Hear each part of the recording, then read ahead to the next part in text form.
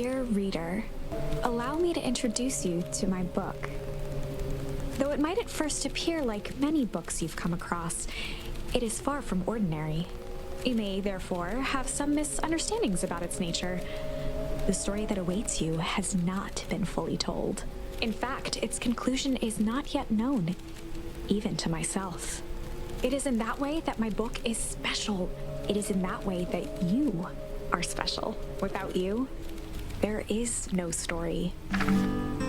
Chapter 1. Normal isn't what it used to be. This is a story about change. Nestled in a shallow valley is the town of Beacon Pines. Far from the town square, across the river, past the neglected welcome sign, a young boy walks alone at dawn. His name is Luka Van Horn, and like you, dear reader, he's here for a reason.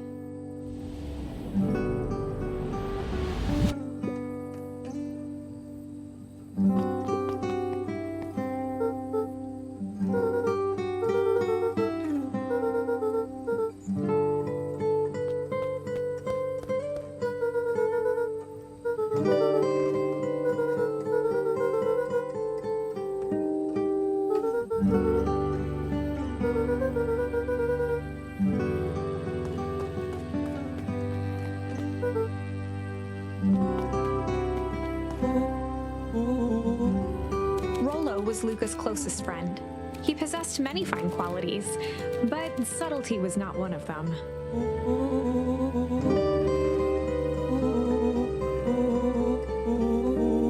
Rollo finally noticed the tears welling in his friend's eyes and the flowers on the grave.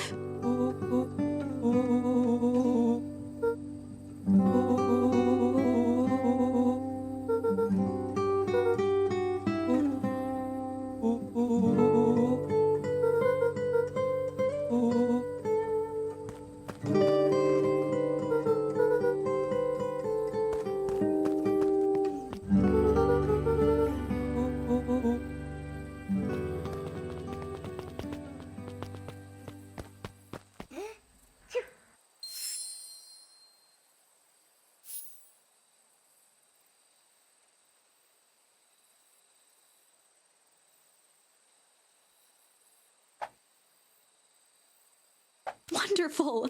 I had a good feeling about you from the moment you opened my book. That charm is a very special thing. Very special indeed. Keep hold of it for now. Its purpose will reveal itself soon enough.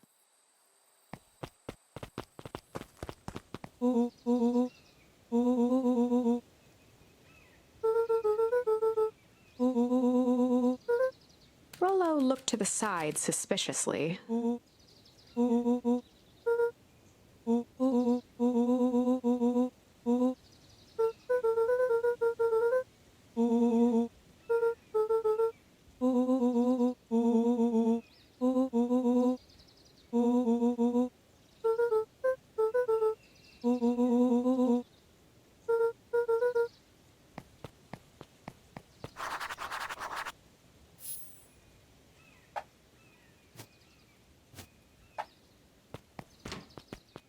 Dear reader, forgive me for this interlude.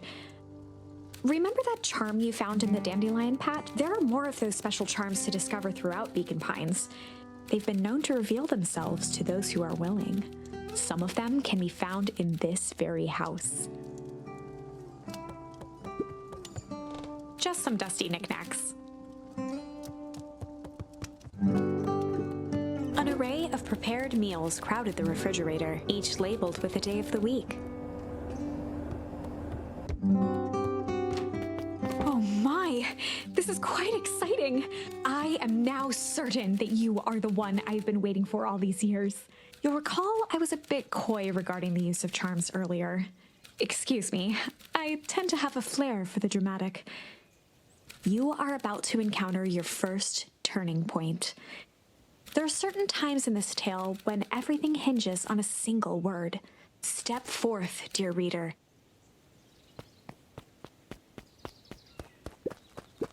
A sturdy old wheelbarrow.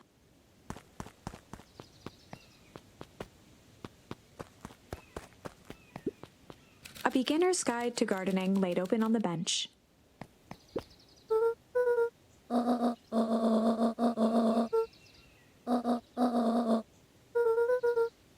Luka stared at his feet and muttered under his breath.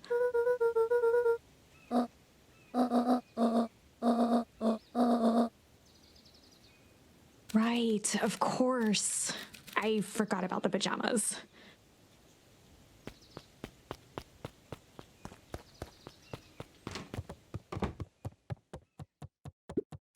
A pair of dull scissors, a broken can opener, a mostly empty bottle of glue, and some loose string.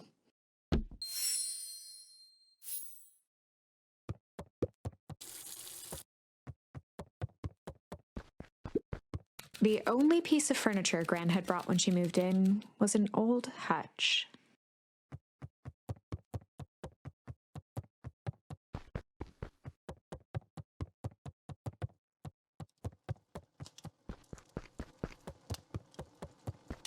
One of his father's old stethoscopes. Luka had spent countless hours listening to anything and everything with it.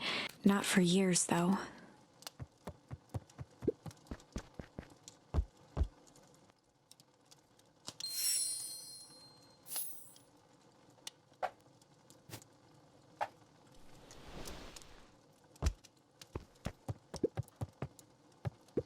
Gran had already lit the fire.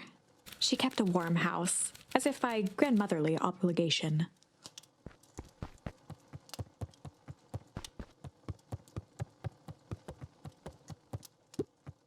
Luka paused at his parents' bedroom door. He just wasn't ready to go in yet. Gran had commandeered the upstairs closet when she moved in. "Some things need shelter from a young boy's mischief," she said.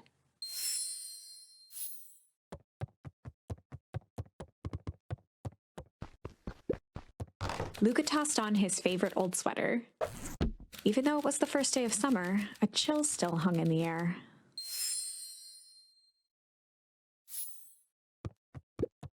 Gran's moving in meant that most of Luka's things had been crammed in the corner. Luka was somewhat annoyed by the situation.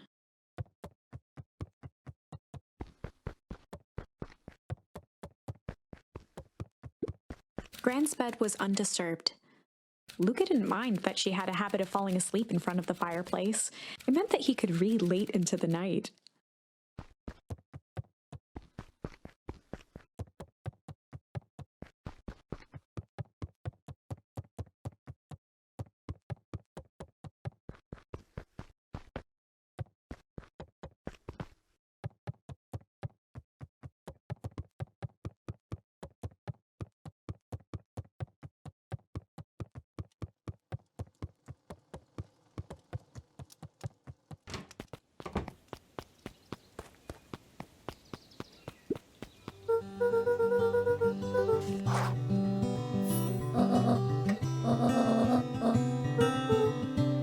The less Gran knew, the better for everyone involved.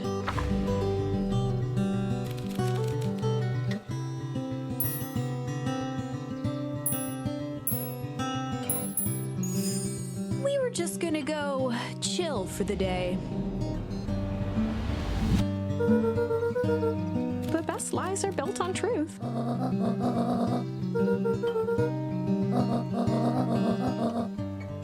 Easy. Impressive.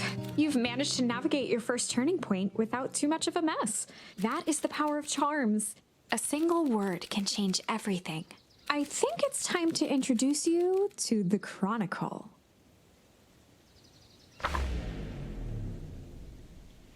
The Chronicle is a record of the decisions you've made. You can see the turning point, which has been revealed. At any time, you can use the Chronicle to go back and invoke different charms, creating new branches. Luckily for us, this is the one and only turning point where the charms won't dramatically alter fate. It's the perfect opportunity to experiment with rewriting things.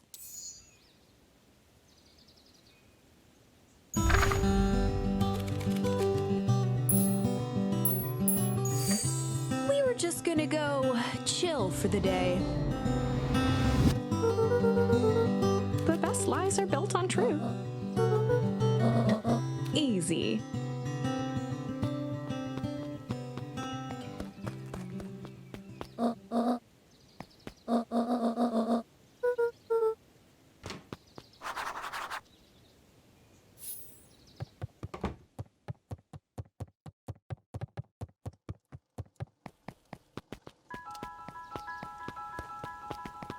For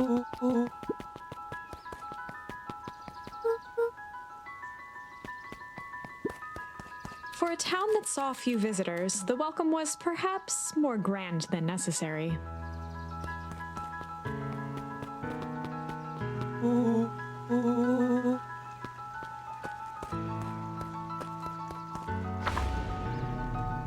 Chapter 2. Welcome to Beacon Pines. For many years, this valley had been a small mining outpost. It wasn't until Sharper Valentine built his fertilizer company that Beacon Pines was established. Over the next 30 years, the town had grown and prospered until the foul harvest and his sudden death. In the 6 years since, everyone was simply trying to get by.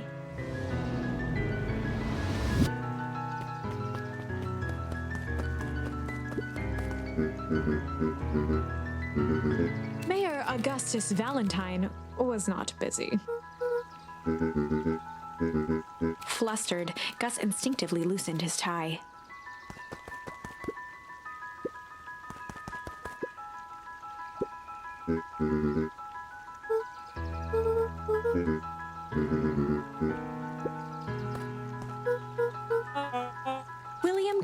Was the CEO of Perennial Harvest Company. He had become a fixture around town over the past few years. After the failing of Valentine Fertilizer, the town was hungry to welcome a new source of employment.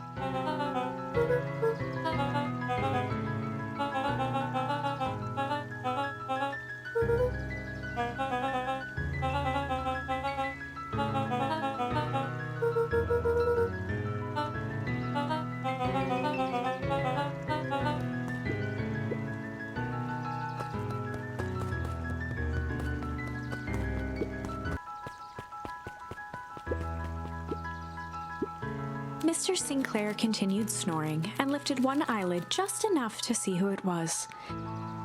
A tactic he often used to avoid undesirable conversation.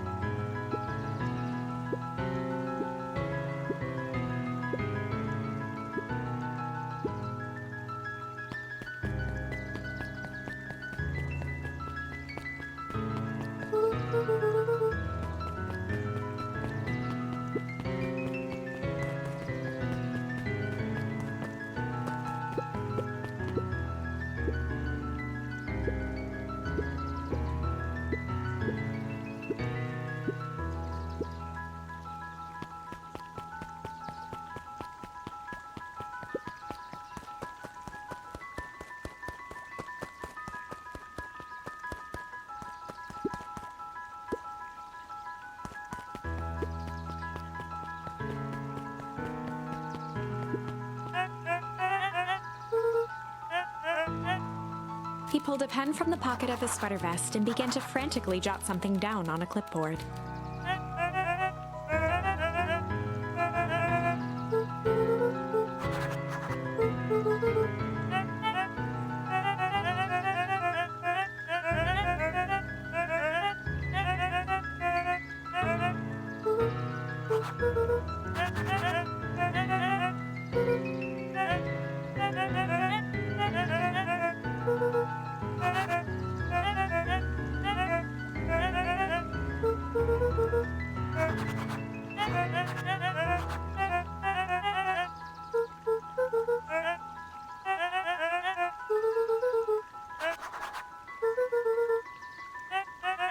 Pete stopped scribbling and glanced up from the clipboard.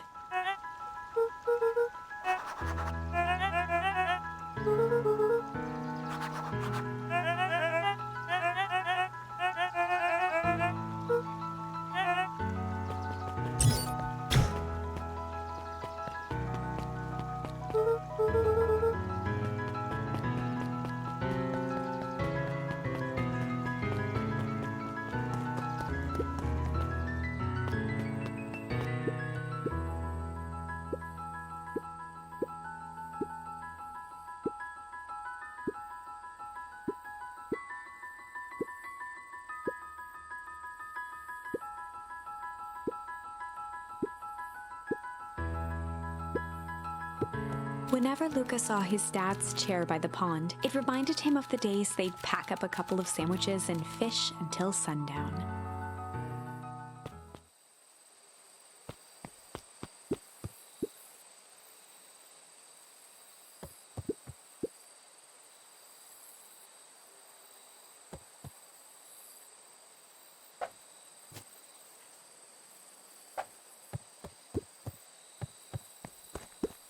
Luka opened the tackle box and picked the perfect bait.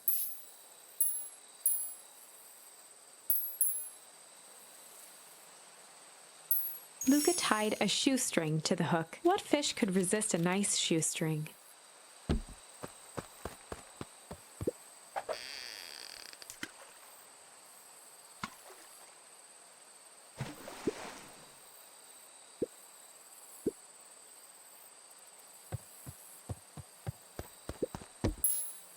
Luka tied a shoe. What fish could resist a nice shoe?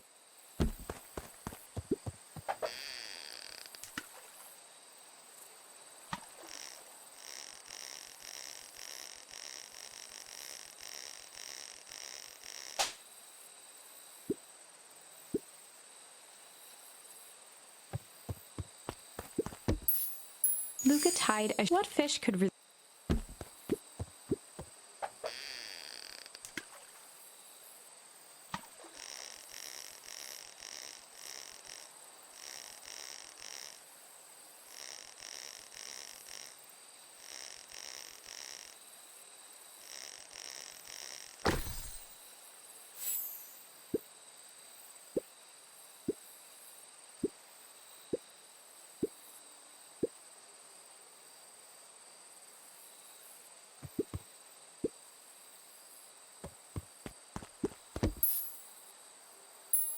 Luka gently baited a feather onto the hook, good for skimming the surface.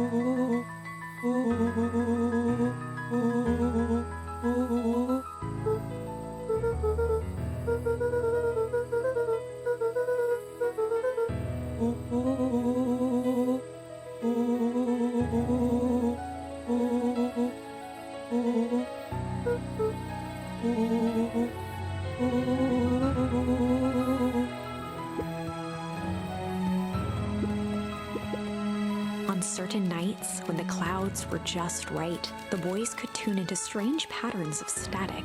Rollo thinks it's aliens. He always thinks it's aliens.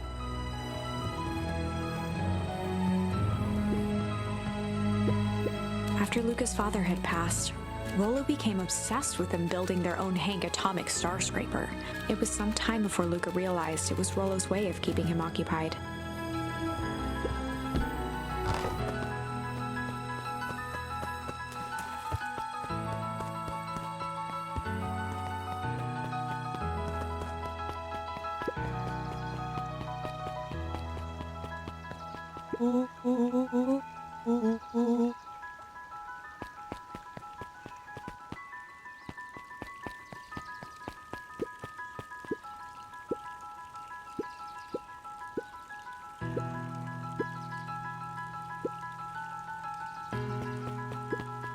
Miss Hatch could often be found near the fountain, too absorbed in a book to be distracted.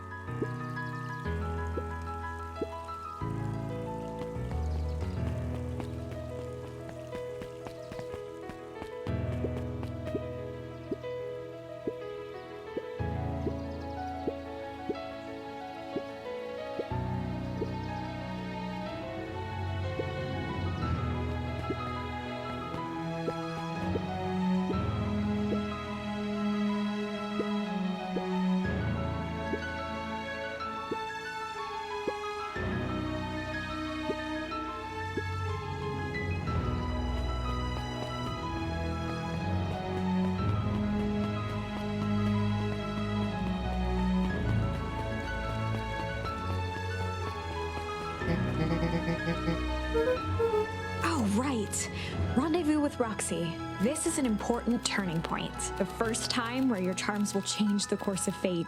And currently, we only have one suitable charm at our disposal. Have no fear, we can always return later using the Chronicle once we find more charms.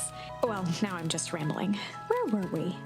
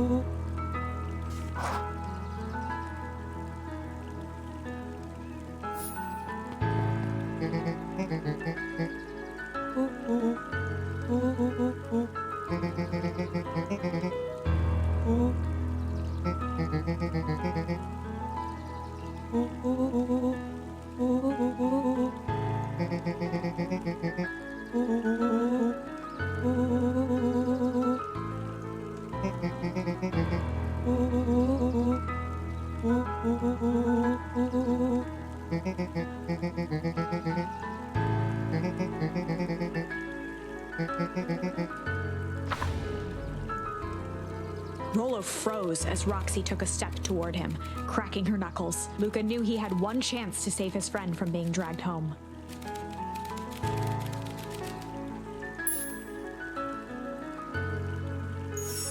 In the past, he found the best way to deal with an enraged Roxy was to be a little chill.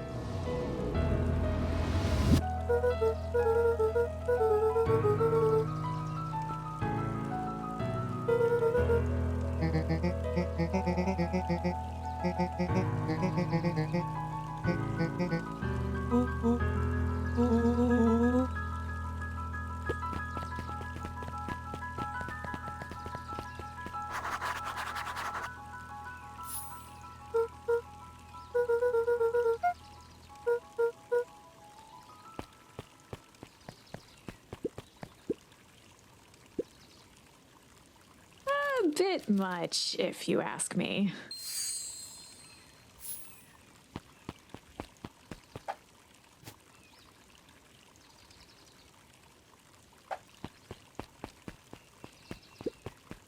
Holden Wilder ran the local paper of record, the Beacon Beacon.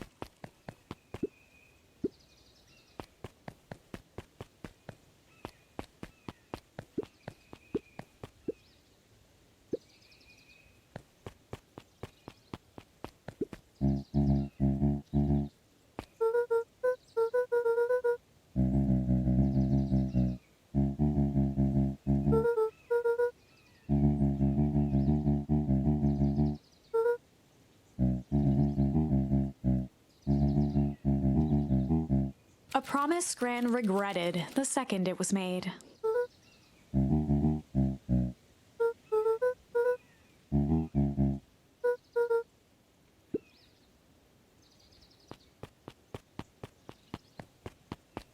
The phone booth was brand new, part of Perennial Harvest's Beacon Pines Reborn initiative. It didn't see much use.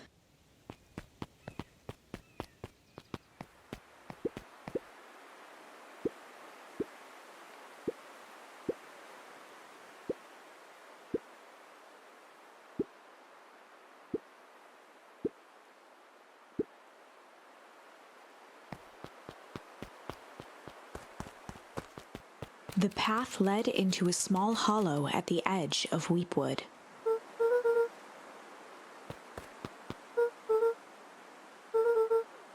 The fence thrummed with a gentle electric buzz. Luka often asked himself what Rollo would do, so that he could rule out that option.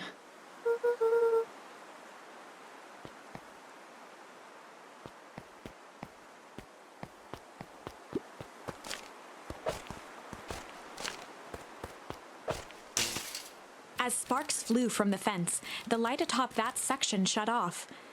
2 bulbs remained. 1 more to go.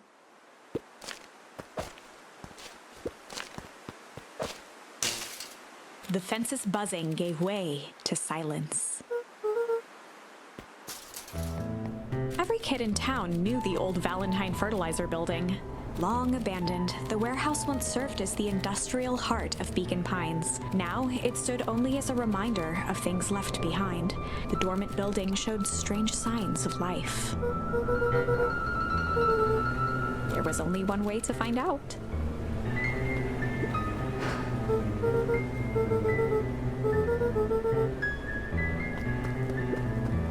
The hose emitted a subtle sound. It was actively draining some kind of liquid.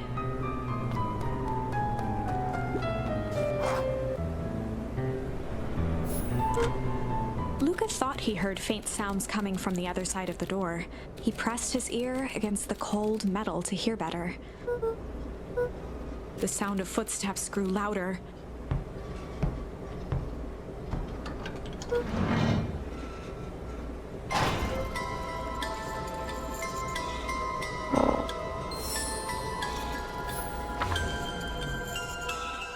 The heavy steel door knocked Luka to the ground. Disoriented, he looked up to see an imposing figure silhouetted in a green glow. It lunged toward him. He tried to scramble away, but felt a gloved hand latch onto his ankle. Luka watched his fingernails leave trails in the dirt as the hand slowly dragged him back through the door, into the lab, into the green light.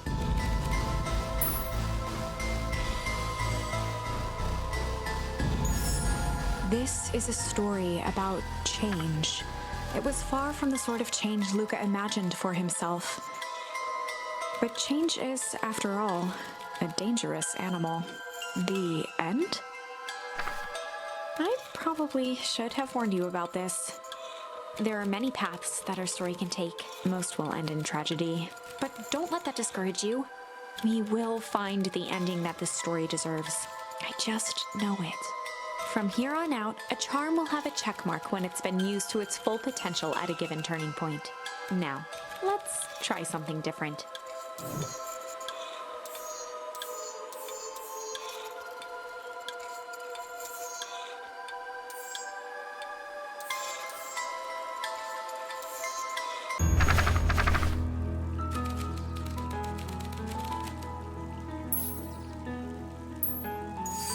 In the past, he found the best way to deal with an enraged Roxy was to be a little shit.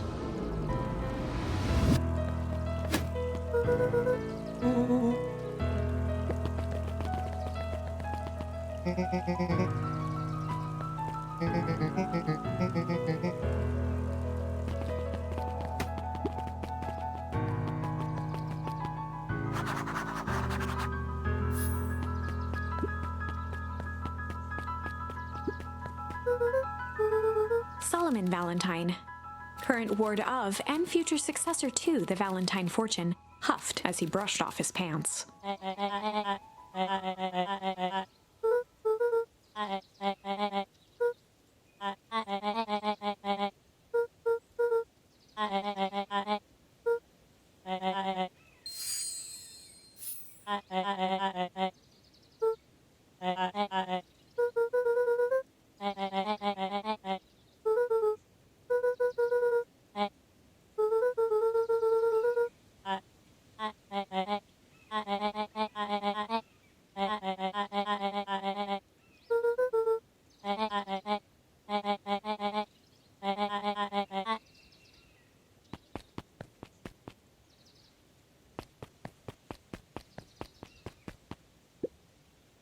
Lemon trifled a gesture toward the approaching heiress Valentine.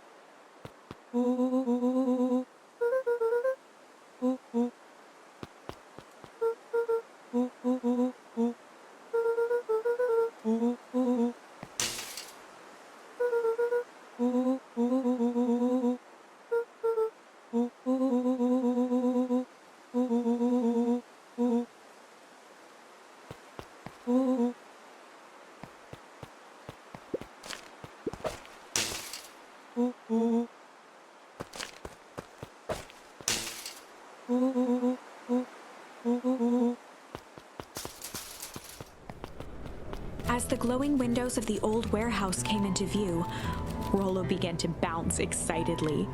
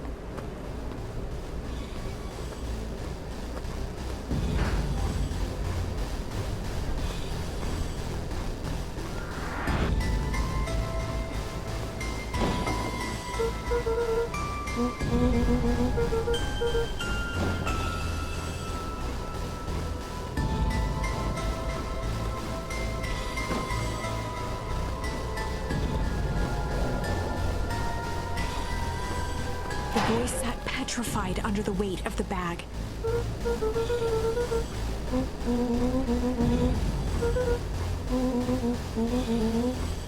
Rollo felt around at the large sack which burdened them. He snapped off a tag from just within a small zipper opening in the bag. Rollo held the badge up to a faint shaft of light within the dumpster.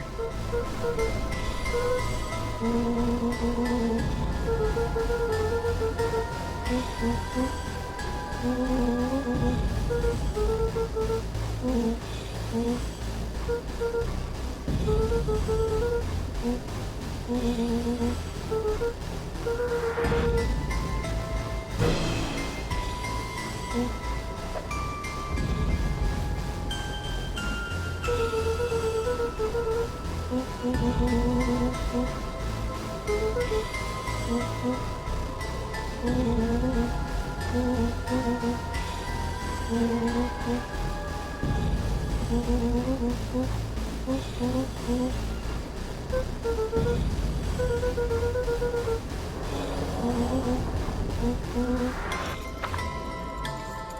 sat in the dark, tracking the sound of Rollo's footsteps as he ran.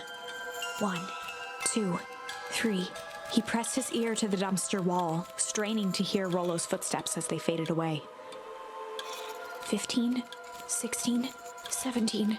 He tried not to think about the contents of the dumpster as he counted. 35, 36, 37. The thick stench made it hard to breathe.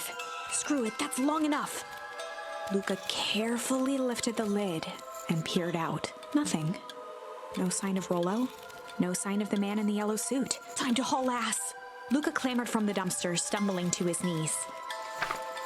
He was up like a shot and running, sprinting toward home as fast as he could. Beacon Pines flew by, blurred by the tears that welled up in his eyes. He wouldn't remember getting home at all that night. Throwing his front door open, storming up the stairs to his room, and surrendering to sleep almost as abruptly as he hit his pillow. Chapter 3. Finding a Friend. The next morning, it was quieter than usual at the breakfast table. Only the sound of silverware and chewing interrupted the awkward silence.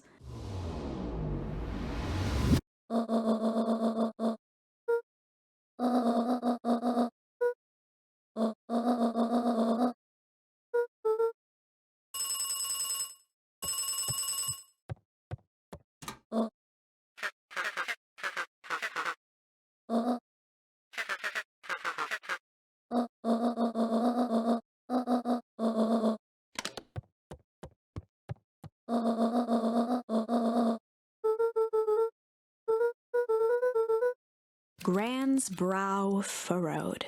She let out a long sigh. Her voice was quiet and even.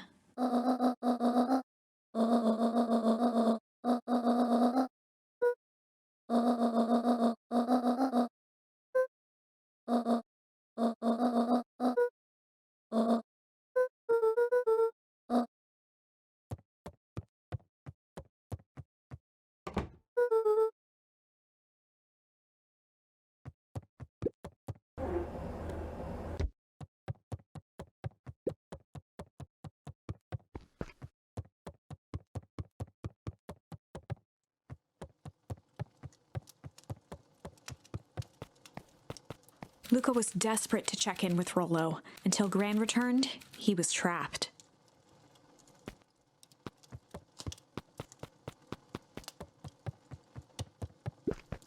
Since Gran had moved in, the house was more peaceful, more orderly, and more covered in flowery fabric. A faint electronic sound floated in the air.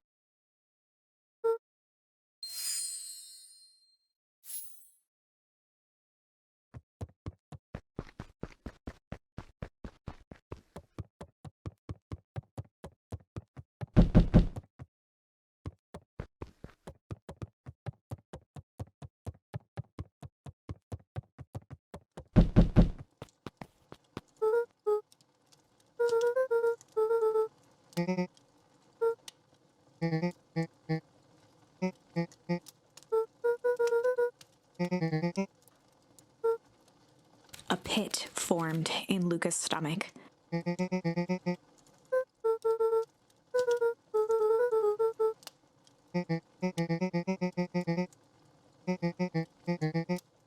Luka's mouth felt dry.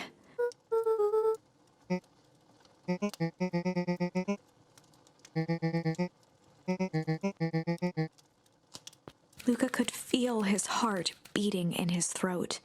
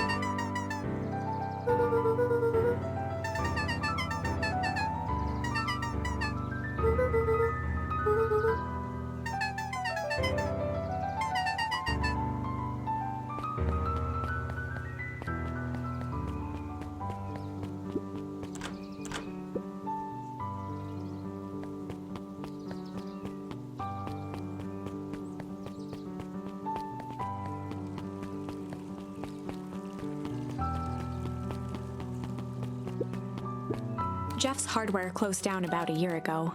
The effects of the foul harvest stretched wide. When there are no crops in the field, tractors don't need fixing.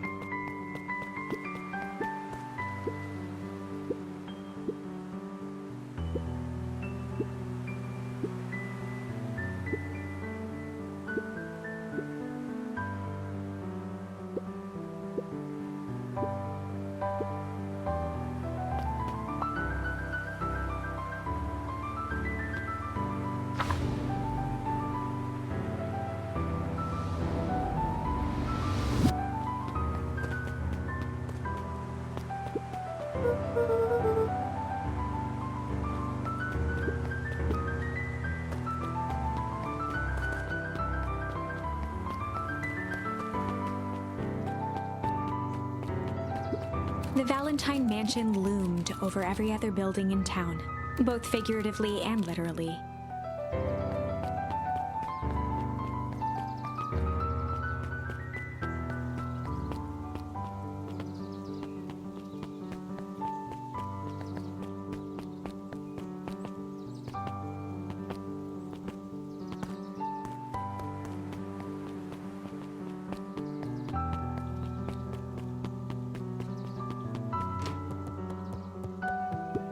Kato volunteered at the library during the summers. He wasn't very social, so he'd dedicate each summer to becoming an expert in a single subject, making him a reliable source of very particular knowledge. If you were to ask Kato something he didn't know, he'd escape into the dusty old bookshelves and return with just the right thing.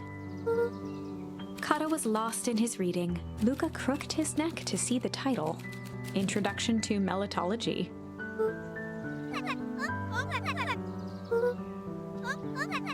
He gestured to the shelves.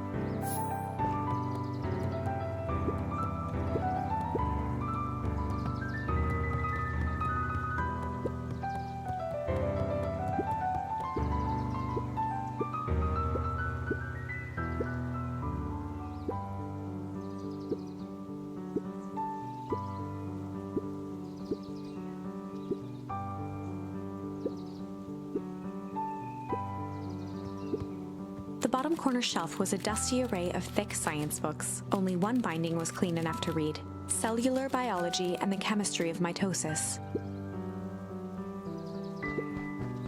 Mycological Phosphorescence.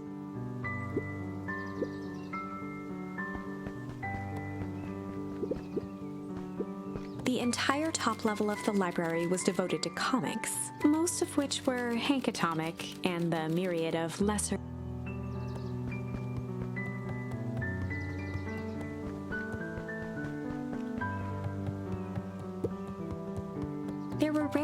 any actual new additions. Simply a variety of existing content rotated into the front display each week. Oh, the cobs I've eaten, a salad-centric travel guide for the mildly adventurous. Sally Seashore's simple succulent sundries. Luka brushed off a smudge of dust. Or maybe it was flour. 30 recipes so easy you'll doubt it's even edible. A peek behind the curtain, the methods and ruminations of Patrick C. Montesquieu, one of the greatest acting minds of our time, by Patrick C. Montesquieu.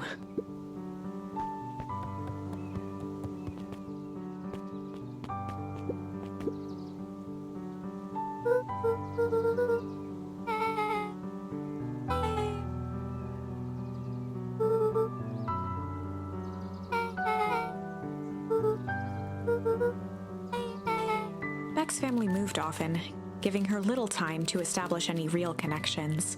She would tell you she prefers it that way.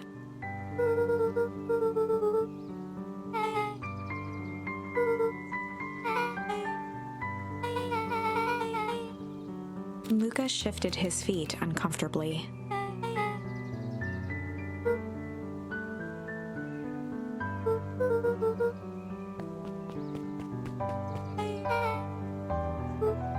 Beck pulled a coin from her pocket.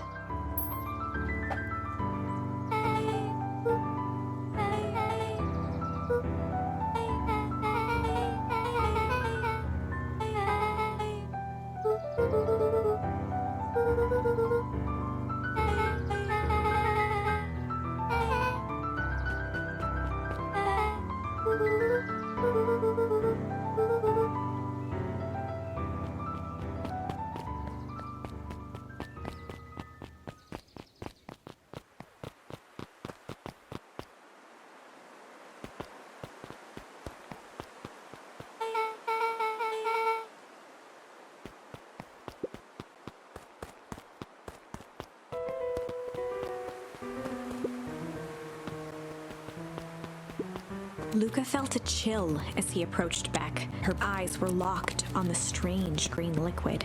The nearby grass was coated in a fine layer of frost.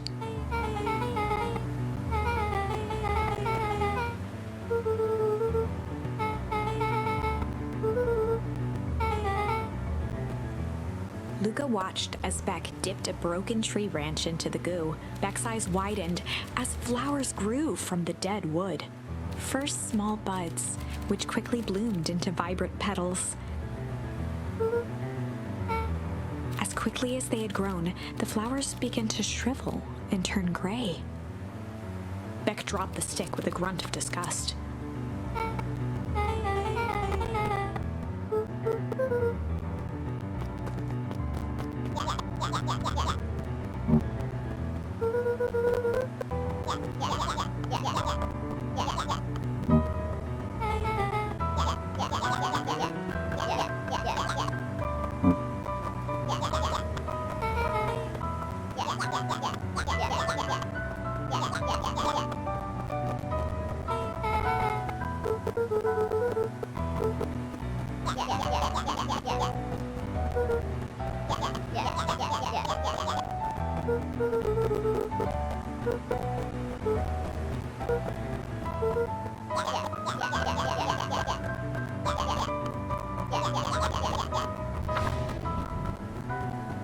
Iggy took a step towards Luka, his sneer lit by the glowing puddle. Beck could see tears welling in Luka's eyes, his fists clenched. Some things about Beacon Pines were very different from the city, but a bully from a hayseed town is really no different from a city bully. Beck took a deep breath and thought.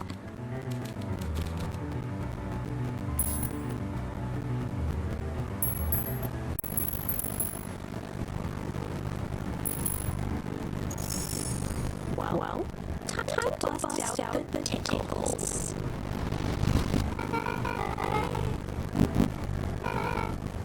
Beck lunged forward and began to tickle under Tish's arms.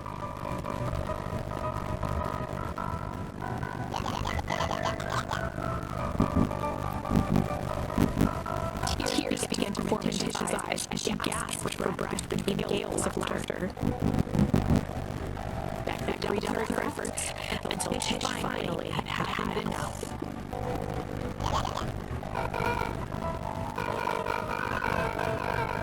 Iggy's eyes darted around, a realization dawning on his face that he was now outnumbered. Iggy kicked at the puddle before making his escape.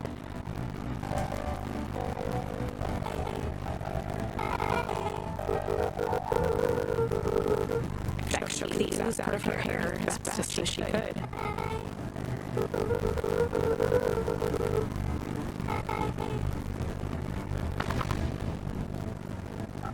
Chapter 4. The Best Policy. Luka paused for a moment, catching his breath. He'd only just met Beck, and somehow he already managed to drag her into this mess. Hopefully he could make it back to her. But finding Rollo was his primary concern.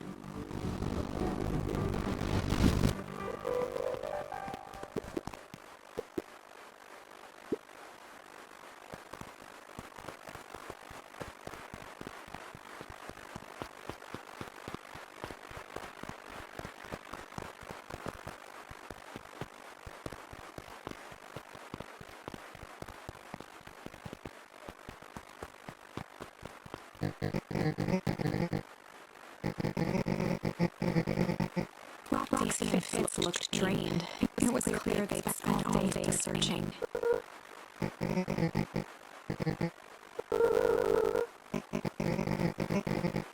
Roxy's temper could often be dismissed as the impatience of an older sibling, but this was the most intense Luka had ever seen her. Her eyes were wild and unfocused, looking straight through Luka. In a torrent of rambled words and tears, Luka broke down.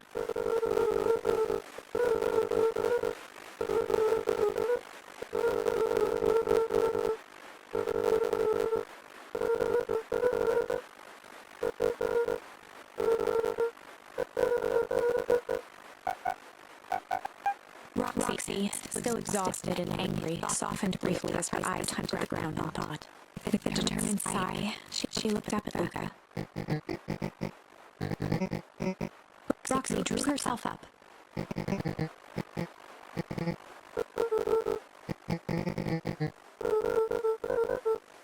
Roxy tried to think of the safest place to send Luka.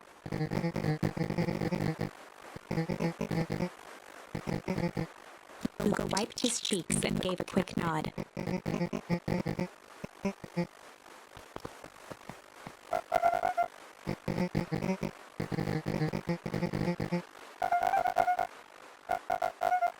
Looking into the puddle, Roxy rubbed her arms to warm up.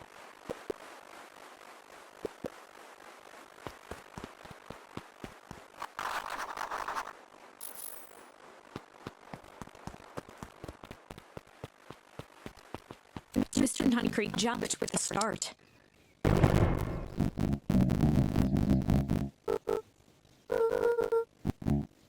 Luka motioned to the phone booth.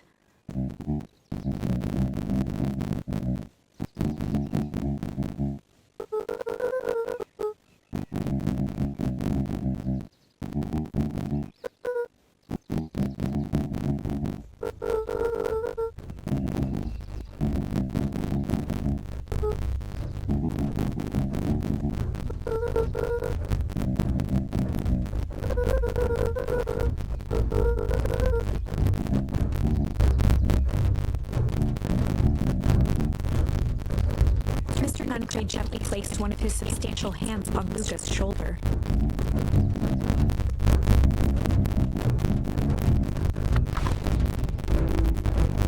Luka peered up at Mr. Nuncreek. Kind eyes warmed a stern face. There was a deeper emotion hiding beneath it all. It was subtle, but Luka could sense something eating away at him.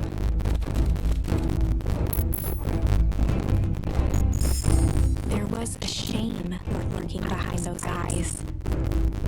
A deep sadness. If Mr. Nuncreek was that worried about Rollo, maybe he could help.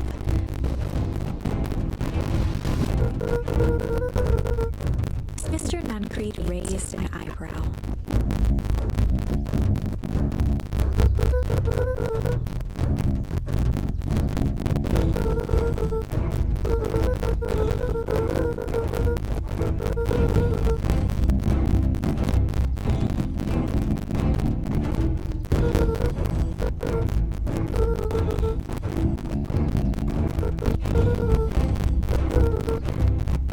Mr. Nuncreed's shoulders slumped. A deep sigh bellowed from his chest.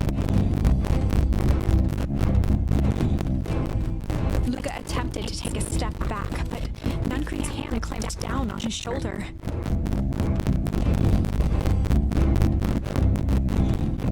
With a firm shove, Nuncreed manhandled Luka into the phone booth. The door latched shut with a mechanical hiss.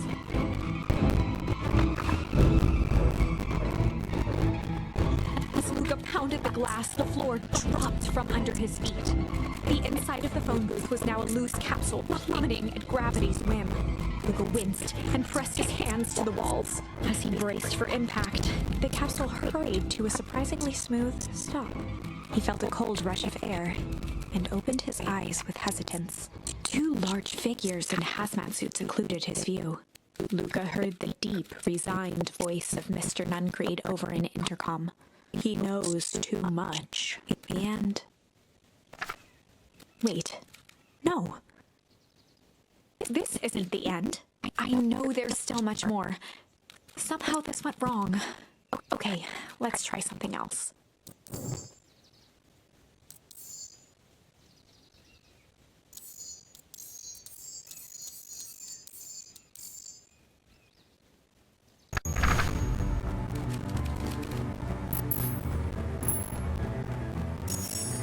Well, time to bust out the strange.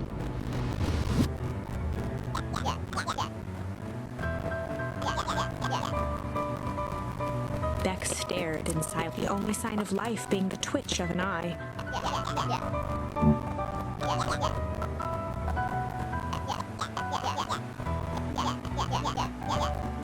At the sight of Iggy taunting Beck, something in Luka snapped. Iggy's smirk shifted to a look of shock as Luka launched himself into his stomach. Iggy's clothes were drenched in the glowing ooze. Iggy's voice began to slur as he struggled to get up.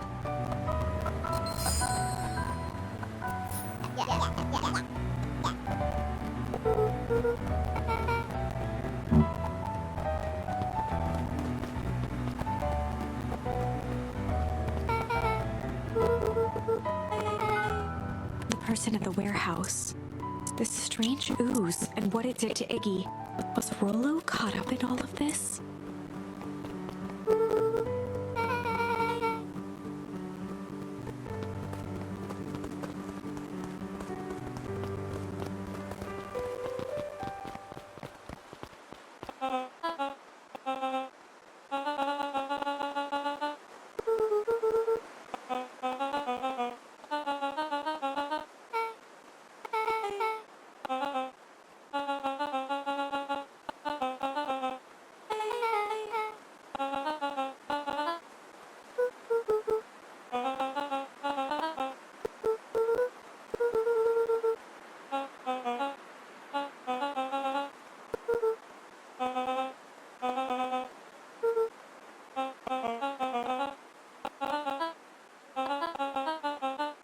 Beck glanced toward Luka.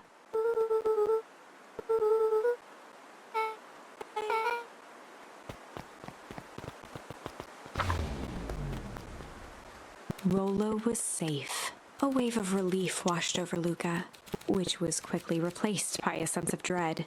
Gran is going to kill me. If he hurried, he might just make it home before sundown. Chapter 4. Our harvest awaits. Luka took a deep breath and gingerly opened the door, steeling himself for Gran's wrath.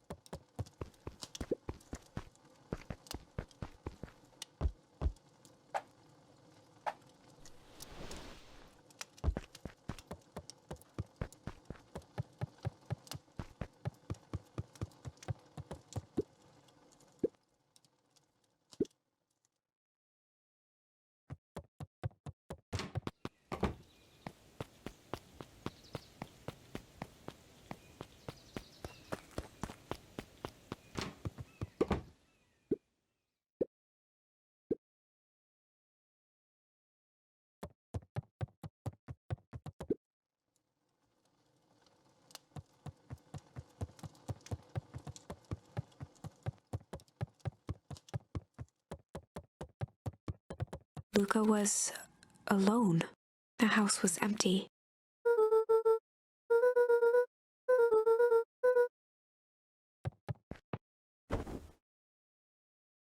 Luka was sitting by the pond, listening to small waves lap against a rock. His father sat in a folding chair in front of him. Without turning, he spoke. "Why don't you grab me some nice bait?" "Sure thing, Dad." Luka hopped over to the tackle box and popped open the lid. Inside was a rolling, buzzing mass. "We're fishing with bees?" Luka's father gave a warm chuckle. "Well, you catch more fish with bees than honey. Pick us out a good one." Luka closed his eyes and plucked out a bee. He could feel its wings struggle between his finger and thumb. Holding it at arm's length, he hurried over. His father deftly baited the hook and examined his work. "Interesting choice." With a practiced flick of the wrist, the line buzzed in a graceful arc. The water accepted it without a splash or ripple. "The wrong choice, but I respect it."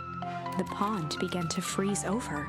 "Sometimes we gotta make the wrong choice before we can make it right." Pallid ice propagated across the still surface with an alarming speed. Luka scrambled back as the ground beneath him turned cold. "Dad, I don't understand." "Sorry, kiddo. Understanding isn't always part of the deal." The relentless ice shot through the fishing line toward his father. "Dad, look out!" His father casually wound the reel. "None of it's your fault, you know. Never was." "Dad, we have to go!" Luka grabbed his father's shoulders, trying to pull him away. "Please, you have to run!" The ice crackled as it spread across his father's hands. "That's the thing about fishing, Luka." His chest began to crystallize. "You toss your hook in, and you never know what you're gonna pull out." A shock of searing cold ran up Luka's arms.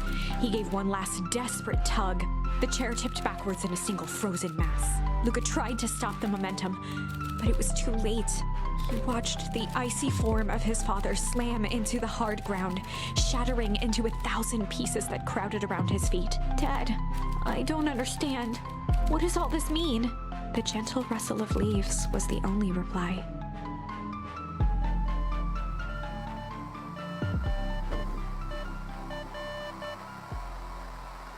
Luka's eyes struggled to focus on the walkie-talkie.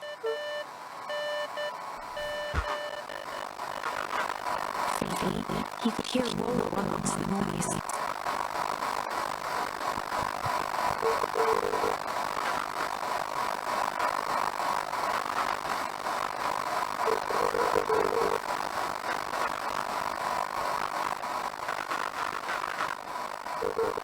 Lula's voice was coming through more clearly now, but some words were still just static.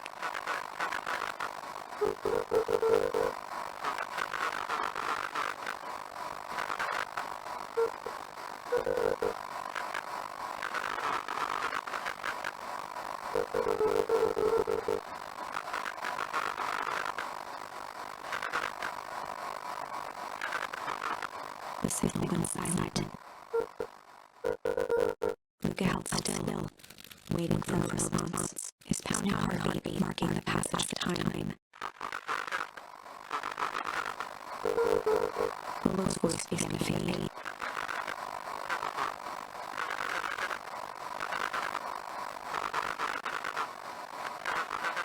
With that, the signal died for good.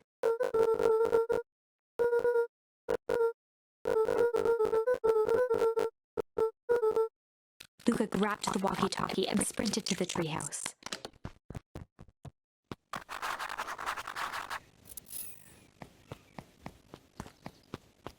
Luka heard a group of footsteps approaching. He dashed behind the bushes to avoid being spotted.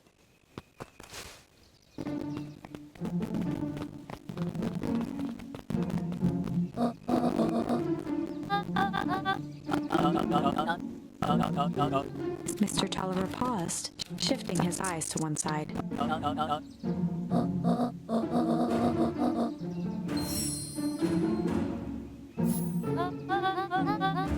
Mr. Tolliver took one long, quiet breath.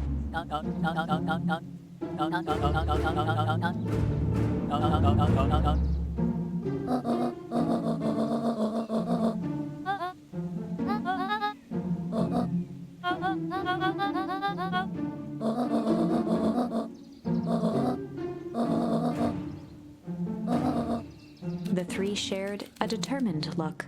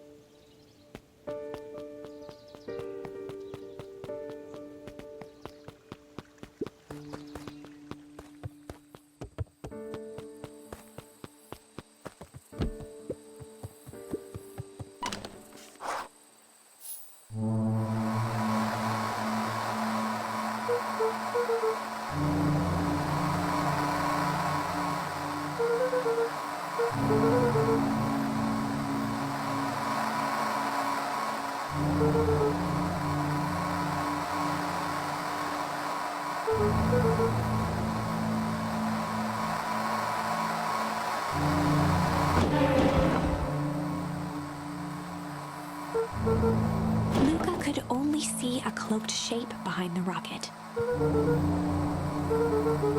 He strained to hear as a muffled voice began.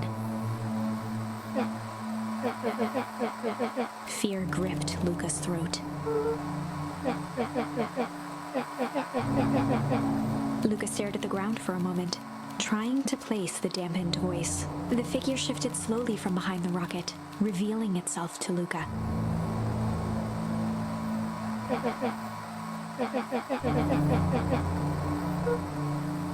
Luka reached over empathetically.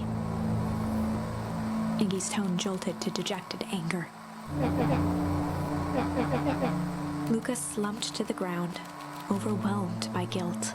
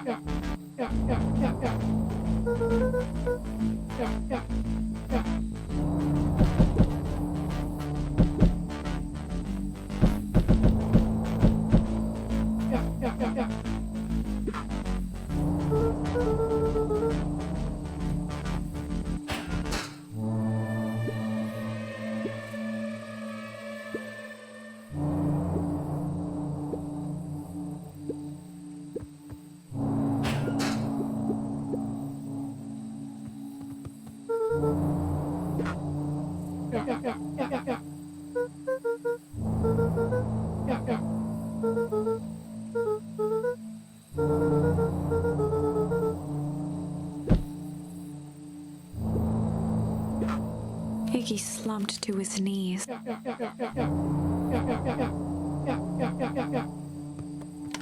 Luka grabbed the walkie-talkie and headed for the window. Luka and Iggy climbed up the back of the treehouse to its roof, where Rollo had constructed his MCDC, the Mission Control Defense Cannon. From behind the crowd of clipboards, William Kerr strode forward, a warm smile on his face.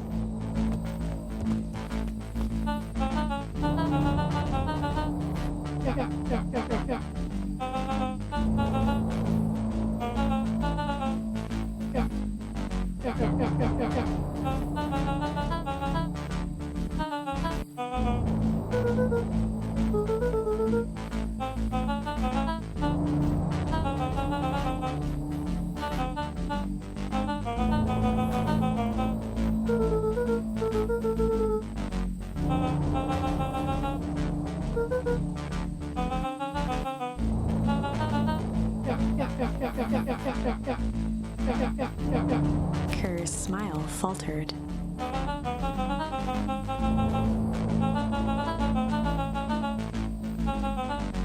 Luka's grip tightened on the MCDC.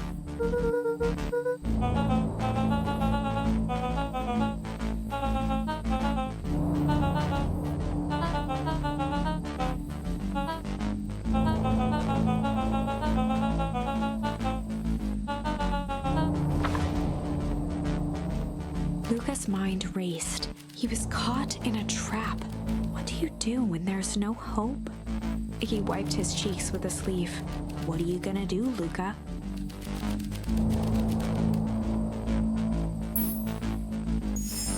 Luka drew himself up and decided to take the only option they had left. Fight. He swung the mission control defense cannon around, aiming it confidently at the smirking face of William Kerr. Luka summoned his most insolent demeanor.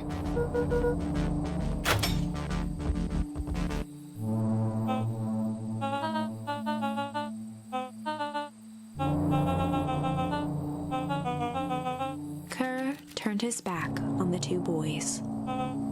With a nonchalant wave of the hand, he made his exit. As the clipboards began to slowly advance on the treehouse, Luka looked to Iggy with resignation in his eyes. The end. That escalated quickly.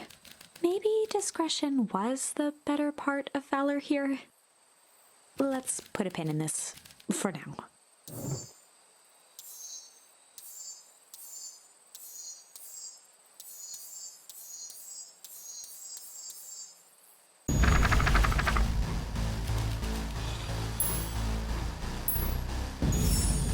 This is a story about struggle. Luka could hear a machine humming somewhere nearby. He felt around wildly, searching for something, anything that could help. His hands found a hard object, maybe a tile? He yanked it free, lifting the cold stone. Let me go! Luka swung the tile as hard as he could at the shape that still held fast to his leg. He heard the crack of glass as the stone hit the assailant's mask. With a muffled yelp, the hand let go. Luka was free and scrambled to the door. He never looked back once on the long run home. Chapter 3. Everything's fine. The next morning, it was quieter than usual at the breakfast table. Only the sound of silverware and chewing interrupted the awkward silence.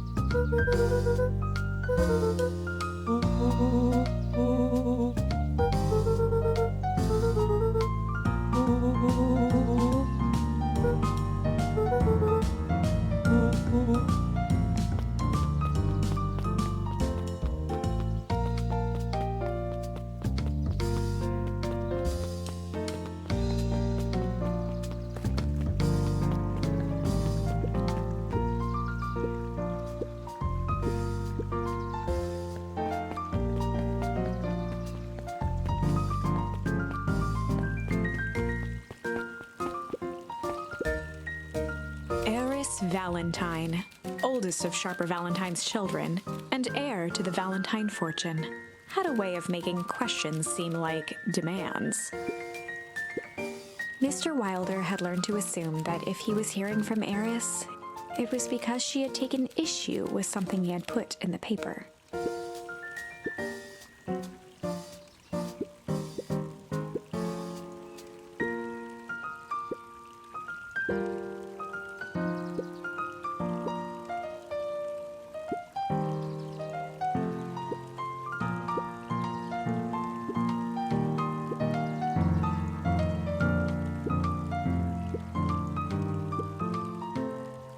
Mr. Wilder averted his gaze and began to polish his monocle.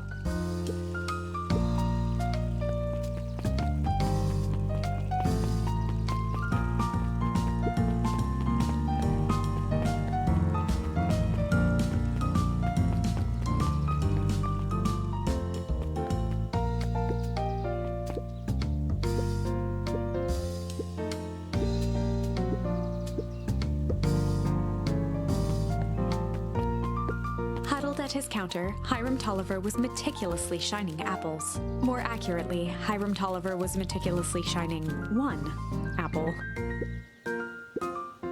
With a yelp, Mr. Tolliver fumbled the apple, flailing at the air as it fell. He leaned forward and lowered his voice. He leaned in a bit further. Mr. Tolliver leaned back, speaking loud enough for anyone to hear. He reached forward and snapped up the jars of jam, giving Luka a little wink.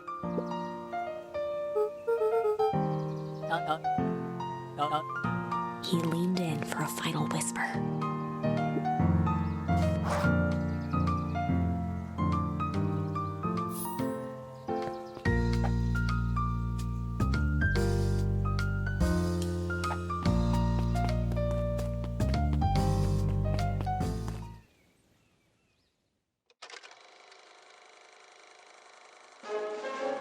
We all know Beacon Pines is a great town.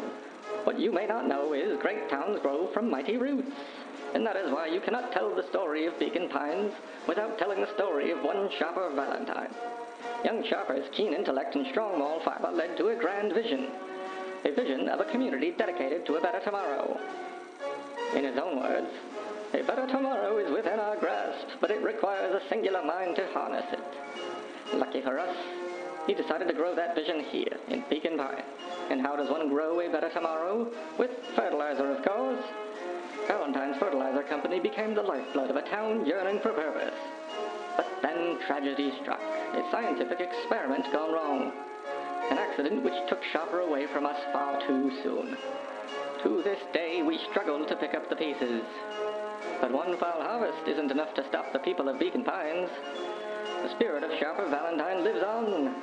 It lives in the hearts of everyone with a dream for a better tomorrow. Together, we will follow his example and grow a bountiful future. Paid for by the Valentine family and the Valentine Fertilizer Company Remembrance Fund.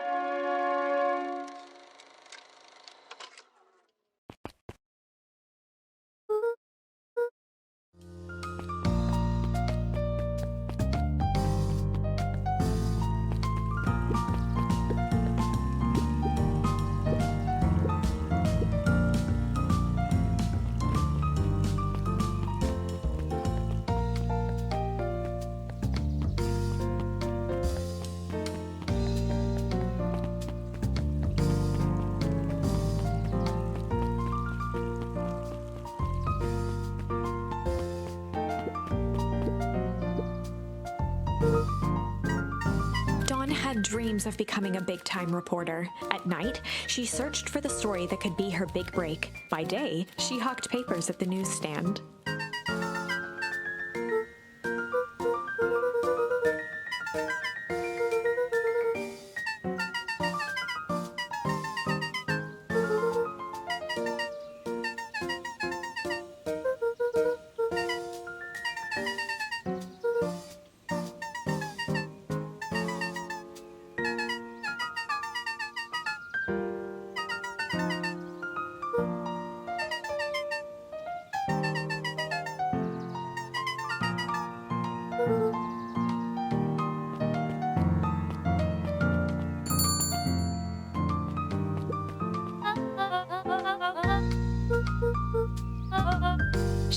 forward and pinched Luka's cheek.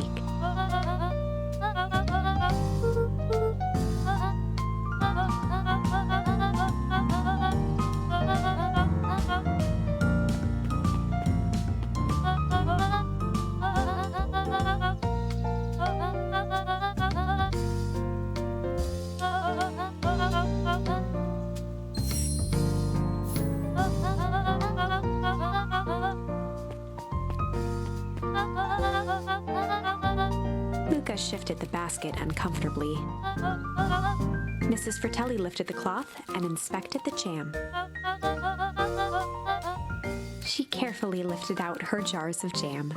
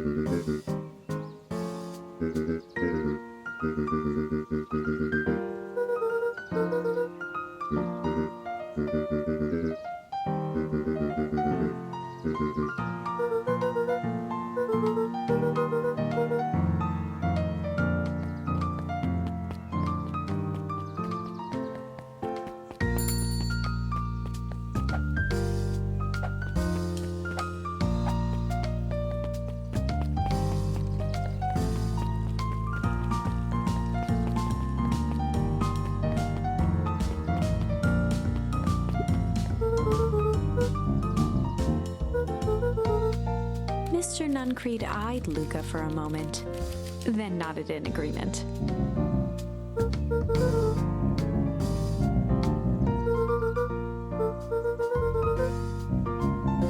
Nuncreed snatched the basket from Luka.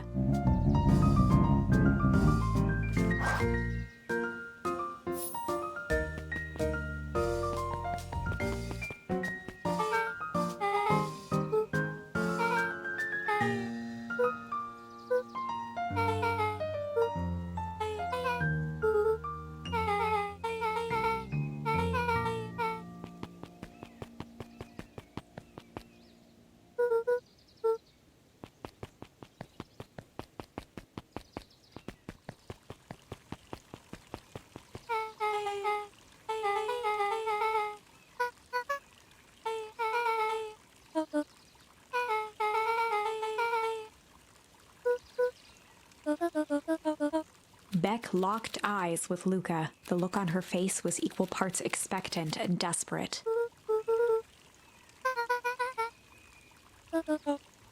Beck gave Luka a quick nudge.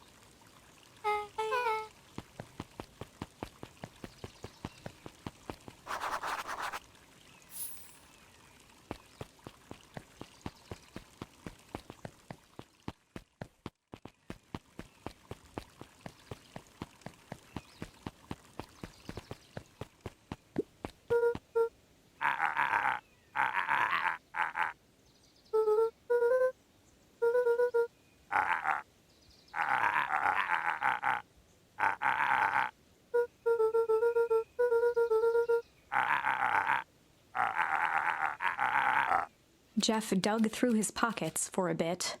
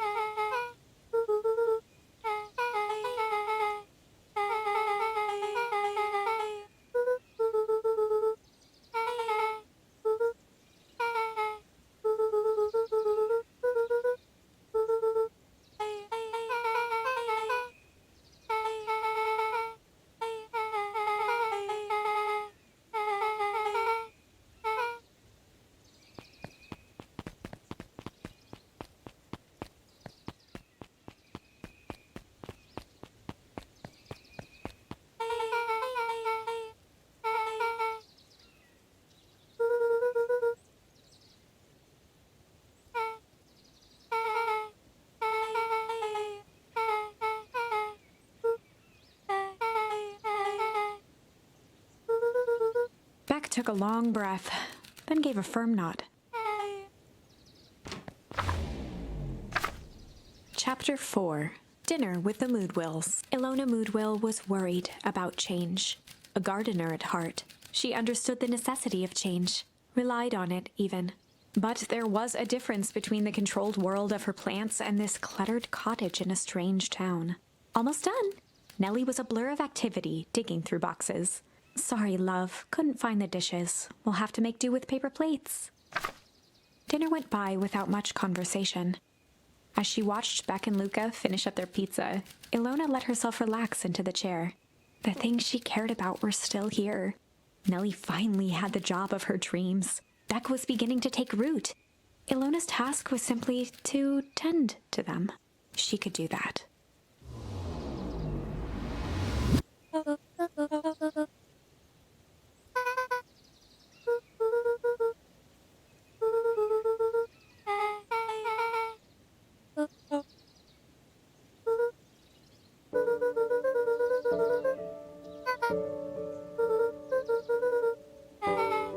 Luka's eyes were fixed to his plate, pushing a chunk of pineapple around with his finger.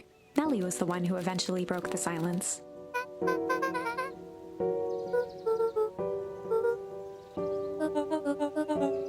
Ilona nervously gestured toward the boxes.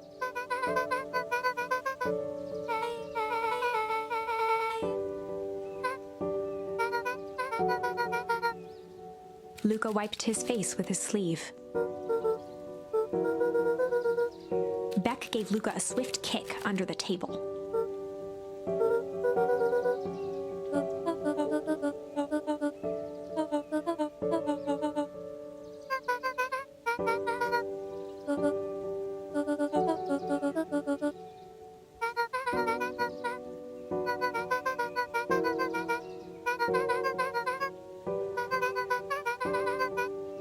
Luka glanced over to Beck. She seemed to be holding her breath.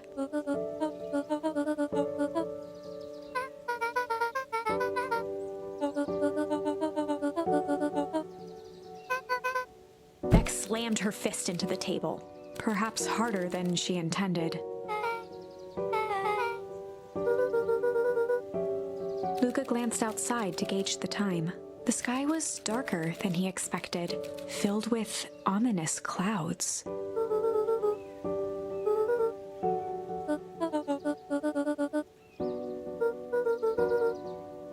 Luka wiped his mouth one last time with his napkin and started to get up.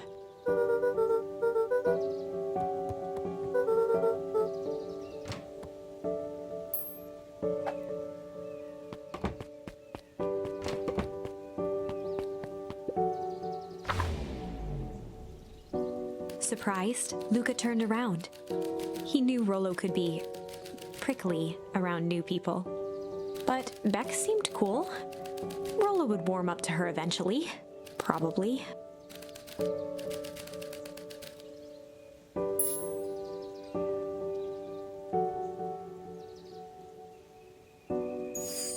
Luka began to respond, but the sky answered for him as the clouds above began to rumble with ominous thunder.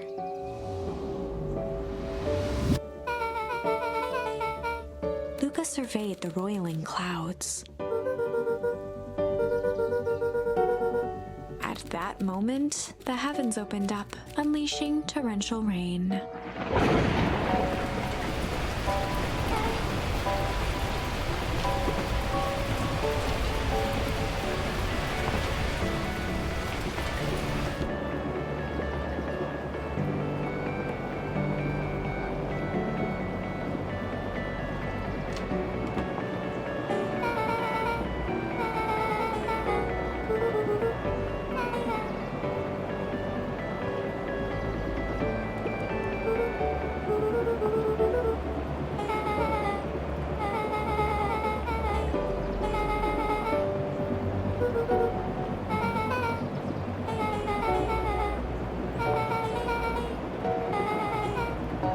Luka flicked at one of the toggles.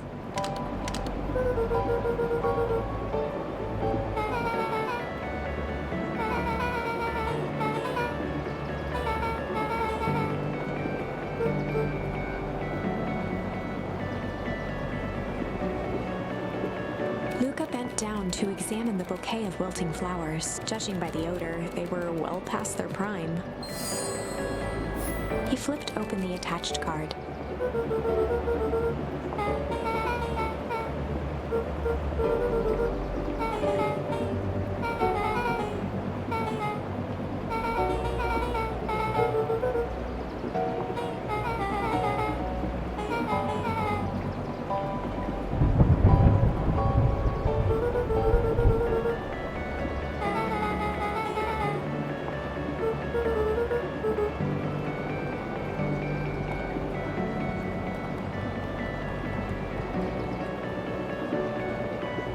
Luka squinted into the eye hole of the microscope. Luka adjusted the slide with his fingers to get a better look. Luka wiped his hand off on his sweater and gave a nervous laugh.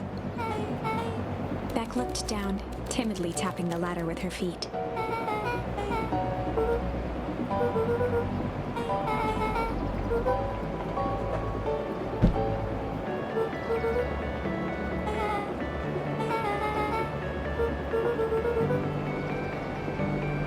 Beck took a moment to watch the rivulets of water running down the window.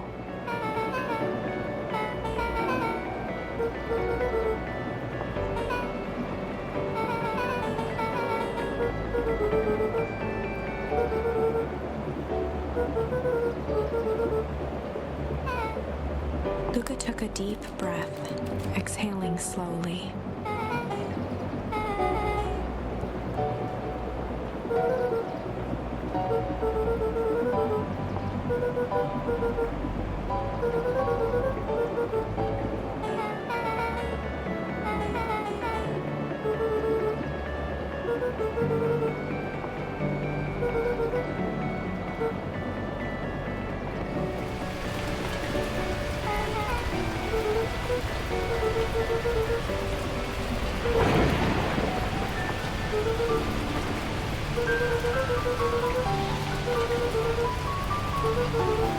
Luka let out a feral scream that echoed into the night.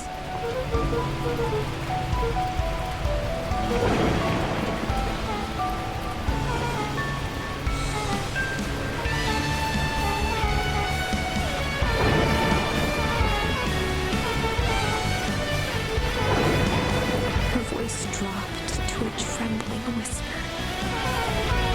Beck brushed off her shirt and straightened up.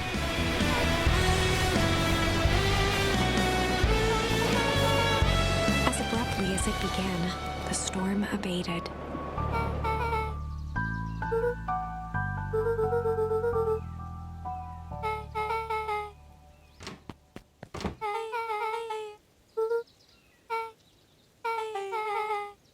Beck gave Luka a light thump on the arm before heading in.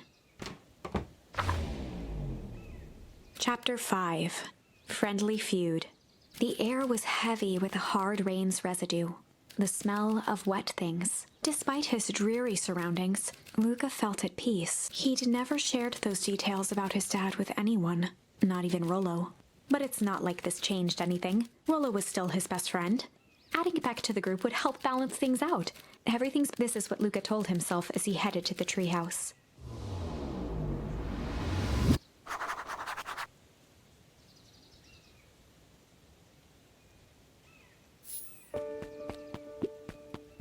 After the foul harvest destroyed their wealth and reputation, the Valentines shuttered off their estate from the rest of town.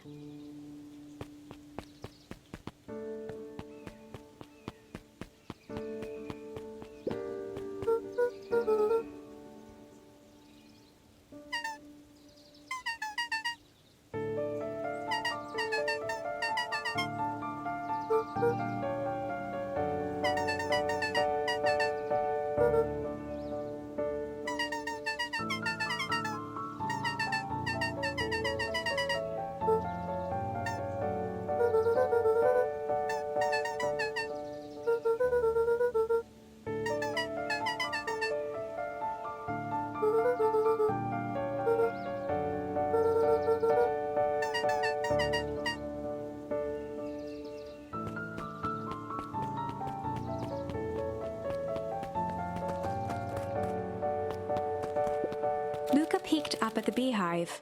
It appeared to be deserted.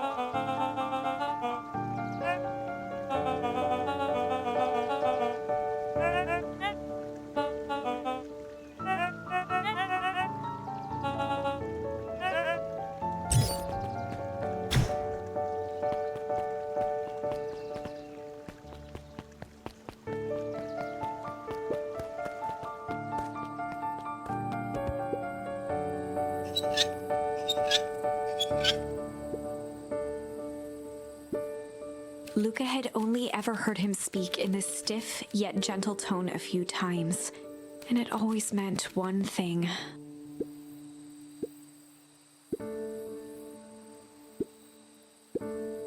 Rollo scoffed.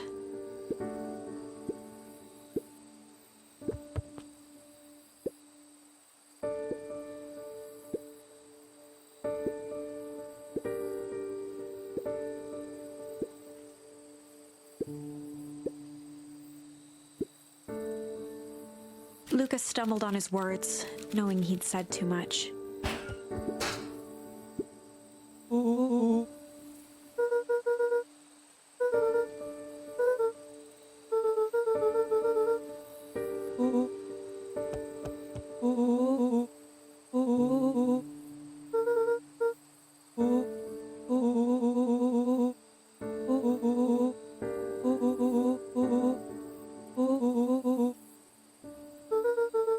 Luka became instinctively angry in response. Both boys were now shouting across the distance.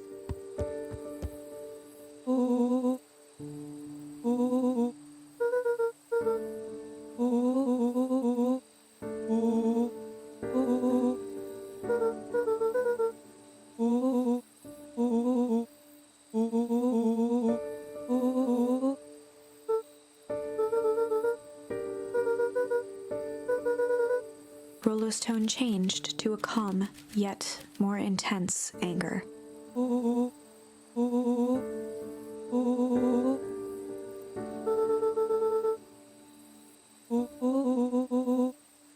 The words hung in the cold night air. Rollo's stomach dropped, knowing he'd crossed a line.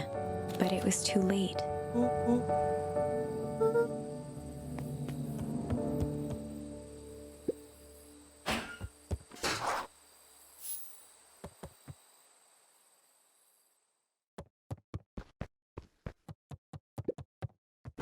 Luka dug through his old stuff, not even sure what he was looking for.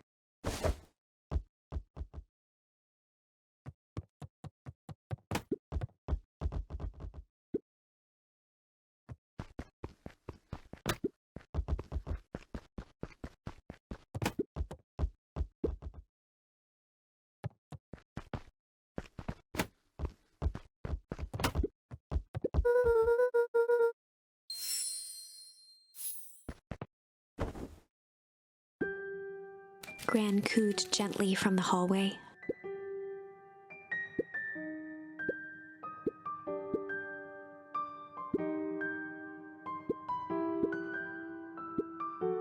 Luka just wanted to be alone. He waited to hear the sound of the front door closing.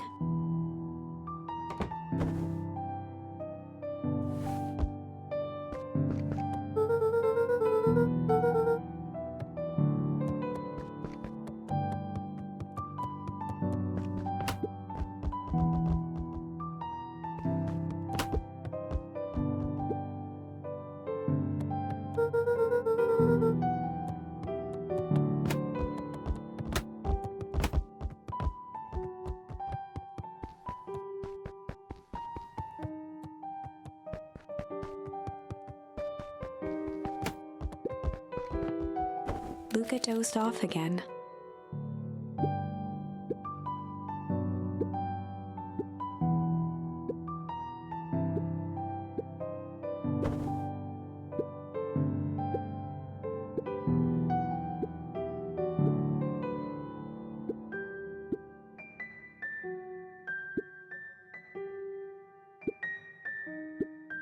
Luka still couldn't bring himself to go out. Besides, if he ran into Rollo, he'd have to actually confront the situation.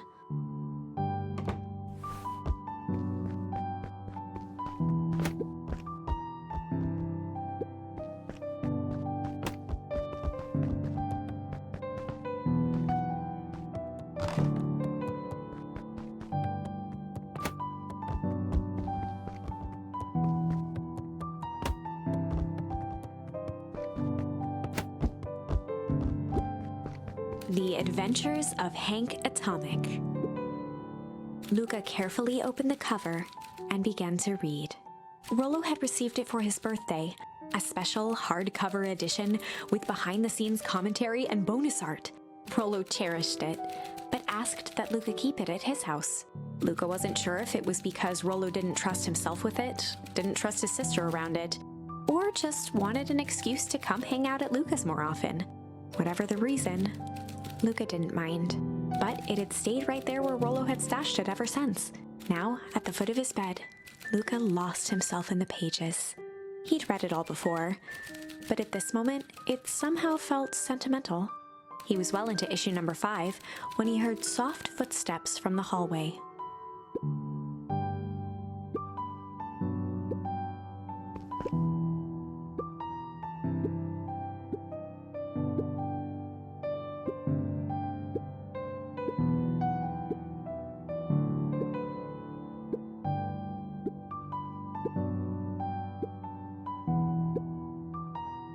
Without realizing it, Luka had pouted away the entire afternoon. He once again felt the weight of it all and allowed his weary eyes to close. Luka stood in a vast black expanse. He looked up at his father standing beside him. Walt was working a straw at the bottom of a fountain glass, trying to collect the last bits of milkshake. Dad, where are we? Taking a final loud gurgling sip, his father peered up from the glass. He jangled the straw playfully with a warm smile, then lifted the empty glass as if to point into the darkness. The source? Luka's eyes followed his father's gesture. In an instant, he was sitting in front of a blazing campfire. Across from him sat a large figure in a yellow hazmat suit. The figure's voice was a scratchy echo. Well, if it isn't the man of the hour, make yourself comfortable. Luka held his shivering hands over the flame to warm himself. It doesn't work that way here. Their yellow-gloved hand pointed to the base of the flame. It's a cold flame. See? Luka peered at the base of the fire. It wasn't wood that was burning. It was Beacon Pines itself. Tiny buildings, freezing and crumbling as they were consumed by flame. Luka could see small shadows moving in the burning city. People. Luka leapt to his feet. We've got to help them! The figure gave a dismissive wave of their hand. Why waste energy helping people who can't even help themselves? The figure bent down to examine the panicked crowd as they desperately tried to stop the flames. They only care about what's right in front of them, not like us. Luka's voice was a trembling whisper. Us? The figure slowly stood up, grabbing its helmet with both hands. With a jolt and a twist, the suit emitted a gasp. A cloud of torpid mist escaped, slowly revealing the face within. Luka's own face looked back at him, older, worn, distant. The sensation was oddly familiar, as if he'd caught his own reflection by surprise in the mirror. The doppelganger smiled. I tried to help once. He gestured towards his face. And all it got me was this. Luka staggered back. You aren't me. Luka felt a hand catch his shoulder. His father was there again, beside him. Every choice sets us on a path. This is the end of one of your paths, son. Luka watched his older self shake its head ruefully, its face twisting into a cruel grin. Welp, Dad. If you wanted him to see this, far be it from me to disappoint. Luka watched in shock as the figure took a confident step forward and plunged into the flames. In a flash of cold light, he was gone. What does all of this mean? Luka felt a reassuring squeeze on his shoulder. Just remember, why we choose matters just as much as what. Luka woke up to see a hazy figure at the foot of his bed, silhouetted in the morning sun. Luka rubbed his eyes. The kind, concerned face of his gran came into focus.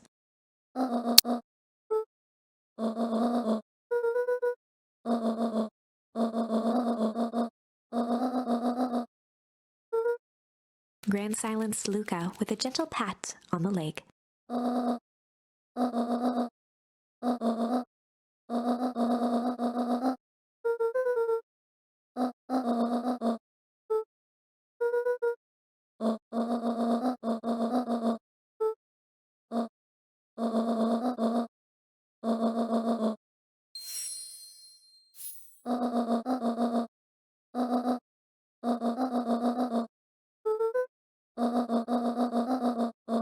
Luka gave a reluctant nod.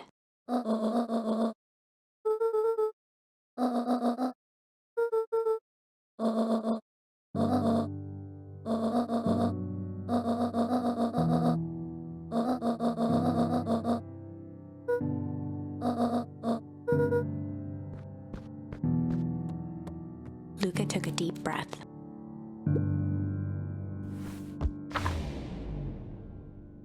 Chapter 6. Through Thick and Thin. Despite Luka's bitterness, Gran was right. He needed to hash things out with Rollo. A big fight changes the nature of a friendship. Whether, in the end, it is for the better or for the worse, all comes down to understanding. If one is not careful, the same familiarity that builds the strongest of bonds can become the wrecking ball that shatters them.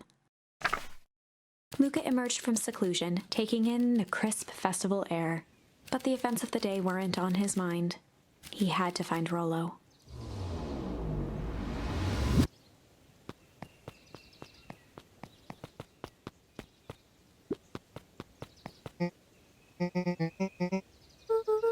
Roxy rolled her eyes, shaking her head.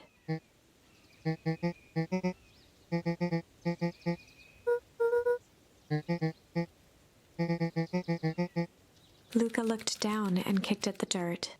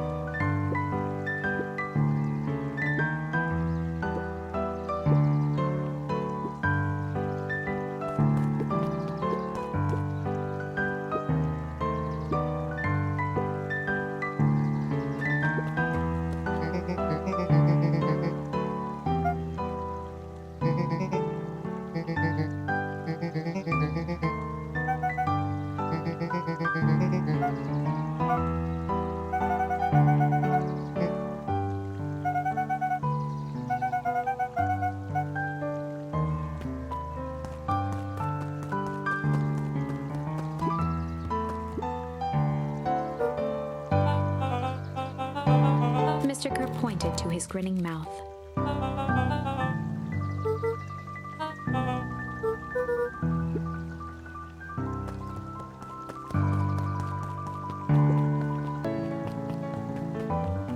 Jeff was staring into the distance with a wistful look.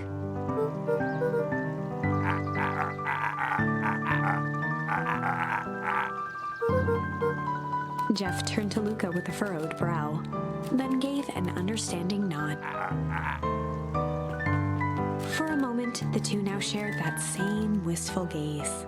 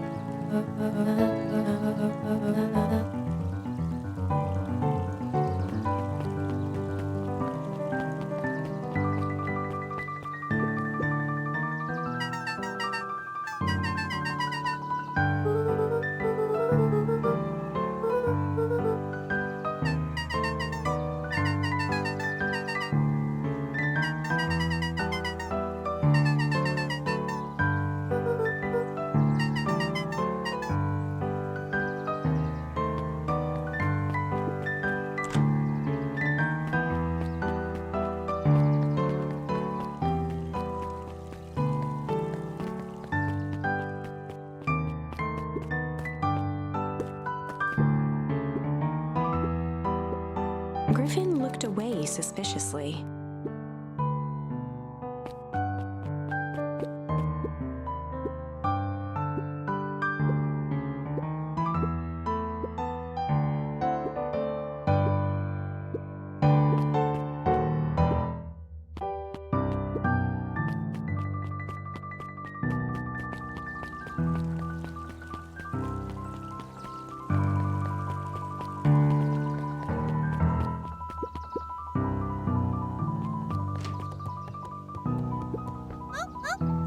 Kato's eyes lit with excitement.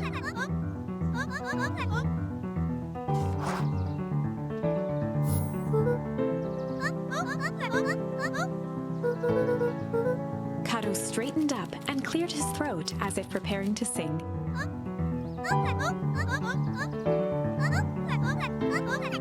Kato stared at Luka eagerly.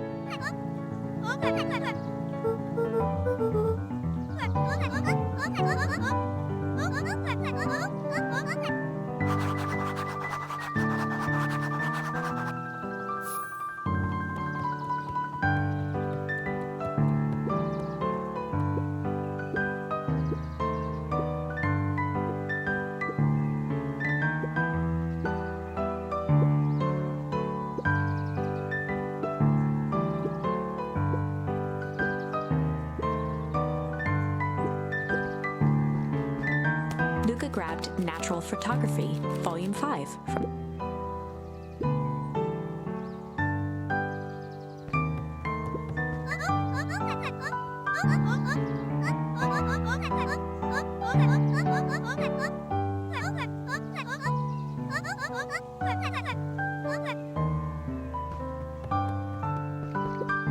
Luka grabbed The Modern Science of Atomic Radiation from the shelf. Luka grabbed The Adventures of Hank Atomic, issue number 4, from the shelf.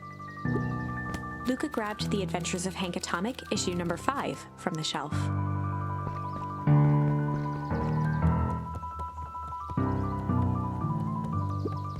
Luka grabbed The 5 Pillars of Success from the shelf. Luka grabbed The Issue with Self-Help, a Helpful Guide, from the shelf. Luka grabbed 500 Meals for One Big Pot from the shelf.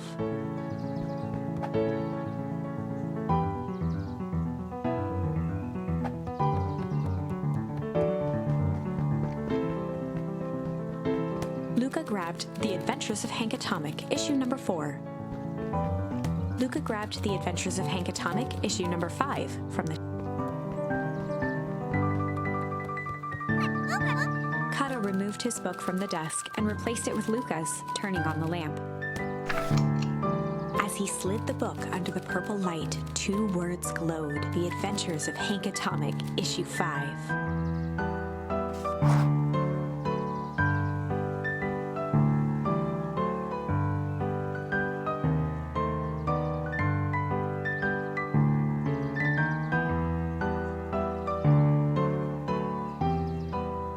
Luka clicked his tongue with recognition.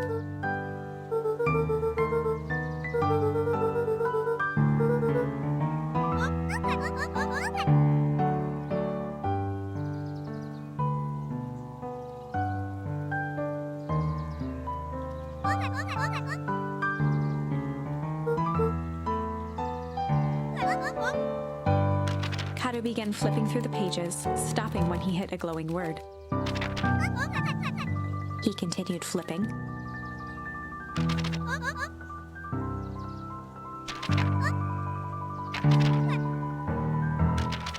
Reaching the end of the book, Kato looked up.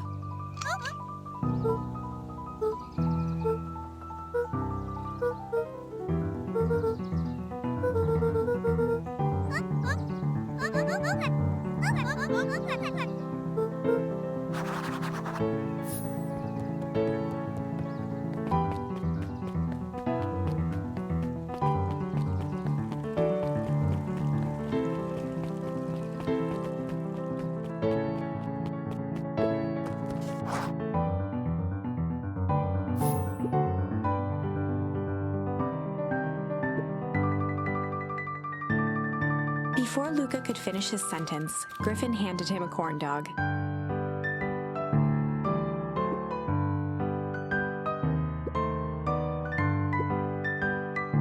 Luka shrugged, taking a sizable bite out of the corn dog.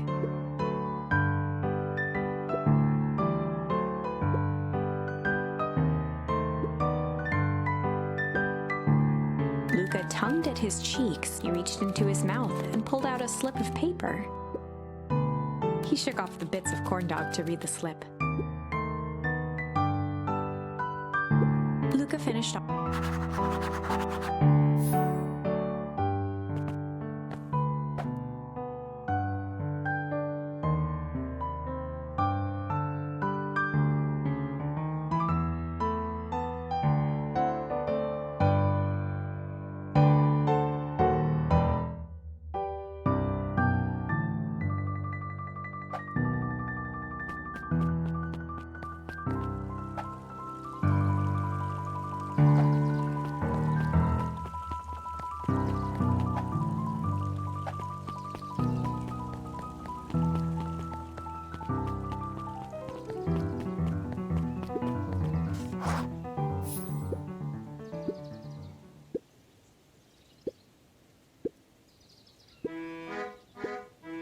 Lumi waved his hands around sarcastically as he began.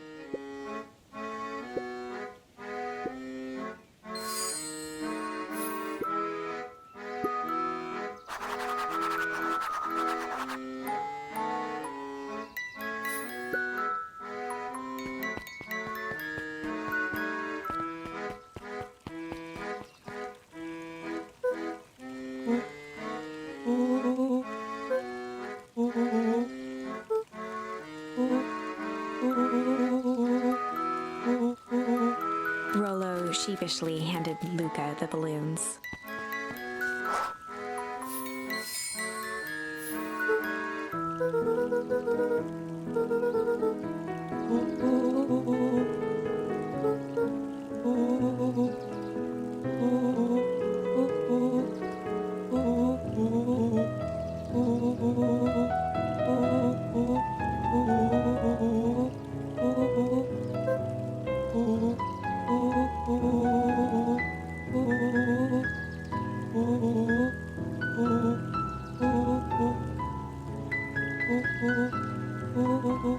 Luka threw himself at Rollo, hugging him as tightly as he could.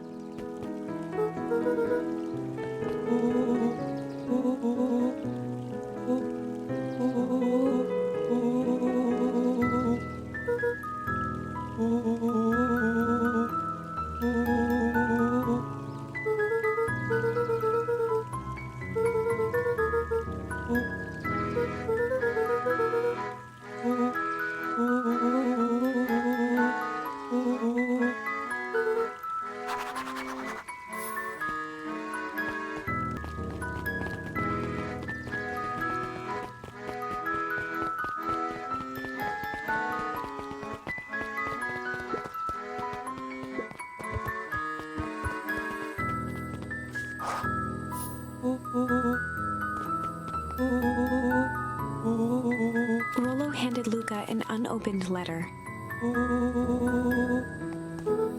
Luka, some things are going to happen that might be difficult for you to understand. If I am honest, I hardly understand them myself. But whatever happens, I need you to know that I love you. None of this is fair to you. You have already lost so much. We both have. I wish there was a simpler way forward. But if there is, I haven't thought of it. God knows I've tried. Everything I've done, I did for you. I hope someday you can accept that. Love, Gran. Luka folded the paper into his pocket and headed up the ladder.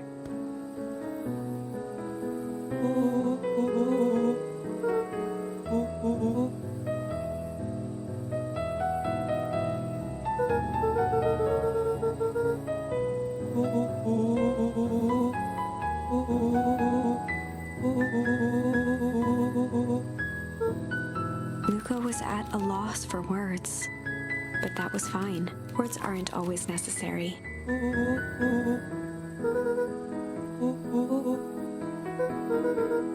Sadly, this was untrue. A distant rumble shook the treehouse. It was not fireworks. It was something the boys couldn't possibly comprehend. Something as old and cruel as time itself.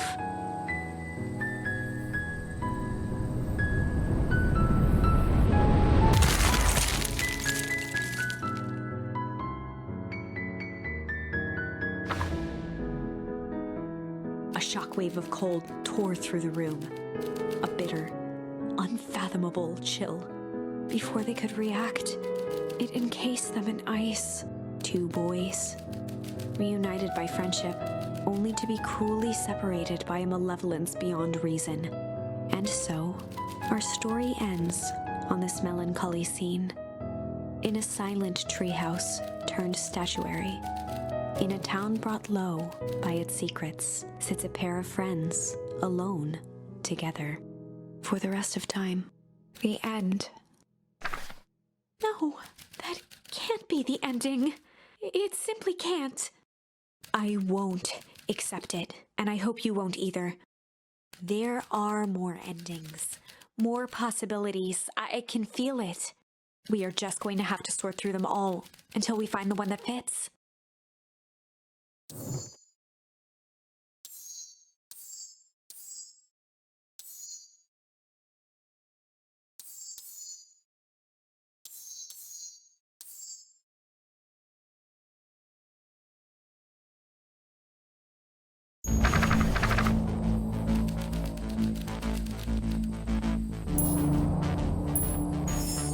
Luka drew himself up and decided to take the only option they had left. Flight. He squinted down the barrel of the mission control defense cannon, aiming it through an opening in the dense tree branches.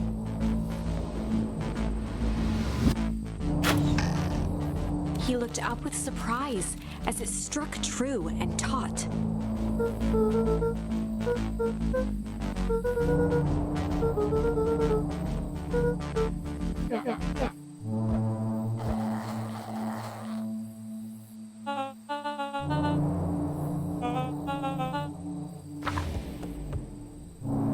Luka and Iggy winced as they sprinted through the thicket. The branches clawed at them, reluctant to give passage. After what felt like a marathon, Luka stopped in his tracks as they reached the clearing. What the? That was all he was able to say before Iggy slammed into his back. The boys tumbled down a steep decline and crashed with a wheezing thud on a surface as hard as ice. In fact, it was ice. Chapter 5. Signs. They stood silently, catching their breath. The sky was like sapphire. With each breath, a plume of steam escaped from Luka's lungs. Let's keep moving. Luka pulled Iggy to his feet as they gazed across a snowy terrain.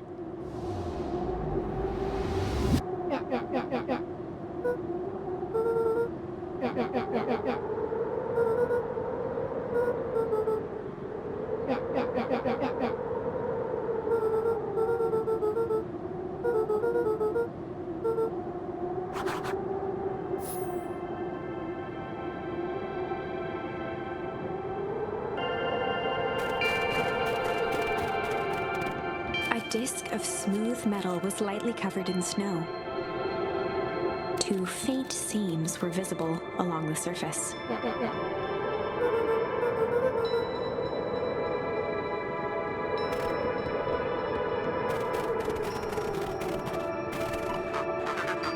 Luka had almost forgotten the walkie-talkie he was carrying.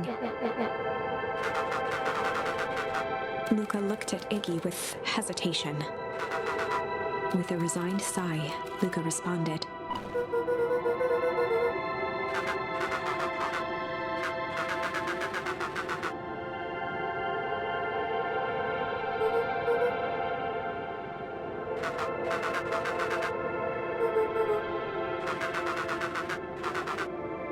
Luka winced, shoving the walkie-talkie back into his pocket.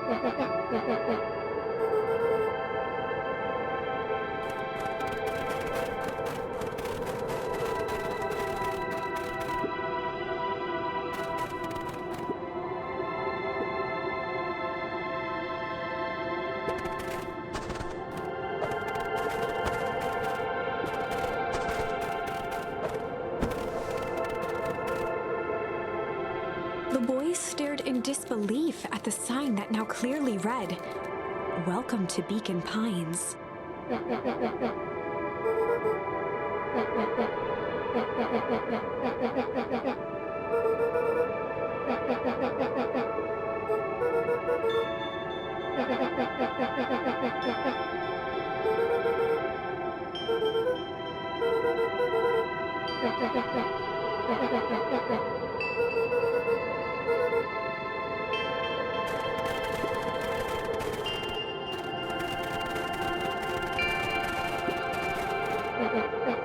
Looking down at the frozen stream, Luka could faintly see a school of minnows encased in the ice.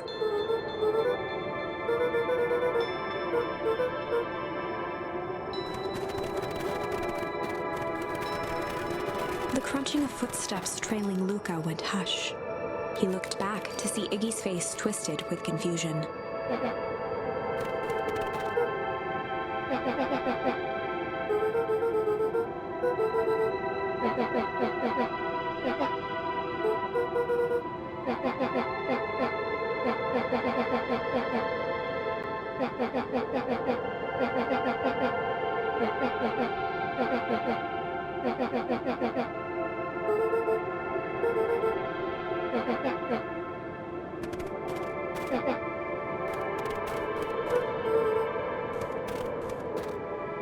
Luka peered upward at the darkening sky.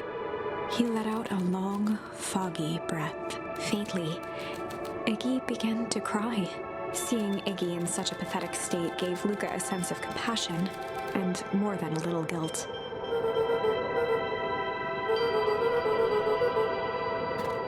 Luka allowed himself to collapse next to Iggy. The boys huddled together for warmth and comfort. If not for exhaustion, their minds would be racing, trying to make sense of the events of the day. As it was, all they had energy for was to sit in silence, numb.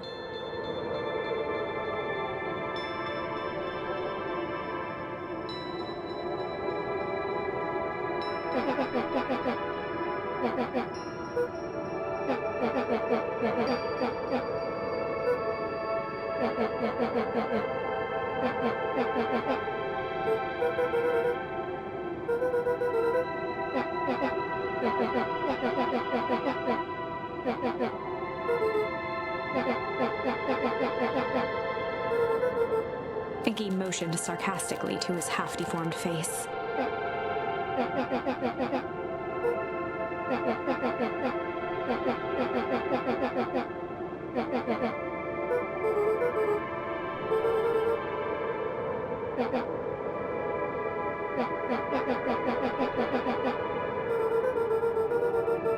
Iggy shrugged.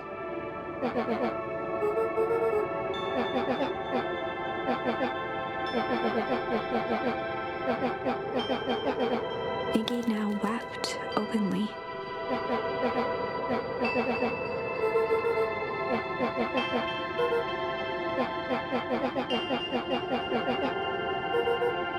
He wiped his nose with a sleeve. Luka gave a warm chuckle. Iggy cleared his throat as he wiped his eyes. Iggy arched into a wide yawn.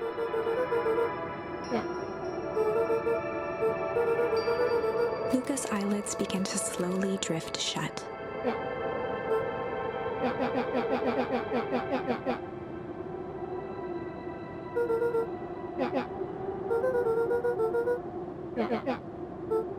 That's all Luka could whisper before succumbing to sleep.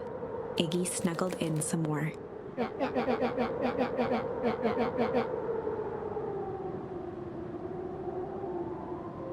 house smelled of warm bread.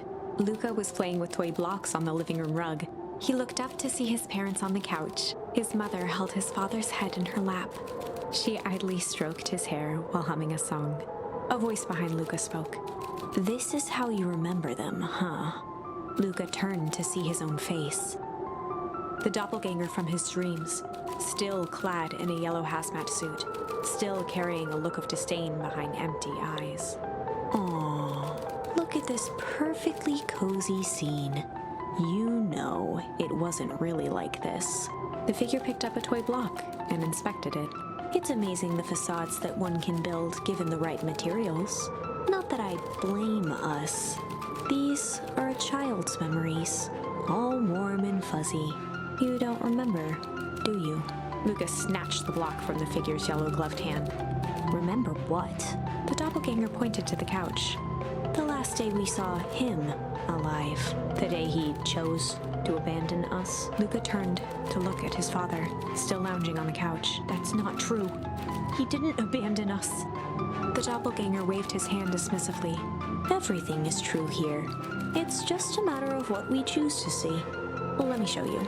The world flickered and pulsed. Luka was sitting next to his bed, listening to his heartbeat with one of his dad's stethoscopes. The doppelganger limped into the room. No, we both know that's not how this went. He grabbed Luka's hand and guided the stethoscope to the floor. Luka heard muffled shouting, brought close by the stethoscope. It was his parents, fighting. Do you remember what we did next? Luka gave a slow nod and crept down the hall to peek through the banister. He could see the outline of his mother at the bottom of the stairs. Damn it, Walt. We can't afford to get involved in this. She was scared. His father stepped forward. What am I supposed to do? Just watch? There's a sickness in this town, and we both know who's behind it. I swore an oath to help people. I won't turn my back on them. Luka's mother grabbed Walt. She was crying, pleading. I can't lose you. Walt calmly removed Eleanor's hand from his shoulder. What's right is right. And what's wrong? I could never live with myself if I let Sharper get away with this. Eleanor raised her voice. Spare me your bullshit platitudes. What about our son? Luka flinched, dropping the stethoscope down the stairs. Walt turned with a panicked smile. Luka, is that you, buddy? With tears in his eyes, Luka descended the stairs. Mom? Dad? What's going on? Walt dropped to a knee to meet Luka eye to eye. Nothing, buckaroo. Your mom and I just got a little overexcited is all. Luka placed the stethoscope against his father's chest. His heart was racing. It sounded like you were going somewhere? Walt gently removed the device from Luka's ears. Listen to me, Luka. I have some business to take care of. I'll be back in time to tuck you in. Luka hugged his father tightly. Promise? Walt stood up and walked to the door. I promise. With a wink and a grin, he put on his hat and strode out into the evening sun. A figure approached soundlessly from the foggy snowfall. It stood above them, lingering in contemplation. Slowly raising one hand above Iggy, it snapped out 2 brisk raps on his head. From a deep slumber, Iggy sprang up defensively. Whether it was the calming presence or the recognition that he was not in danger, Iggy felt his clenched fists lower. Luka looked up, gradually remembering his whereabouts. The figure exhaled a cloud of warm vapor.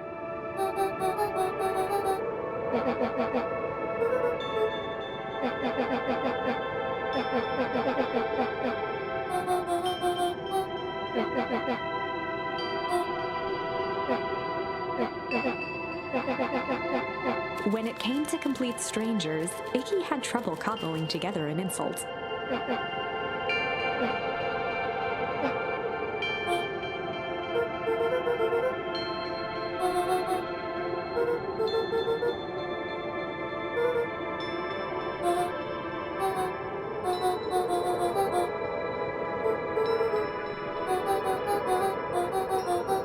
Iggy huffed with gratification.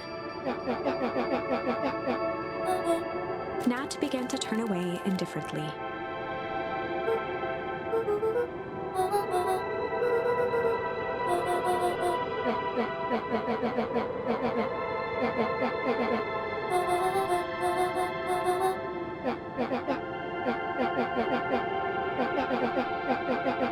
Iggy turned sharply and began to stomp off.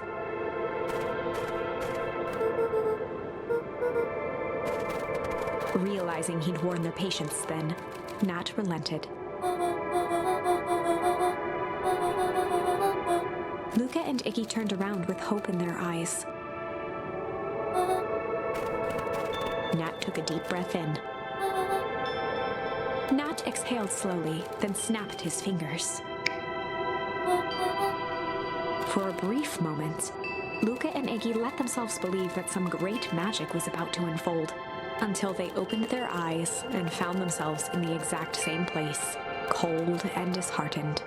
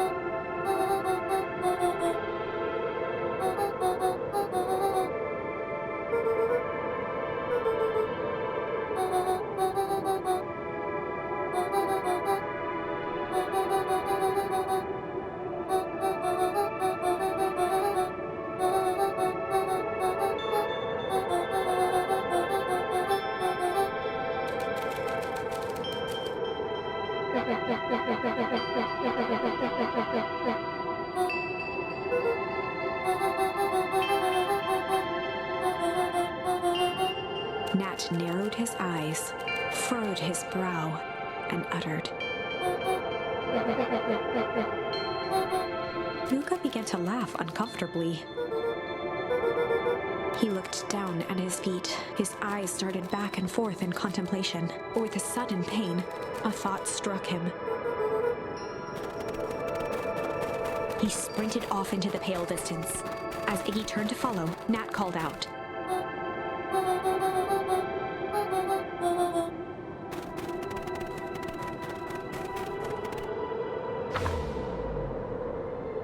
Chapter 6. The Source. Nat expressed his sympathy with a shrug and sauntered off as unassumingly as he'd arrived. He'd given Luka and Iggy what they needed, and nothing more. As Luka sprinted across the snow, the events of the past few days became clearer, pieces to a larger puzzle. Rollo said he was underground somewhere, captured. Mr. Kerr tried to cover it up with lies. The clipboards were hell-bent on capturing Iggy. It all seemed to point to perennial harvest. But right now, there was one thing that Luka needed to know. Luka stopped dead in his tracks. The tree was gone, uprooted and moved, leaving a raw gash in the earth. He dropped to his knees and dug wildly at the cold snow. His numb hands hit something hard. A dry whisper escaped Luka's lips.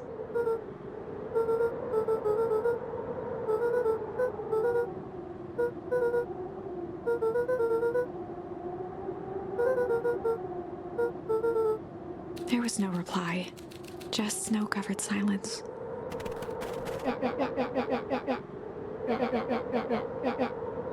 Iggy finally noticed the tears welling in Luka's eyes and the snow-covered grave.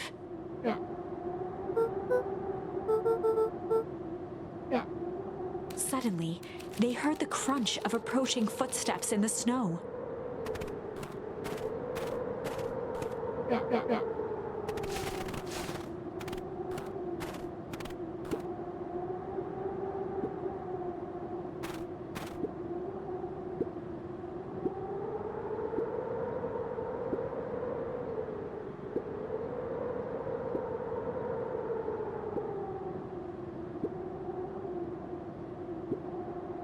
He bent down to scoop up a snowball and lobbed it playfully.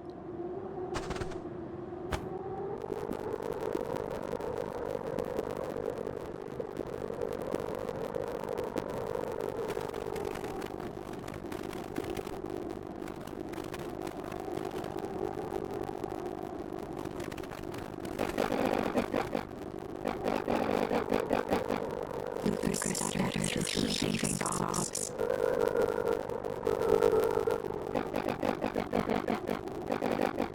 Iggy gave him a solid smack on the back of his head.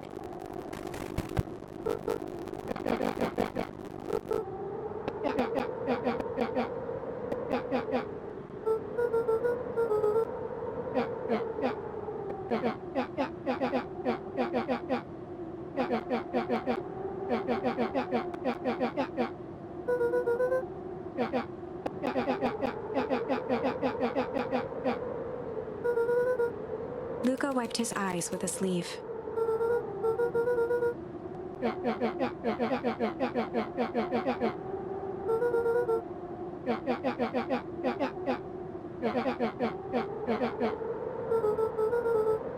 Iggy flashed a mischievous smile and cracked his knuckles.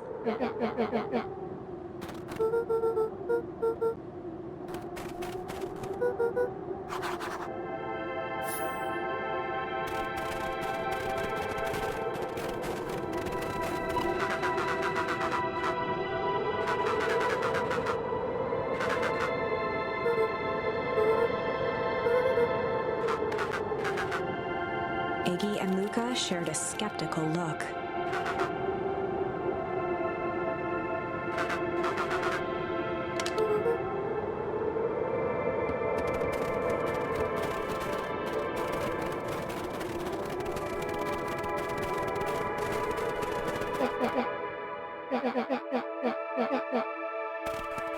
Iggy darted behind a large pine and began digging furiously.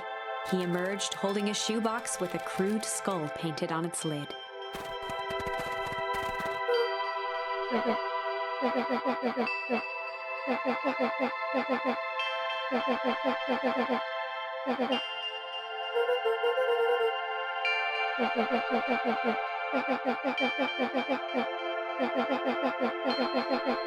Luka rolled his eyes with realization. Iggy stifled a chuckle.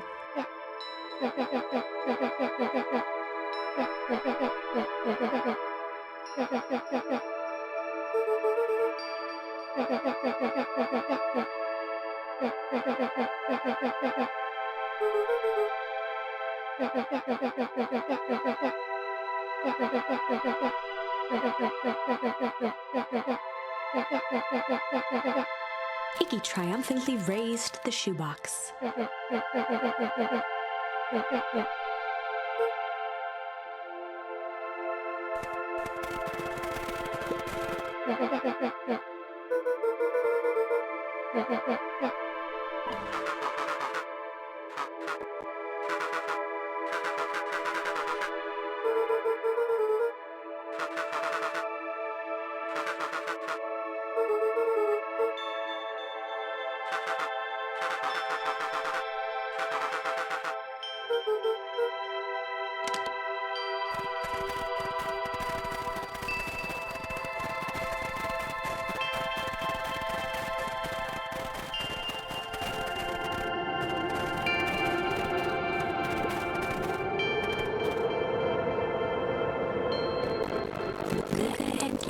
Inched onto the edge of the hole with bewilderment in their eyes.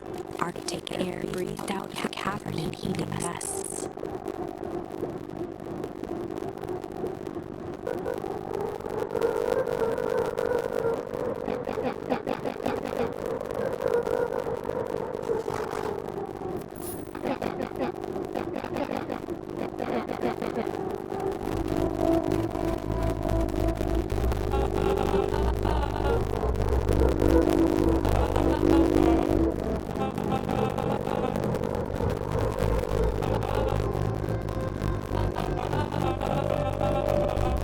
Mr. Kerr gazed down the abyss in contemplation.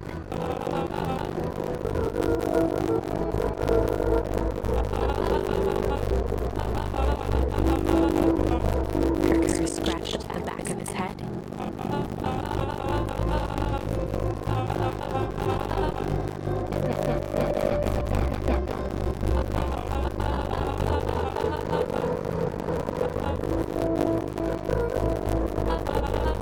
His face contorted into a saccharine grin.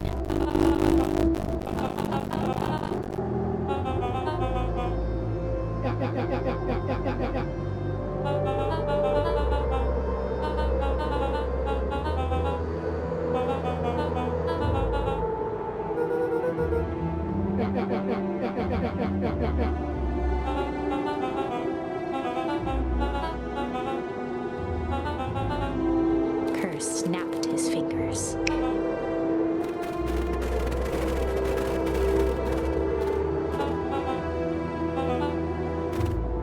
Iggy turned to Luka with a sly glance. Iggy waved the box into the air, threatening to drop it down the hole.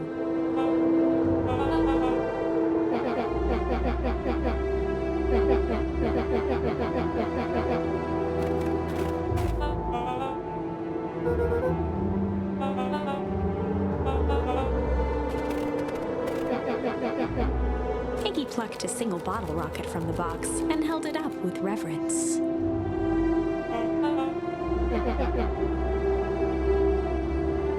After a long pause, Mr. Kerr flung up his hand with frustration.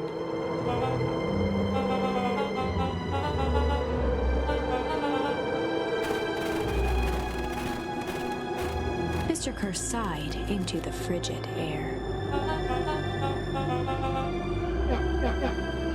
With a nonchalant flick, Iggy tossed the firework into the hole.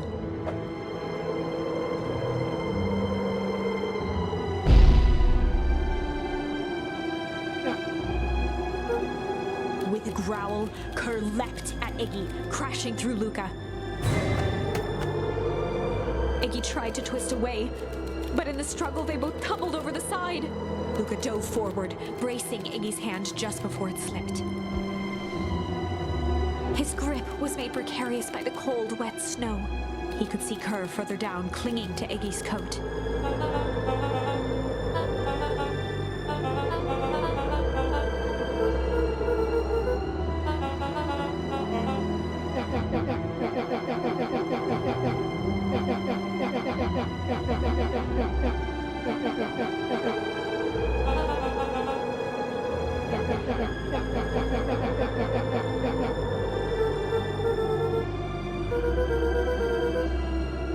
Mr. Kerr gasped with insult.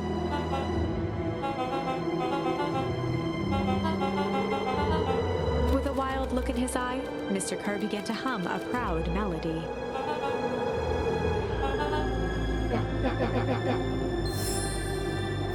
Luka's hand began to cramp His voice began to crack.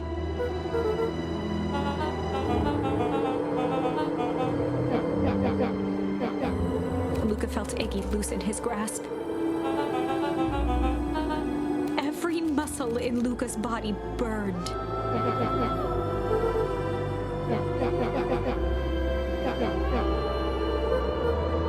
Luka felt his hand slipping.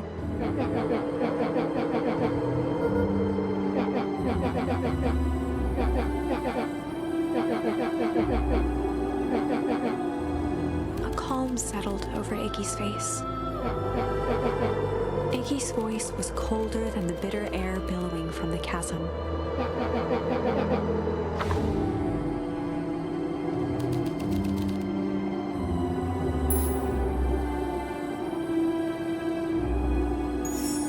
Luka had no choice but to refuse Iggy's request. He tightened his grip and reached for the walkie-talkie in his pocket. A wild delight crept onto Mr. Kerr's face. "That's a good lad. Now, radio for help." Iggy begged Luka with his eyes one last time, but Luka pressed the button and called out. We need help. Mr. Kerr is in danger." It wasn't long before they were once again surrounded by clipboards. Mr. Kerr sighed with relieved frustration. "There you are. You really are a worthless lot, aren't you? Mirror, now."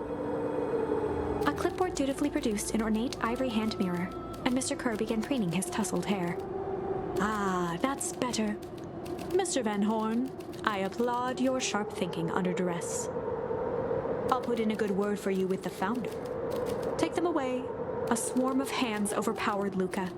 The last thing he saw before a cloth bag was pulled over his head was the defeated look on Iggy's face. The end. I think this was one of those times where doing the right thing was the wrong thing.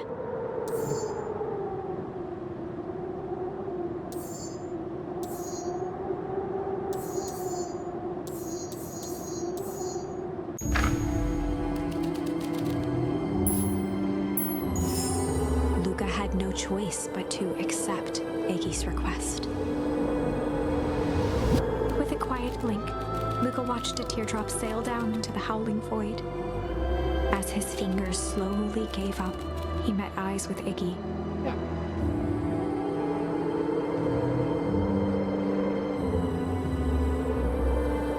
The two silhouettes were swallowed by darkness.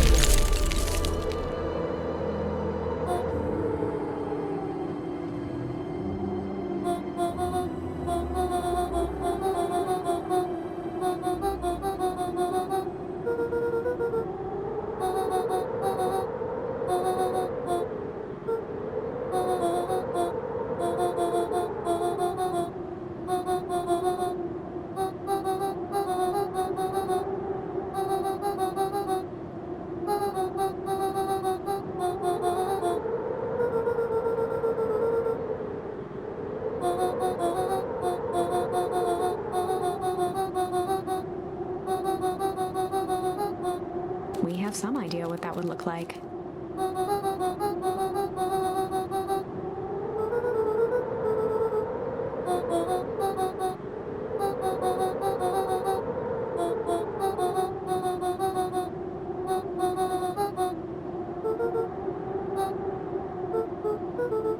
A fierce twinkle flashed in Nat's eyes.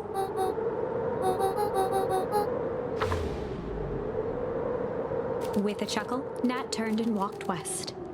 Dumbfounded, Luka followed behind him, trudging through the snow.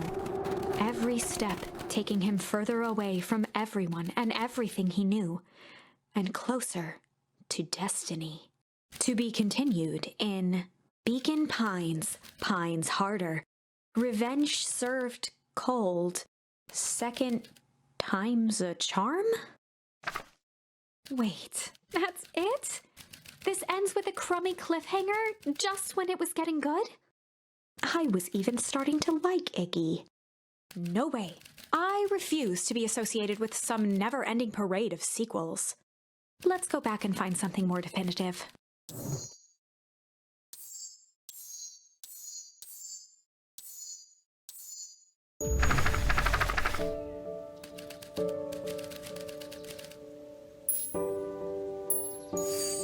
Luka began to respond, but the sky answered for him as the clouds above began to break, revealing patches of star-filled summer night. Moonlight filtered down, shimmering in the treetops.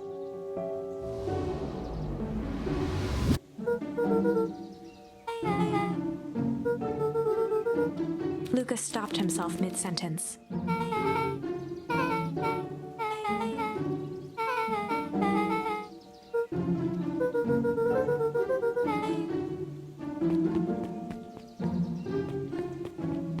Luka saw Beck skulking by the gate.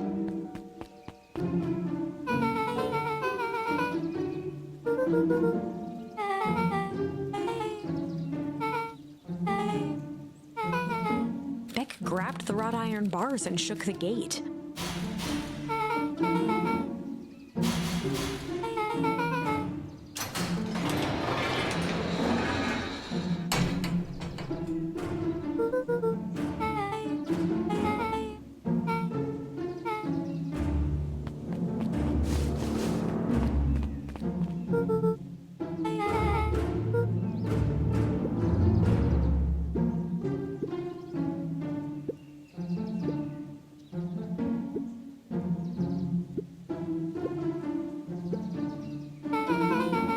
Beck's voice was an excited whisper.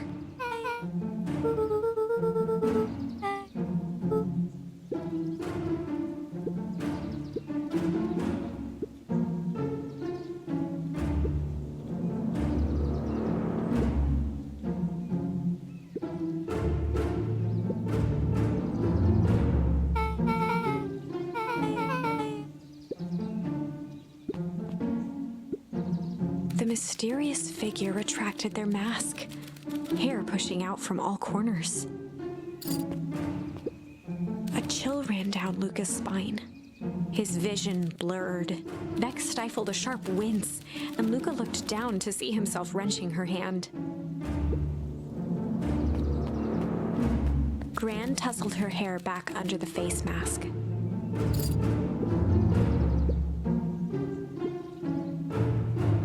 Gran gave Eris a curt nod and disappeared into the night.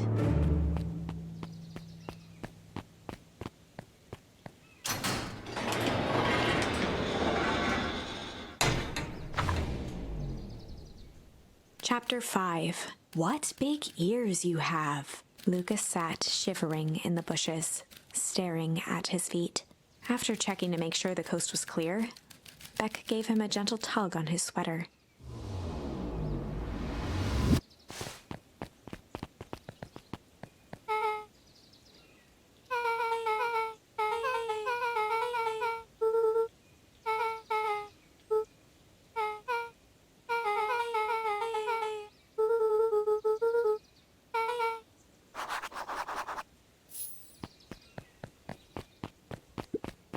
After the foul harvest destroyed their wealth and reputation, the Valentines shuttered off their estate from the rest of town.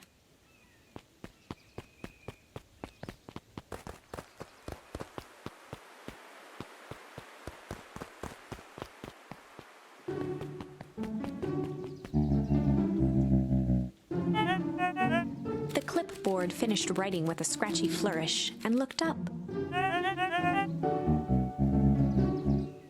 Mr. Nuncreed, arms crossed over his paunch, gave an exhausted sigh.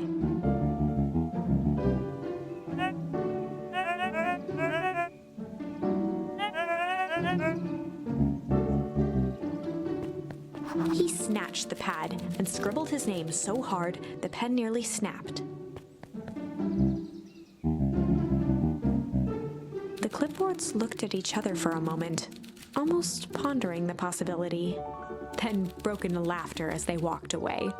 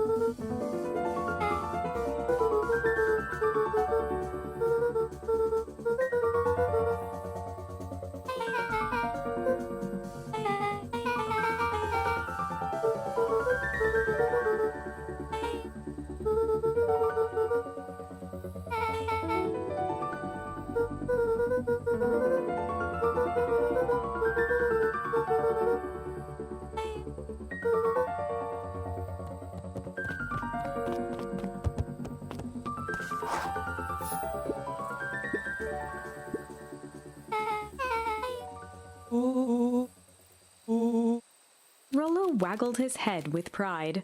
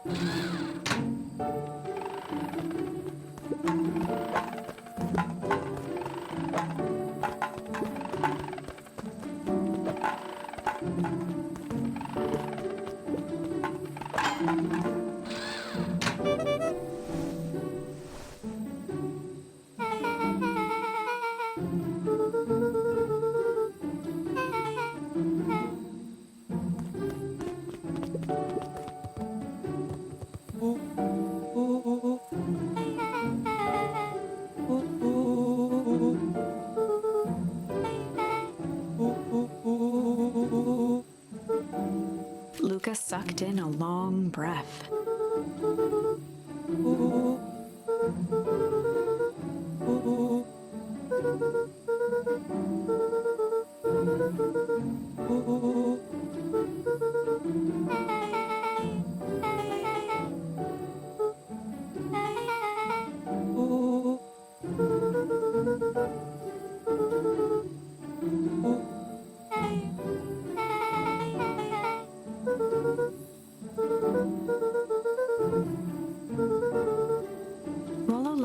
low whistle.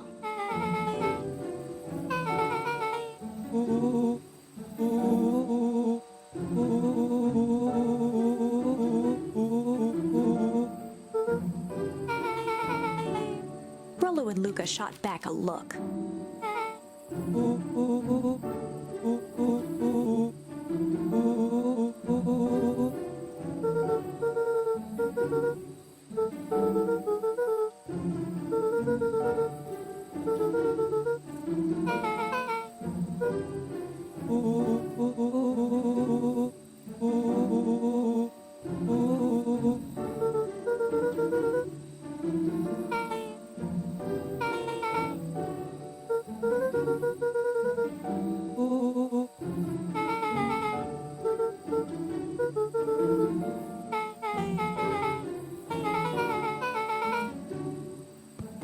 Luka gazed out the window.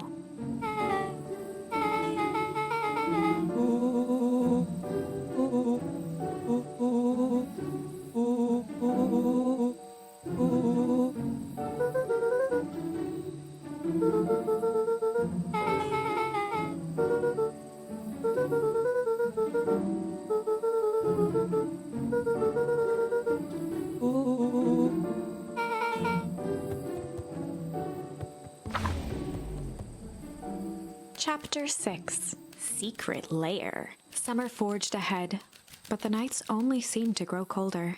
Luka walked home slowly under the pale starlight, cautious to avoid any more surprises lurking in the shadows. Reaching home, he slipped quietly into bed, half dreading what they might discover the next day.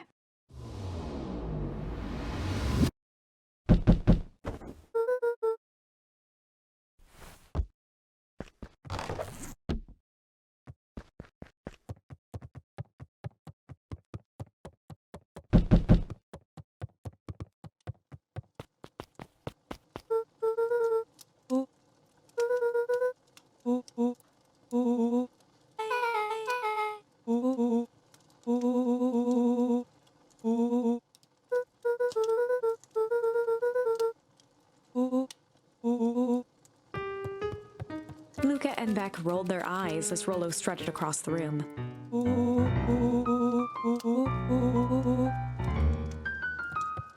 Rollo flung open the cabinet with confidence. He coughed as a veil of dust hit his face.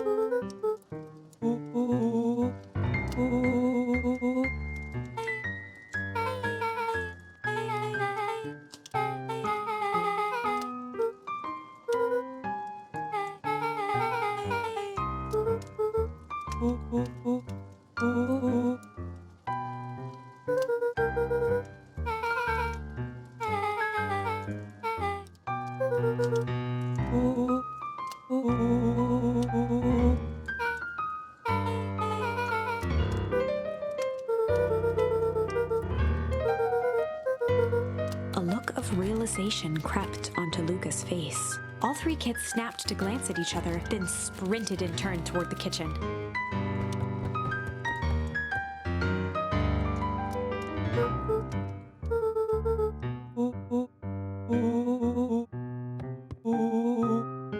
Before he could finish, Luka scrambled up Rollo's back.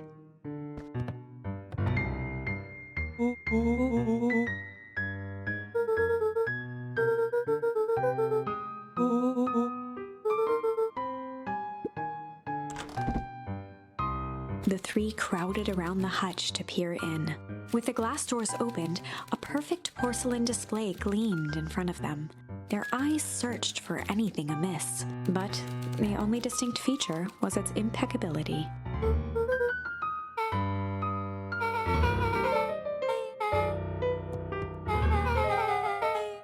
As Beck pulled on one of the teacups, it slanted forward with a hollow click. The entire hutch began to rustle and slide.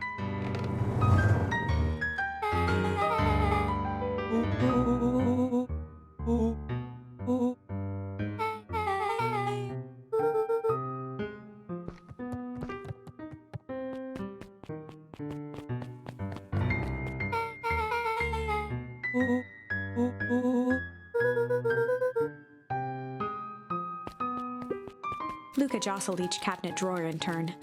Only one was unlocked. He fingered through the filing cabinet, pausing at a bulging folder labeled Walter.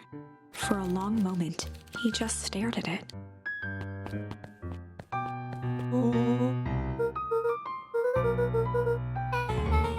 Luka nodded and caressed the label with his thumb.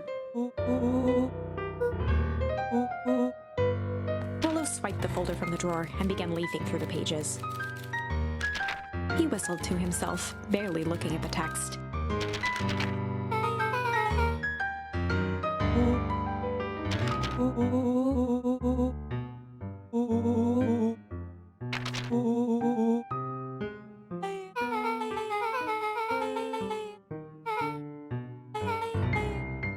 He stopped at a page and mimed, holding up a monocle.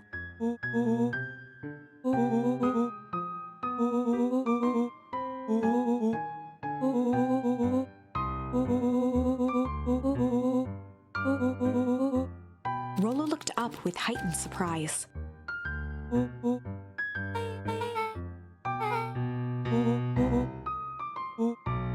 Rollo's finger traced across the page.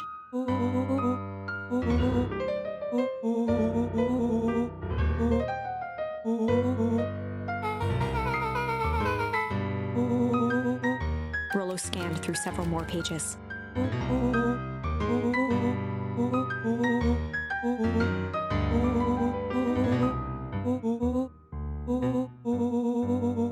Luka, staring blankly at the cabinet this whole time, spoke soft. Rollo rustled the folder, trying to loose more pages. Luka frantically shoved the remaining cabinet folders, trying to find another labeled Walter.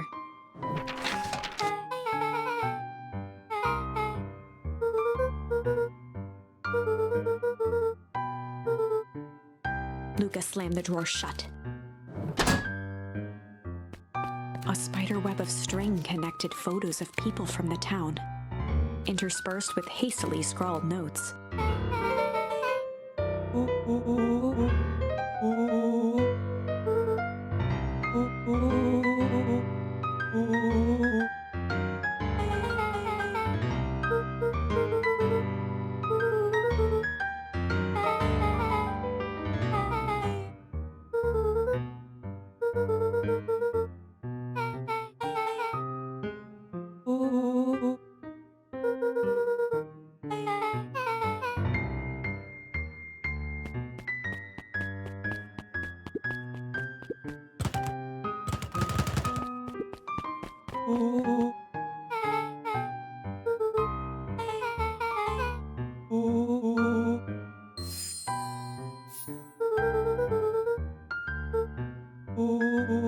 Rollo casually spun open a lid and dipped his finger in the jam.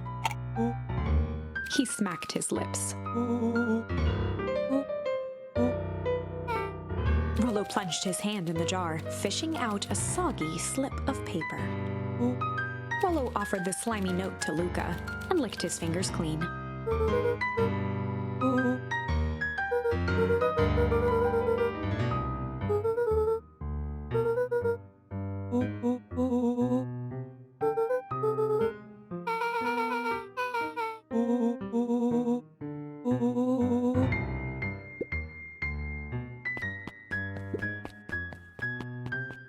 They crowded around a worn-down old map of Beacon Pines.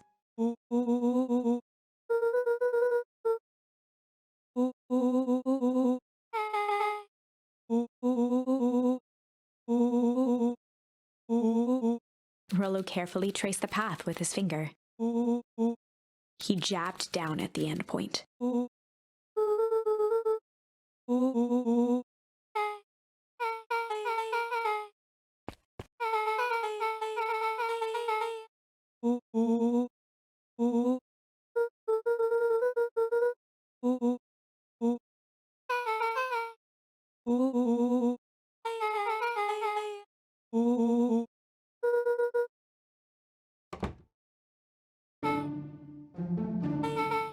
Luka looked up from the map.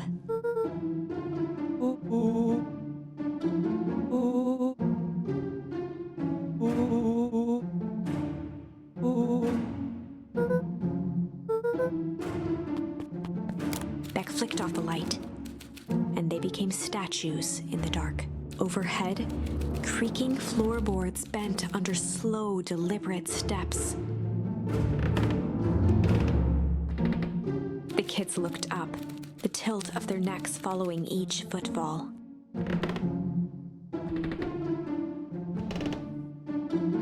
Then suddenly, it stopped. Without realizing, they'd been holding their breath. All three exhaled shakily and glanced at each other. A muffled male voice broke the silence. A final few footsteps reached the entrance above them, and the voice now echoed down the stairs. The three kids shuffled to the corners without a peep. As he began to descend the stairs, the man's voice punctuated every new step. Thump. Thump. Thump. Thump. At the bottom step, the man paused, squinting to search the room for signs of life. Rollo shifted suddenly. Luka gave him an intense, chastising look and whispered through clenched teeth. It was too late. Rollo was already inching toward the stairway. He screeched as he charged toward the shadowy figure. With all his weight, Rollo tackled the man to the ground. From the dark corner, they saw something move.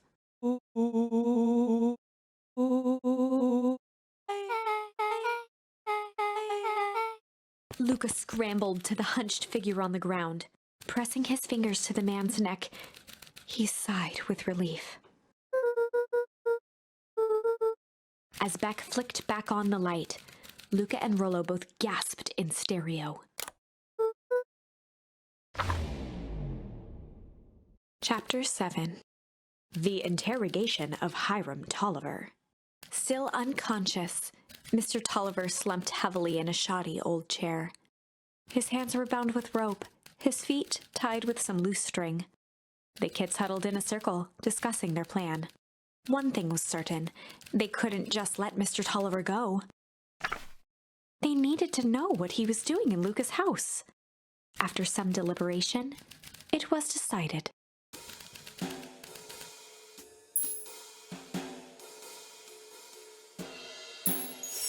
They'd run the classic good cop, hard cop interrogation.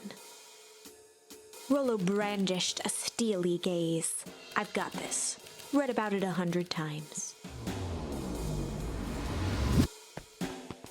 Rollo swaggered past the chair which propped up the slumping Hiram Tolliver. Without even looking at his captive, he began with a long, blustery drawl. Mr. Tolliver remained motionless. Rollo spun around to face him. He'd clearly expected to rouse Mr. Tolliver with his booming voice. Beck and Luka gave each other an unsure glance. Rollo slammed his fist on the table. He grabbed the table lamp and beamed it onto the unconscious face. Mr. Tolliver groaned and slowly lifted his head. He recoiled with a muddled, weary squint. The chair wobbled as he attempted to straighten up. Mr. Tolliver could only make out rough shapes through the glaring light. With a gruff tone, Rollo hoped to both conceal his voice and intimidate.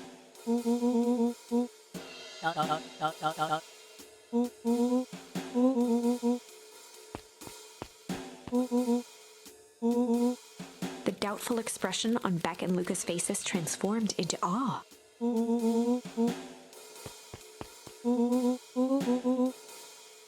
Rollo, hitting his stride, was now channeling every detective trope his memory could recall. He slammed the table again.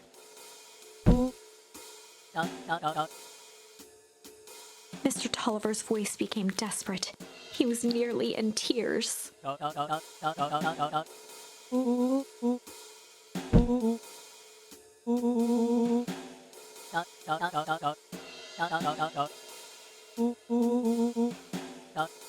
Mr. Tolliver was in a daze, now more confused than ever.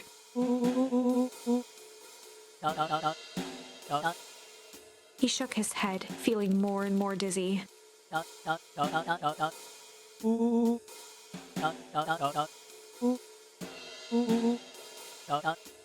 His voice faded to a whisper. With that, Mr. Tolliver passed out cold. Rollo swung around with a repentant grimace.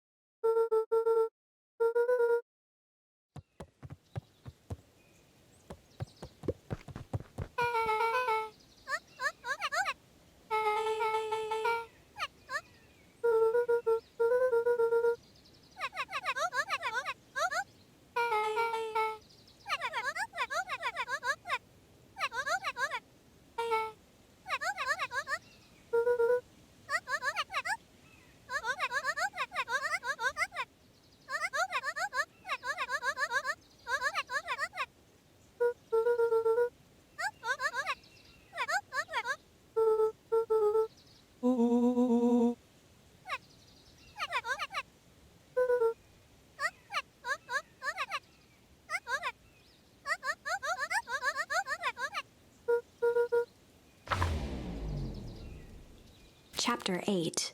6 feet under, 3 towns over.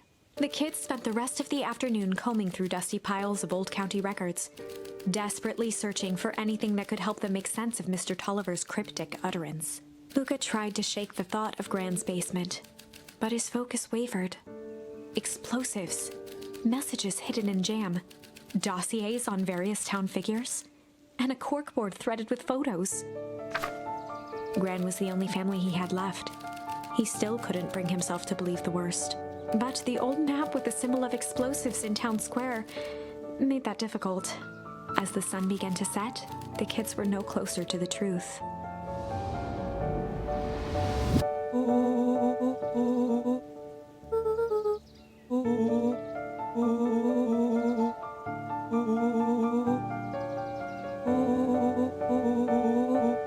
Rollo shut his book with an assertive nod.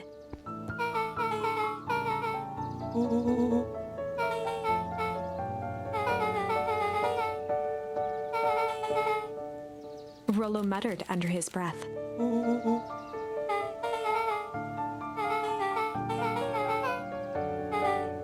Beck slammed her finger down on the open page before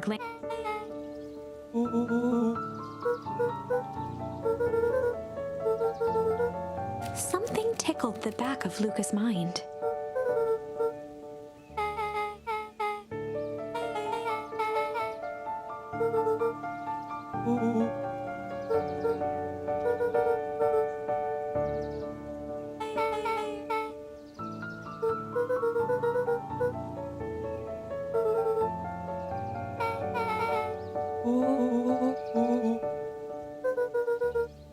The question hung in the air.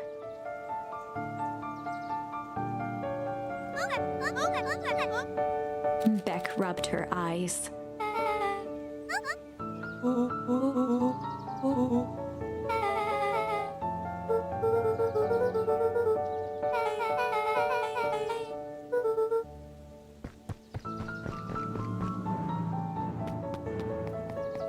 Luka's heart was pounding as he approached the house.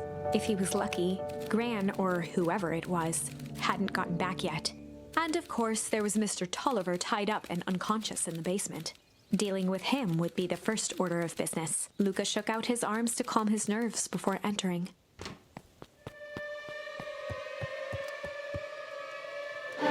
He held perfectly still, tempering his breath, and listened closely. She was asleep. His only hope was that she hadn't found Mr. Tolliver before dozing off.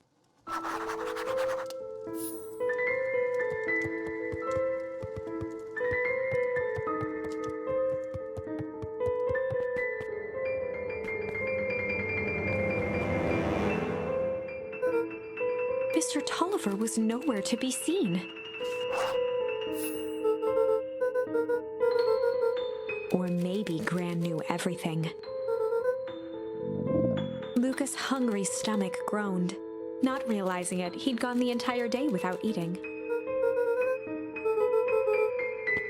Luka rushed over to the pile of jam jars, unscrewed one, and shoveled a handful into his mouth. He flipped the lid to read the label.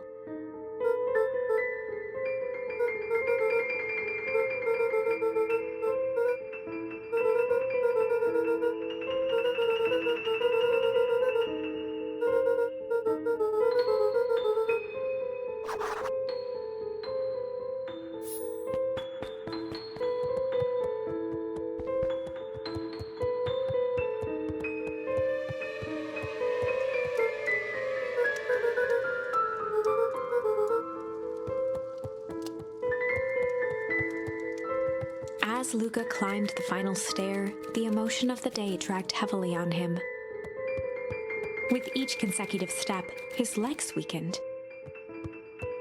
His stride began to falter. He tried to grab for the railing to steady himself. Something was wrong.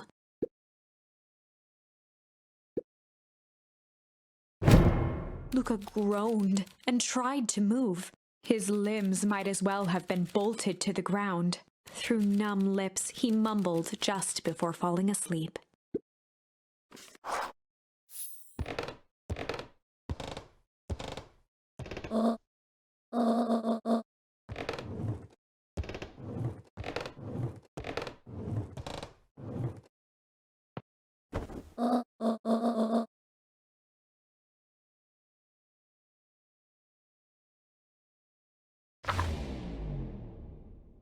Chapter 9.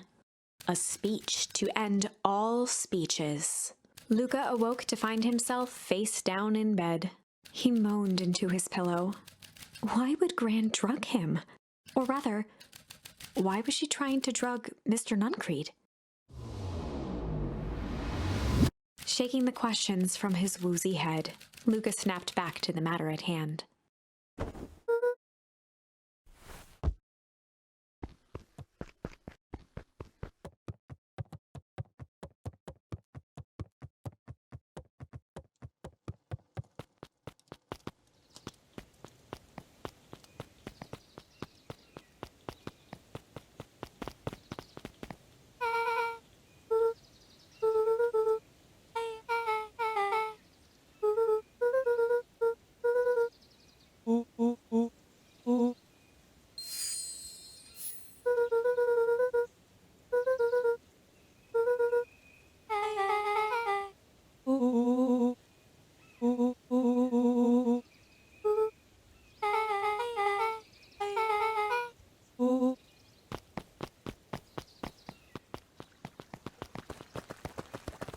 Augustus Valentine nervously wiped his brow.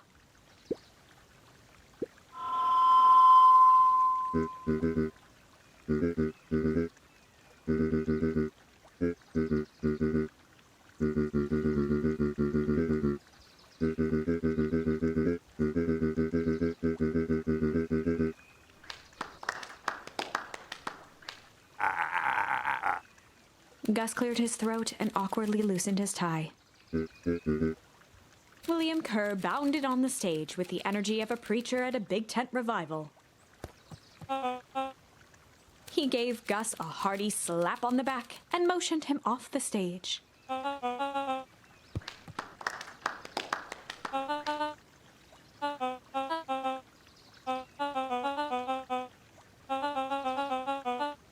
Mr. Kerr pulled a thick stack of note cards out from his vest.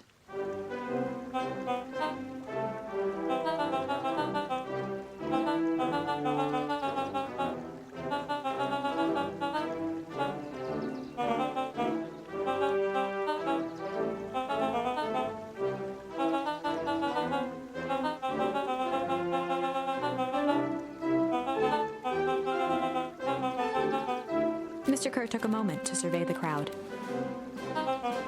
He wiped away a single tear.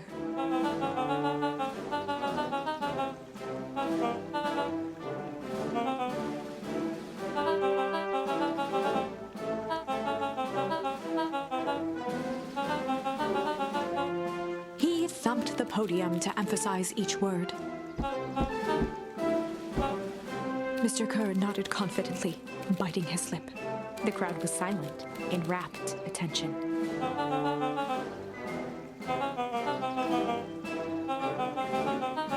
Mr. Kerr methodically made eye contact with each section of the crowd.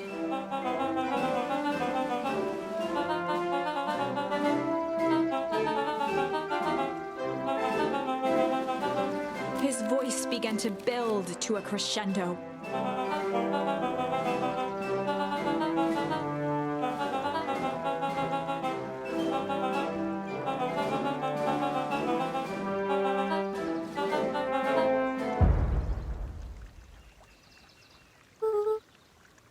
The crowd began to look around nervously.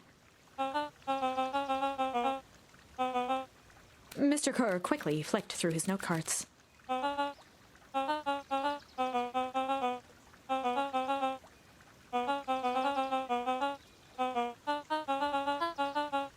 He raised his hands up to the heavens.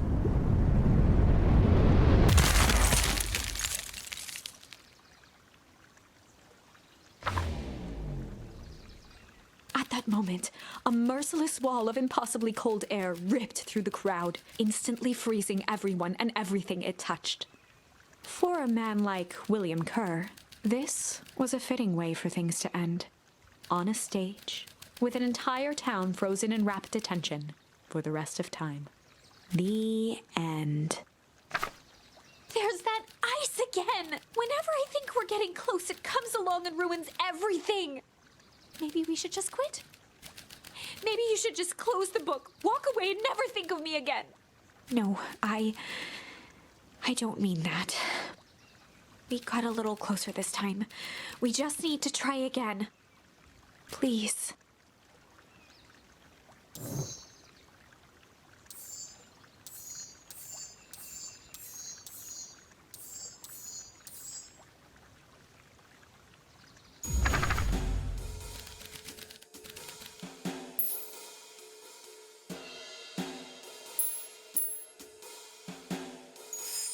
They'd run the classic good cop, sly cop interrogation. Luka and Rollo ducked behind a barrel, leaving Beck to her task. With a few crisp snaps, she roused Mr. Tolliver.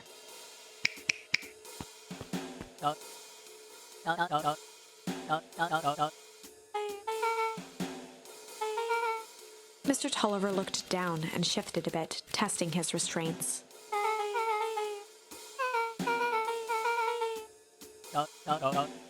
Beck caught herself before letting the surprise manifest on her face. She'd already gotten him to reveal his relation to Gran. This was gonna be easy.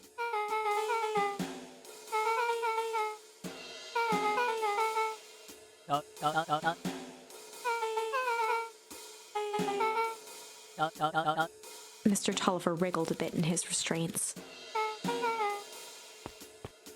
Beck quickly removed the ropes.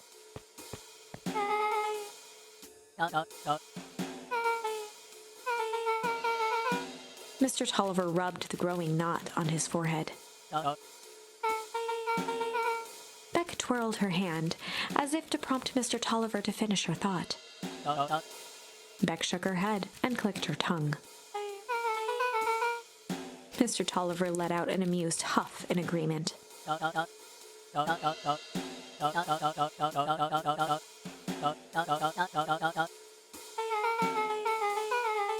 Beck was on a roll now, playing Mr. Tolliver like a fiddle.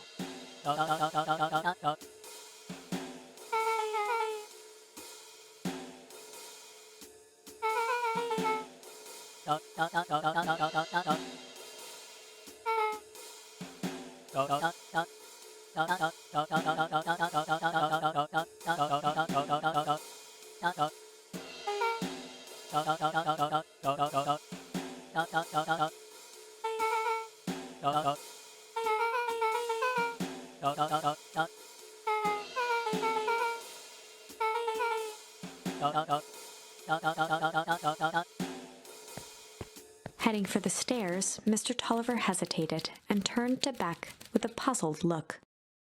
She grinned and gave him a peppy wave. With a shrug, he continued up the stairs, whistling a jaunty tune.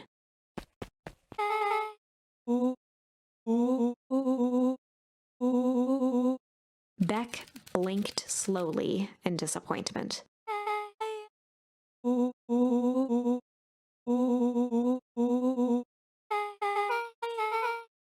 She turned to the table and began tearing small scraps of paper. Beck marked each scrap of paper and leaned back.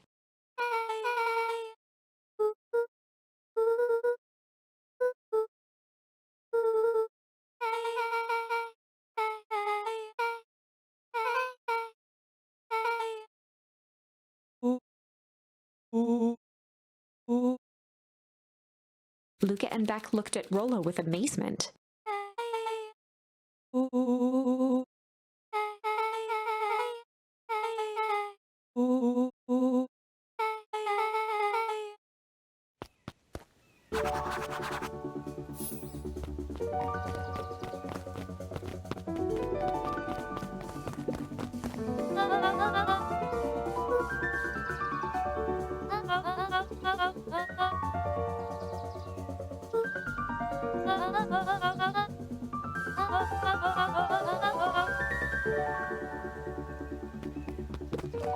The road leading to Beacon Pines was long and a sort of natural barrier for the impatient.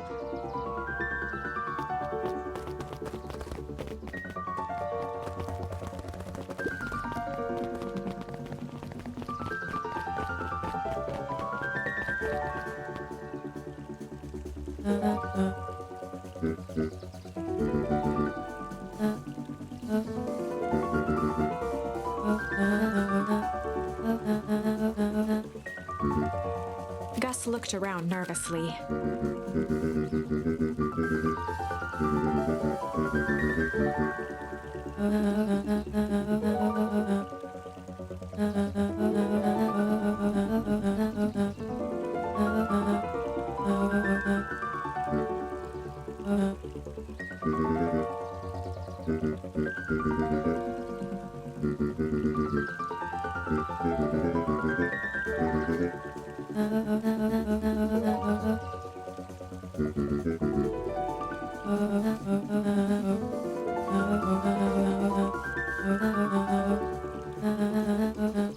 Eris's cry hung in the air.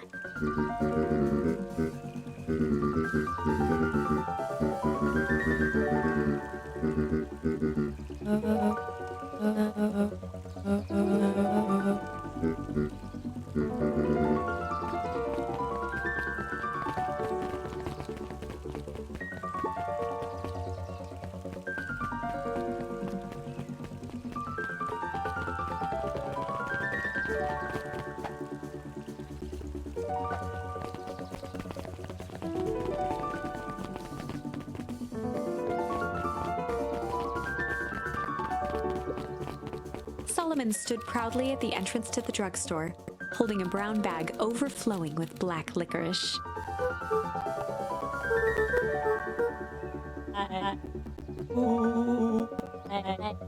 Solomon shoveled a surprising amount of licorice into his mouth.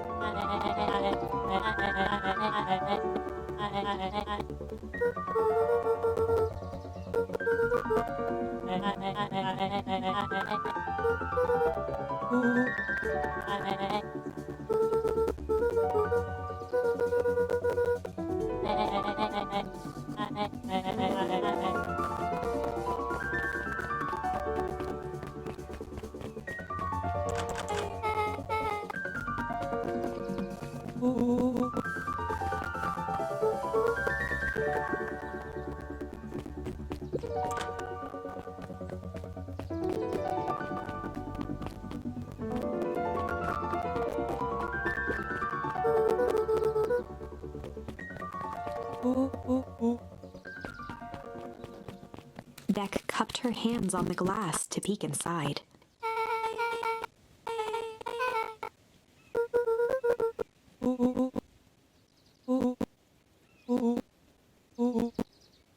flung open the door, and they all squeezed in.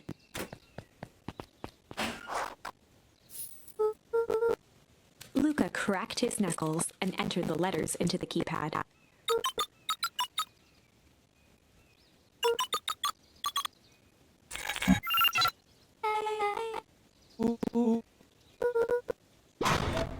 The inside of the phone booth dropped loose from its shell. Without even the space to panic, they closed their eyes, held their breath, and accepted their fate. Suddenly, the chaotic descent slowed to an effortless landing. It was unclear where they ended up, but at least it was solid ground. The air was stagnant and smelled vaguely of chlorine.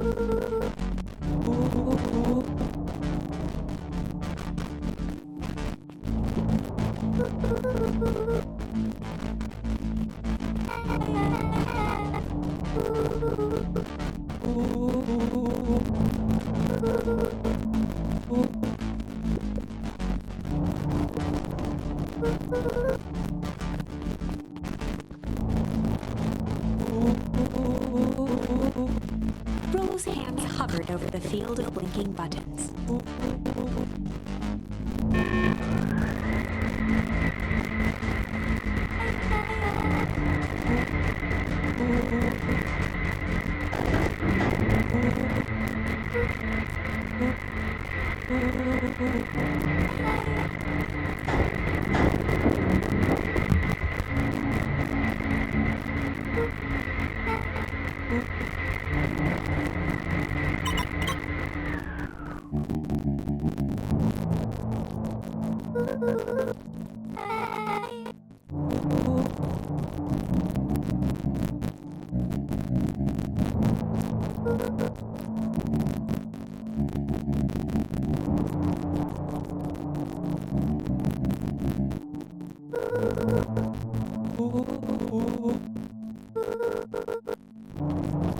Joseph waited for a moment in silence.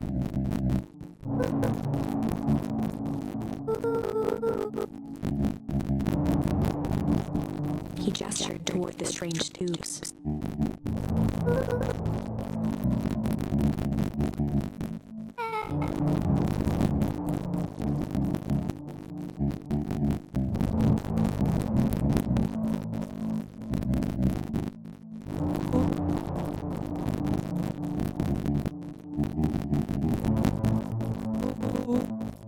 Nuncreed let out a growl of a sigh.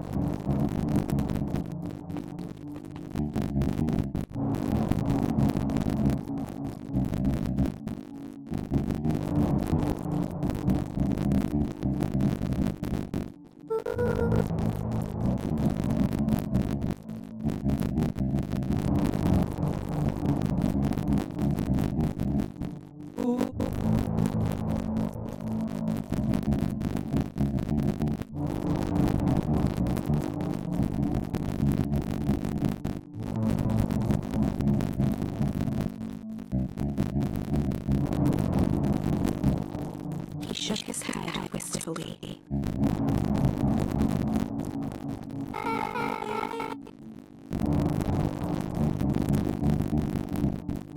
Nuncreed took a menacing step towards the children.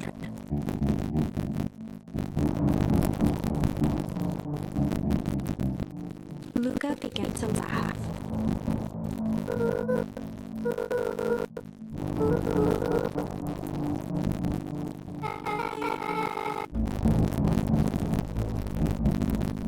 The color drained from Nuncreed's face.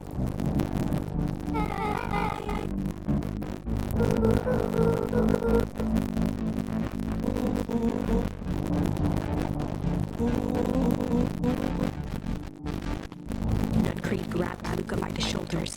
His eyes were frightened.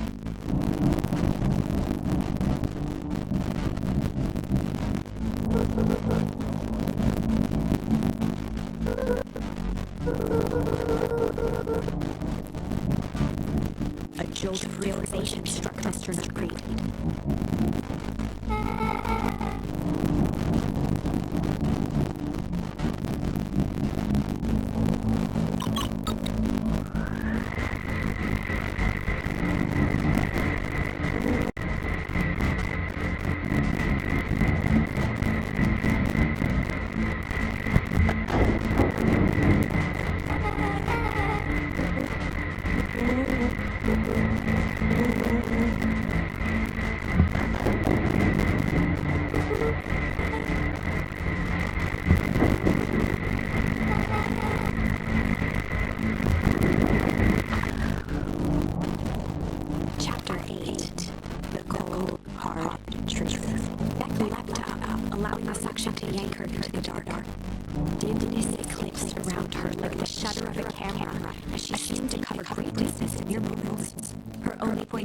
For glints of upcoming turns, which approached with frightening speed, only to carry her gracefully along. She heard the distant echoes of Rolo's glee. Once she stopped fighting against it, the ride was impossibly smooth. Then, all of a sudden, as if minutes had passed in an instant, light waves disappeared. A burst of wintry air swept across her face, and she was flung out into the cold.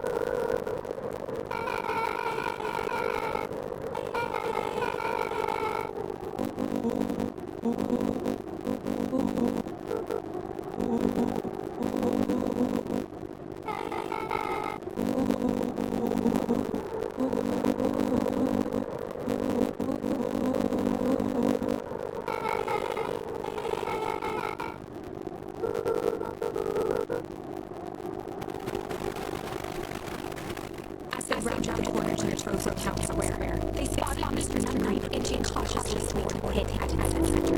He held his arms out gingerly, as if approaching a beast in the wild. Upon pausing his distance, Luka recognized what Nuncreed was after.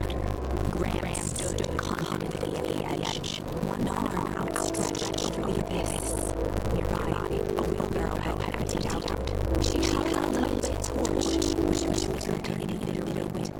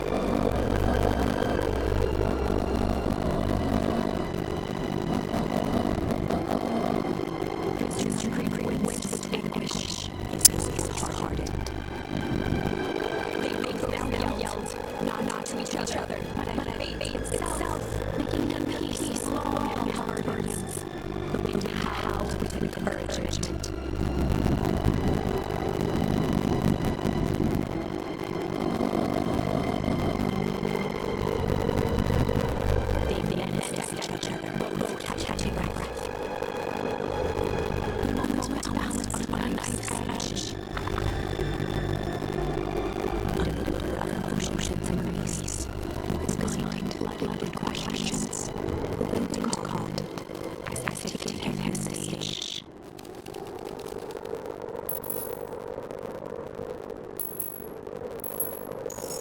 And in stillness, he began to weep. It was all just too much. Falling to his knees, Luka whispered softly. The tears crystallized as they hit the snow.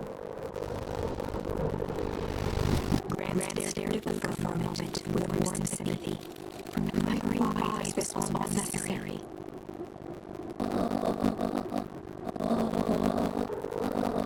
She stiffened up and brandished the torch at Mr. Nightbreed.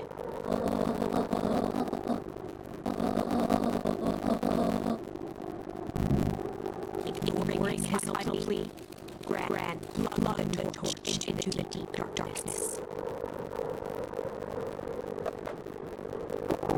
She smiled and exhaled in relief. Mr. Nightbreed groaned in resignation. The torch echoed as it ricocheted down the hole, punctuated with a thud.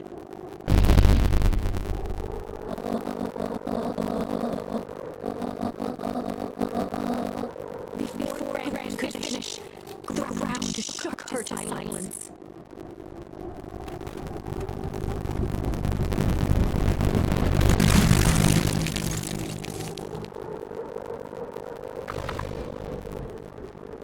Gran only had time to spin around and run to Luka. Her attempt to shield him in an honorable but trifling act. Unflinching love, pit against an unthinking horror. There was no contest. Her warm embrace froze in an instant. That is where they remain fixed in place forever. And so, our story ends on this melancholy scene. In a town brought low by its secrets, to sit the frozen statues of a misguided band of meddlers. The end. Well, that was dire. On the bright side, we finally figured out where all the ice is coming from. Now, we just need to find a way to deal with a mystic unfathomable force of nature.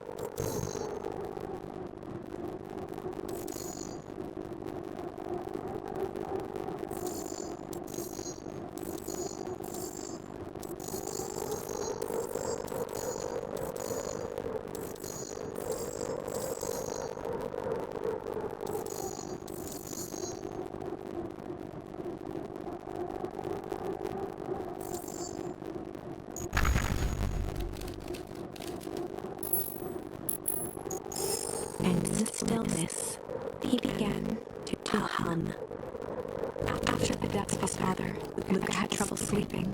Each night, his mother would sit at the foot of his bed and hum a gentle melody. It was the only thing that could calm his mind. The only thing that, however briefly, could make it all seem okay. That melody pervaded every memory Luka had of his mother. Shivering in the raw snow, he began to hum it out loud.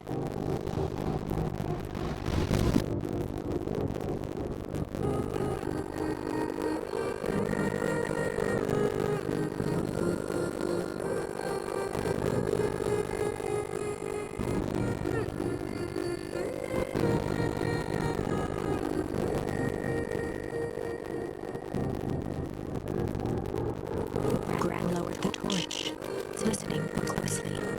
As recognition slowly set in, her heart sank. Those countless nights of consolation, the incomparable loss she shared together. She let the torch fall to the snow and settle out. A few steps toward Luka was all she could bear, before dropping to the snow herself. Through the flood of tears, she began to hum along, note for note.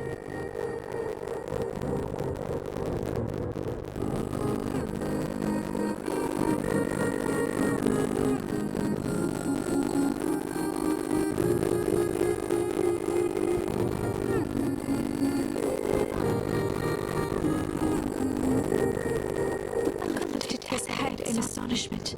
The last time he heard that melody was the last night he saw his mother.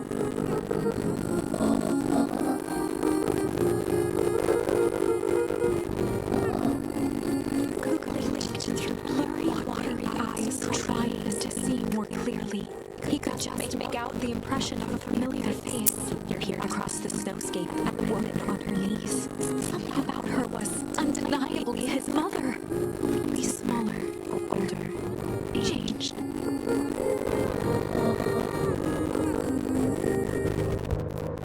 Luka sprinted as fast as he could toward his mother. They held each other close, and the cold retreated from their bodies.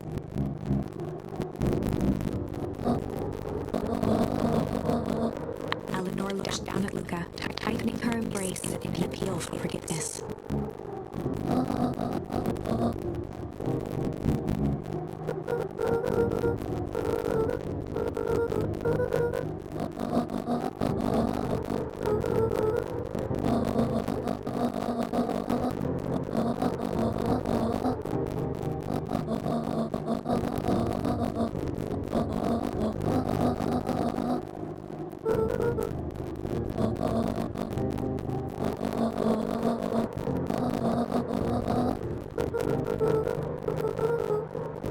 Joseph slumped into the cold, wet snow.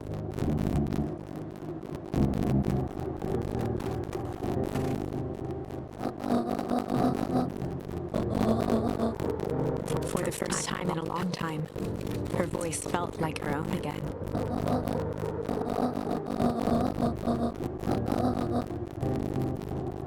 Luka gazed down at Concrete with pity. He looked small. Joseph stared into the snow as if searching for answers.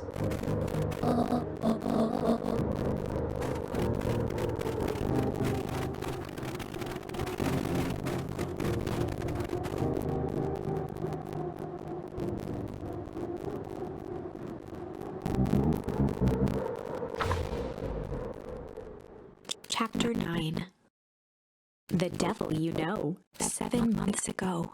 Eleanor Van Horn crept down the maze of sterile hallways under perennial harvest. She stopped in front of the large steel door marked Deep Engineering. No turning back now. She raised a trembling hand. The stolen keycard worked as promised, and the door buzzed open with mechanical efficiency. She was immediately hit with the smell of disinfectant. It was some sort of laboratory. In one corner was a desk covered in papers. Across the room stood a tall metal pod with hoses protruding from its base. She rushed to the desk and began shifting through the piles of papers. They were experiment reports on something called Tempest Liquamen.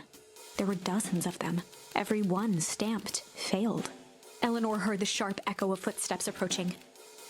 She was out of time. Her eyes scanned the room, eventually landing on the strange pod. Muttering a curse under her breath, she dashed over and dove inside.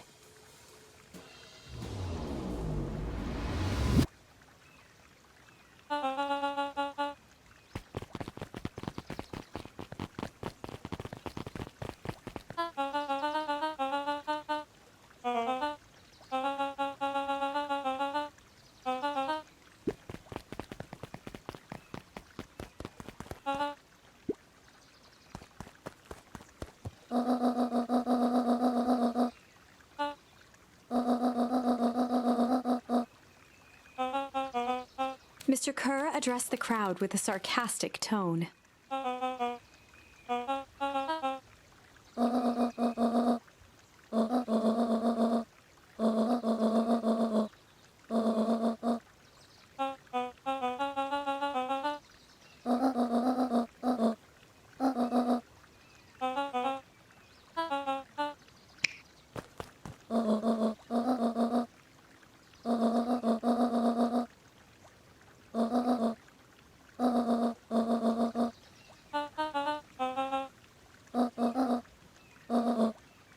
Whispers filtered through the crowd.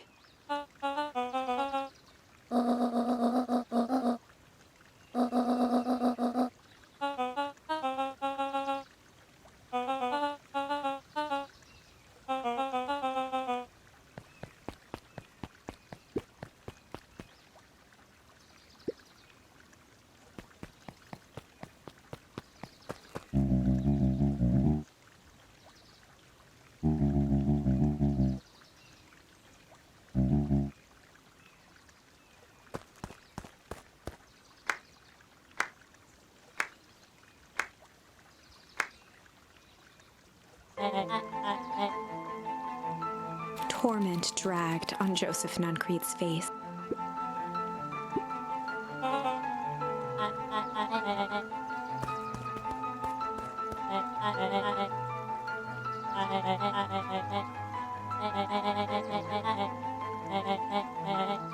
He paused for a moment, plucking a piece of fuzz from his sweater and discarding it to the ground.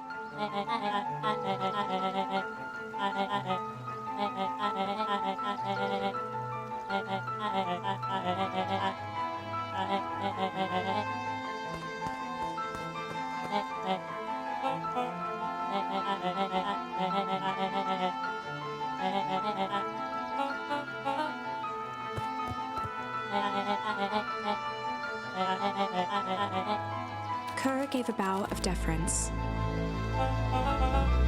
Gasps rippled through the crowd. Solomon pulled a glass vial from his pocket. In one smooth motion, he downed its contents. A triumphant smile grew across Solomon's lips.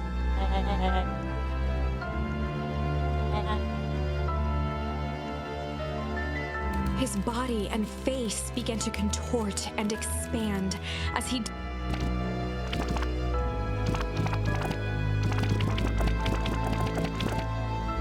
A hushed horror gripped the crowd. This is a story about change. Sharper examined his new hands.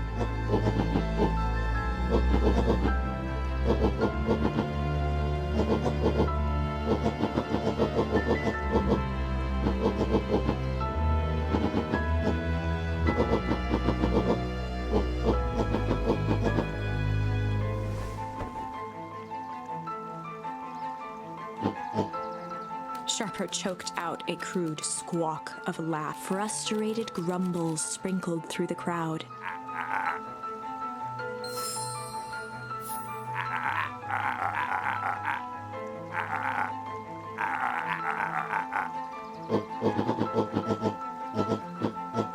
William Kerr gave a subtle nod to the clipboards.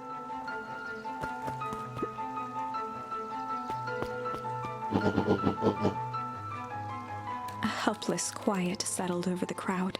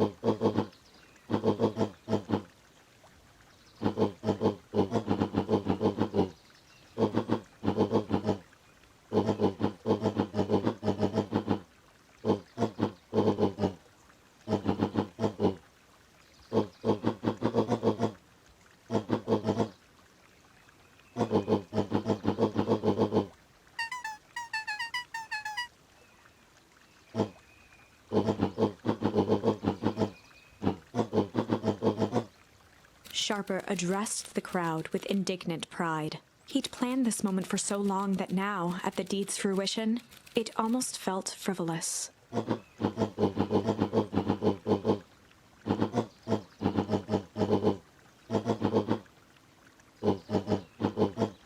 Mr. Kerr flourished a preposterously elaborate...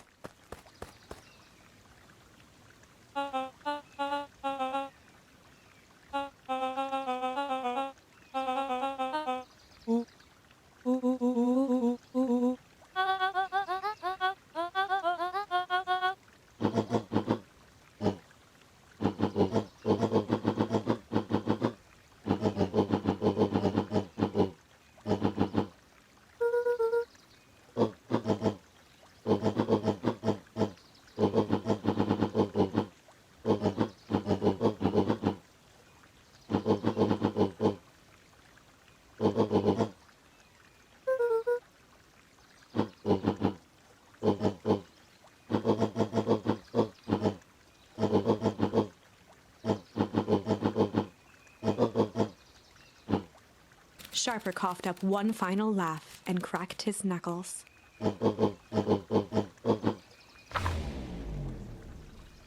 And so, Sharper set about remaking the town in his own image. The fertilizer factory soon reopened for business. Sales rose steadily as more and more farmers across the countryside began to swear by its miraculous properties. Beacon Pines became famous, a secretive town that, for the right price, shared its gifts with all. Gifts that became more and more necessary in a world where winters grew. The end. This is wrong, but things are becoming clearer now. You can feel it, right? We can't let Sharper win. He might just be the key to this whole thing. Let's see.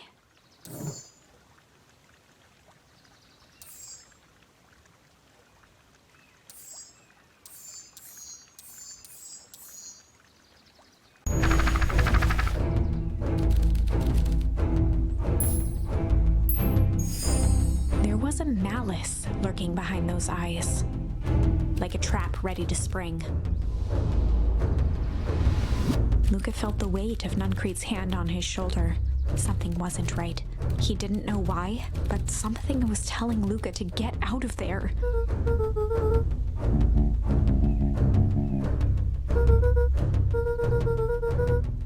Luka twisted free of Nuncrete's grasp.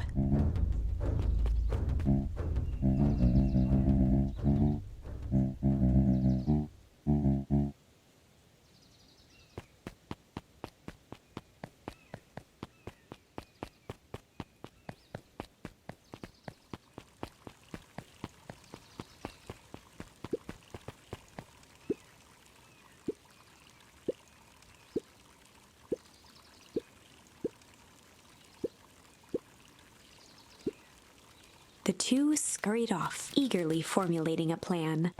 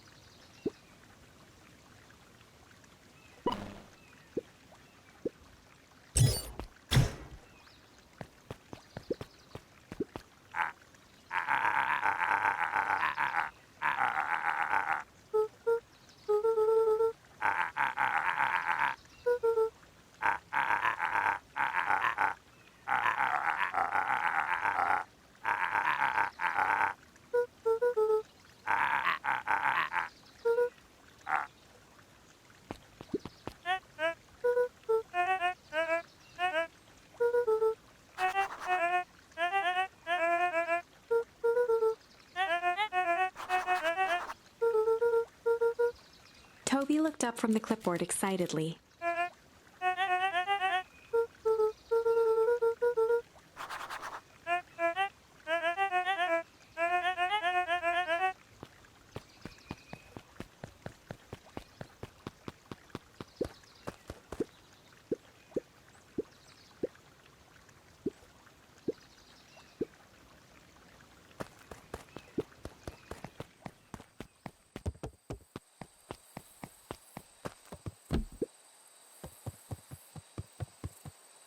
He aired a long holler into the woods.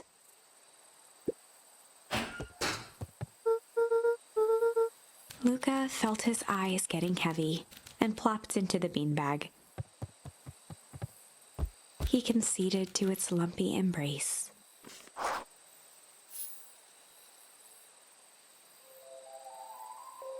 Once again, Luka found himself in a vast black expanse. This time, he knew exactly where to go. He took a single confident step forward. The world flickered and pulsed. He found himself standing in front of the frigid air of a blazing campfire. The source. He plopped down cross-legged and gazed into the cold flame, waiting. Soon enough, the fire began to die out, popping sporadically, until all that was left was a single ember. Luka stood up and dusted himself off. He plucked the glowing ember from the cold ash, examined it, and slid it into his pocket, a keepsake.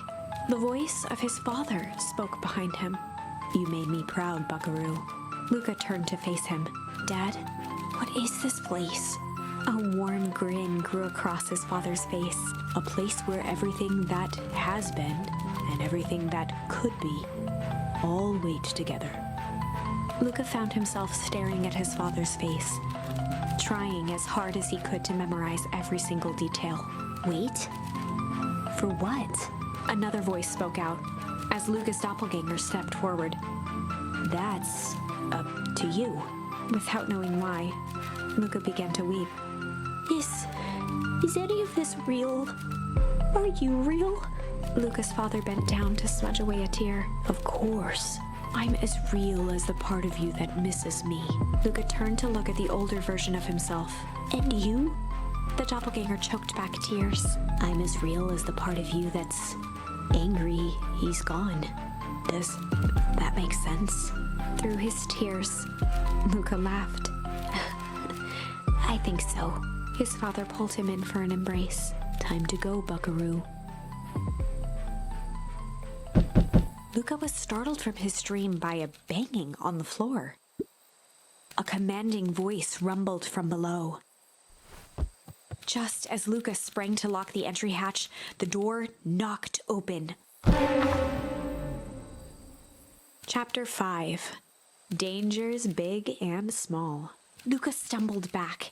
He heard the rope ladder creak under significant weight. Keeping his eyes fixed on the hatch, he inched backward to the balcony. As his hand grasped the door handle, Luka froze.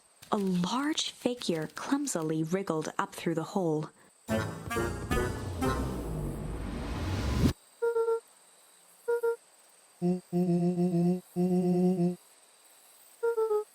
The large figure cocked its head inquisitively.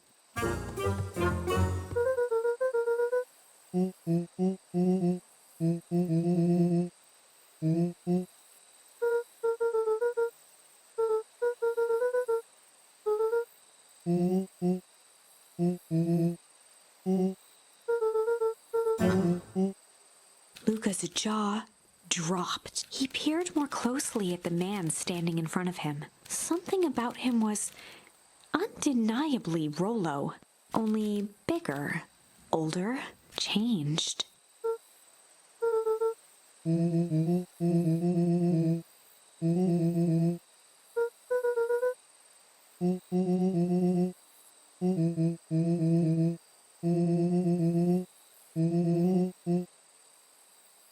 Rollo proudly presented his hands to Luka.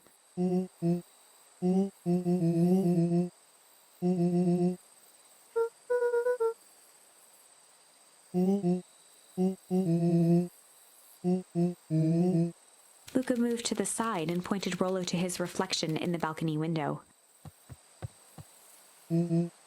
His hands shot up to his face.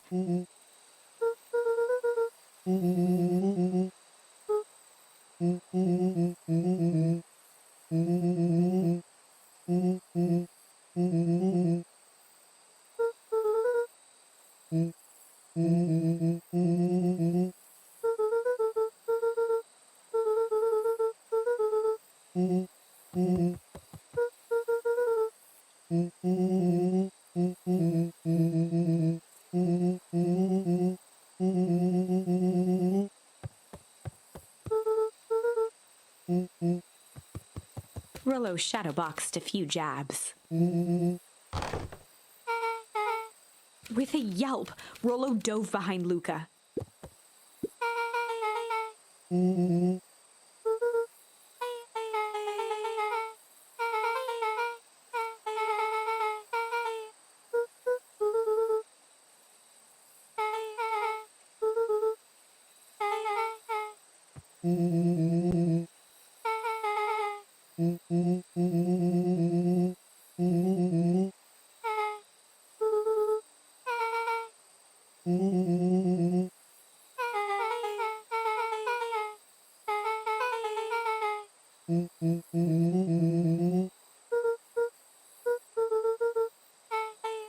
She shot a nervous glance at Rollo.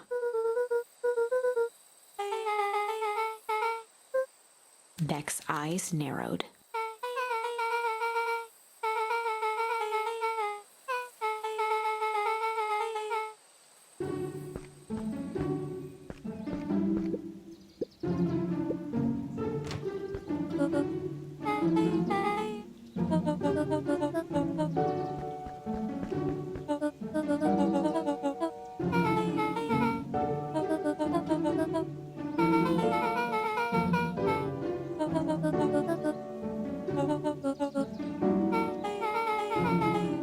Ilona tried to put on a smile.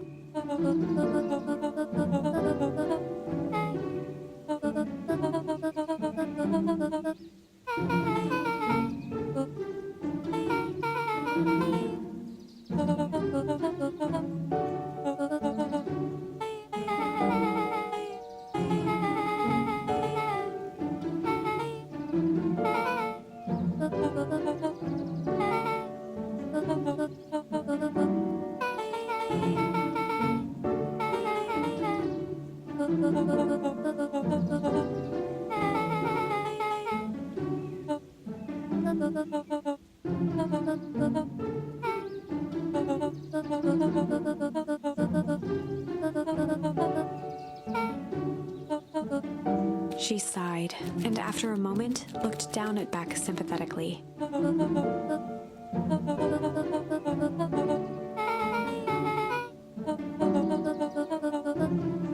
She flashed a sly grin and tousled Beck's hair.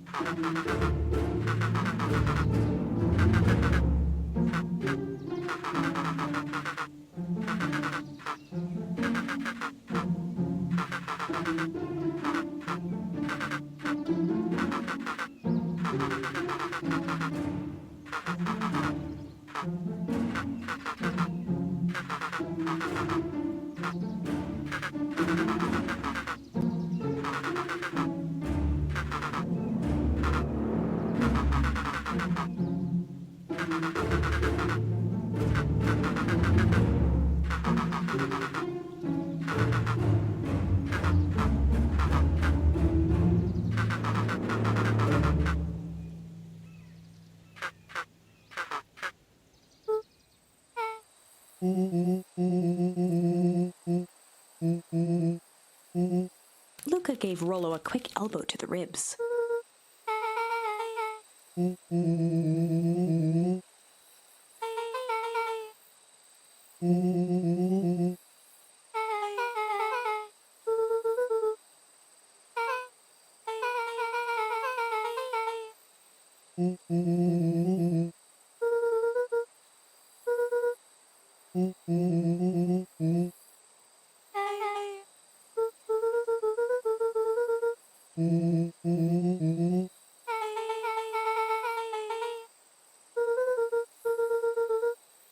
Beck flicked a large sheet of paper out of her pocket and slammed it on the floor.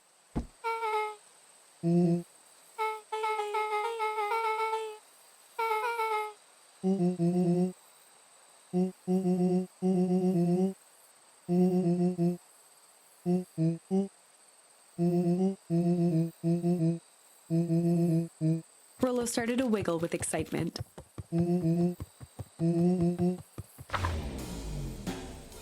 Chapter 6, The Heist. They spent the night's end huddled around that small map, formulating a plan to infiltrate the headquarters of Perennial Harvest. It would be no small feat.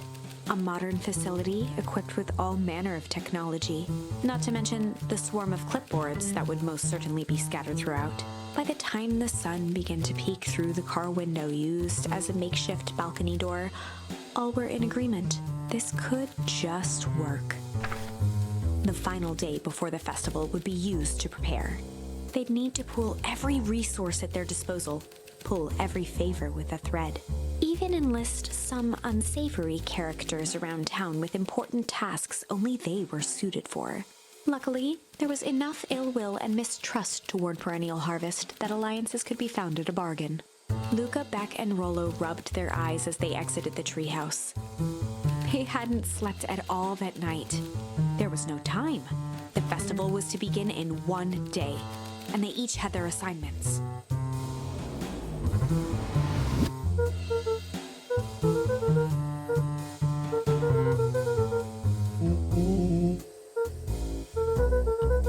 He waved vaguely at Rollo's sizable figure.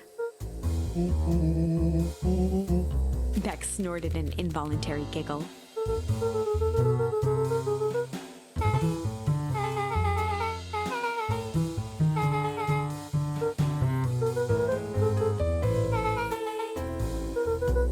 They each looked at each other with sleepy confidence and nodded.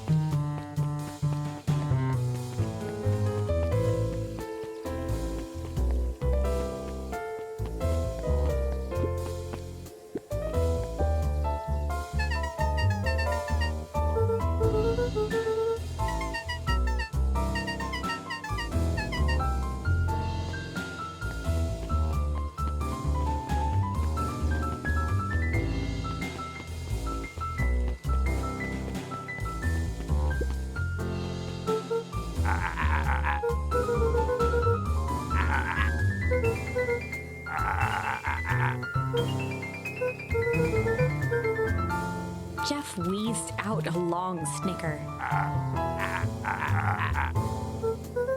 The joy in Jeff's face drained instantly.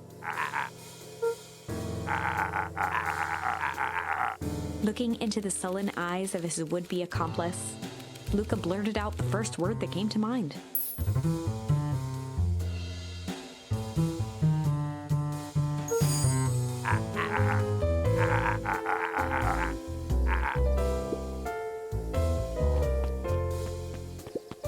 Luka wasn't ready to give up so easily. He shouted out again.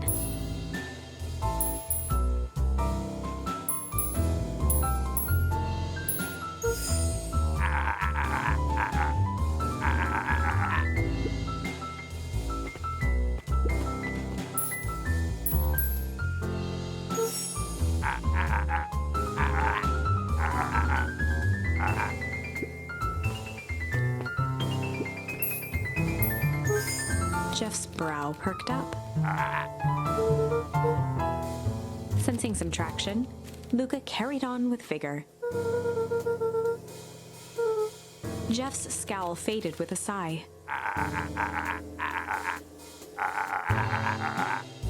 One good stomp of the foot was all Jeff needed to drive his point home.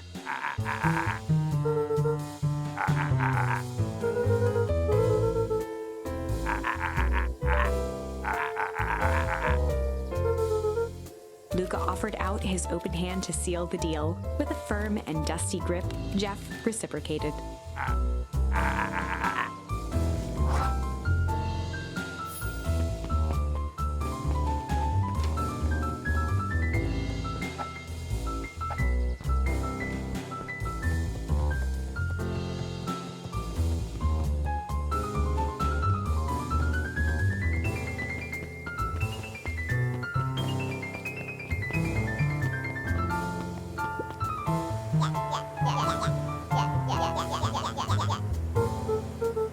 Iggy raised an eyebrow suspiciously.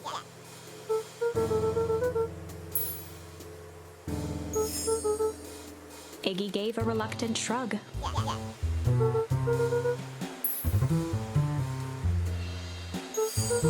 Iggy considered the point.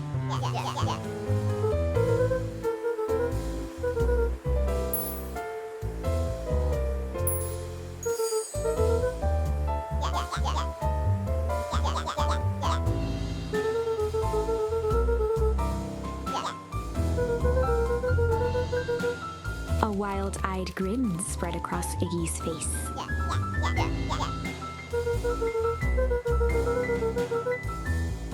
Iggy glanced over to Tish, who nodded in agreement. With a quick nod, Luka was off. Iggy gazed up at Tish with a smile. A single tear ran down Tish's cheek.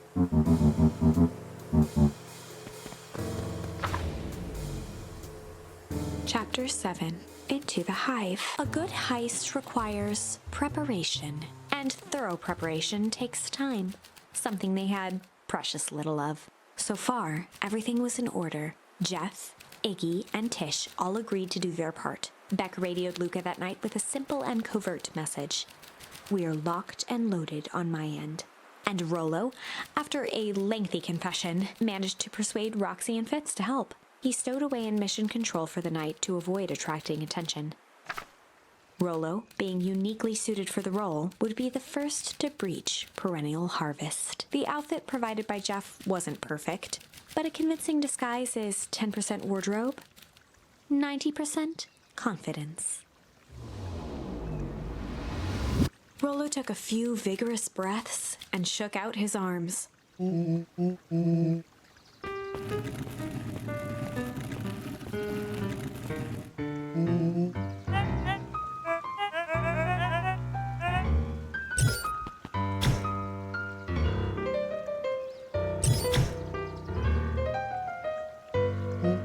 He had to think quick. Rollo sighed, adjusting his tool belt.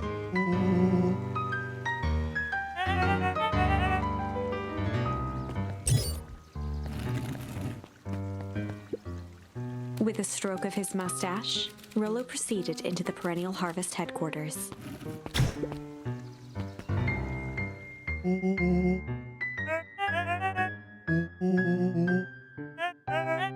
He stammered and flipped through the pages of his clipboard.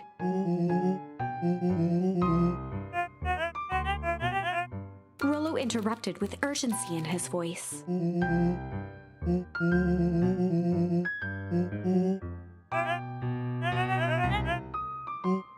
Rollo panicked.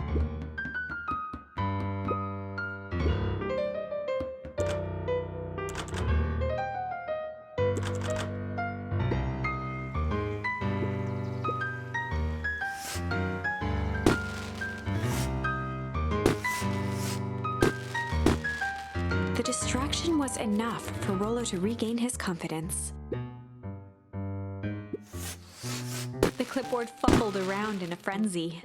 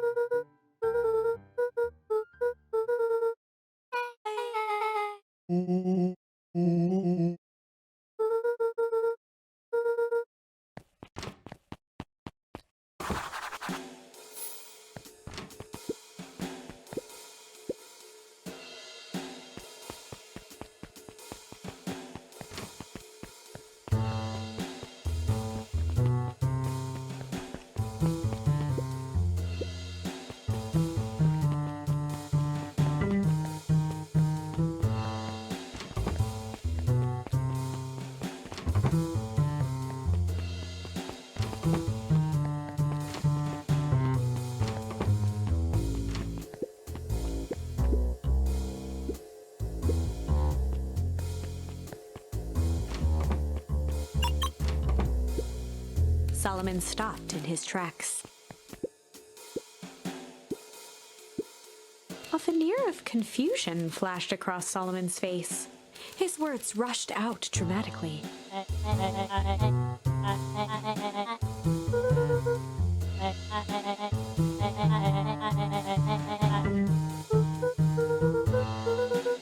Solomon's facade briefly faltered.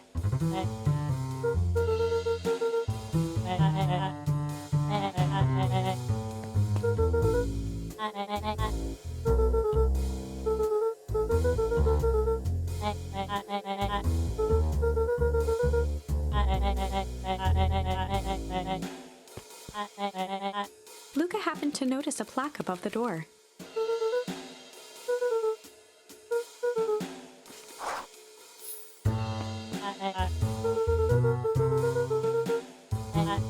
Luka tried the handle. Solomon leaned forward to examine the mechanism.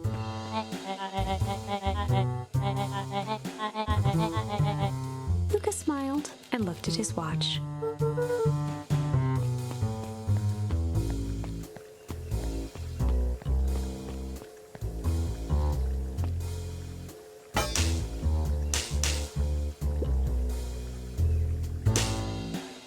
She mimed a quick hat tip and ambled off with a whistle.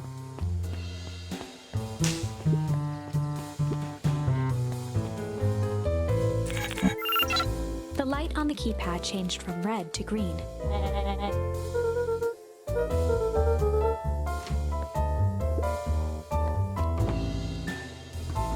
Luka switched on his walkie-talkie.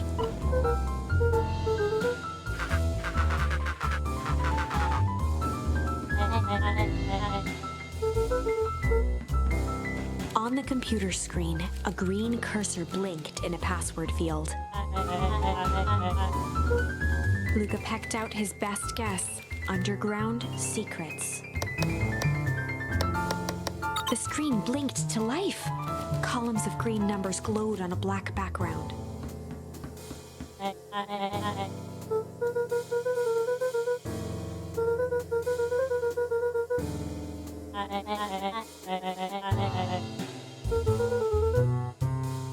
Solomon's jaw clenched into a half-smile.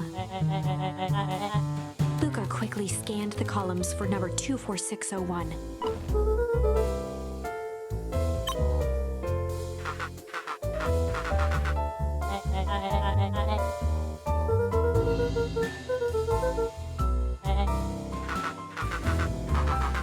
Once again, Luka scrutinized the numbers on the screen.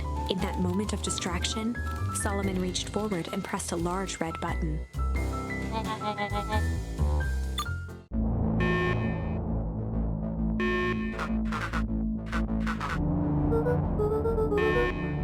He quickly skimmed the screen with his finger.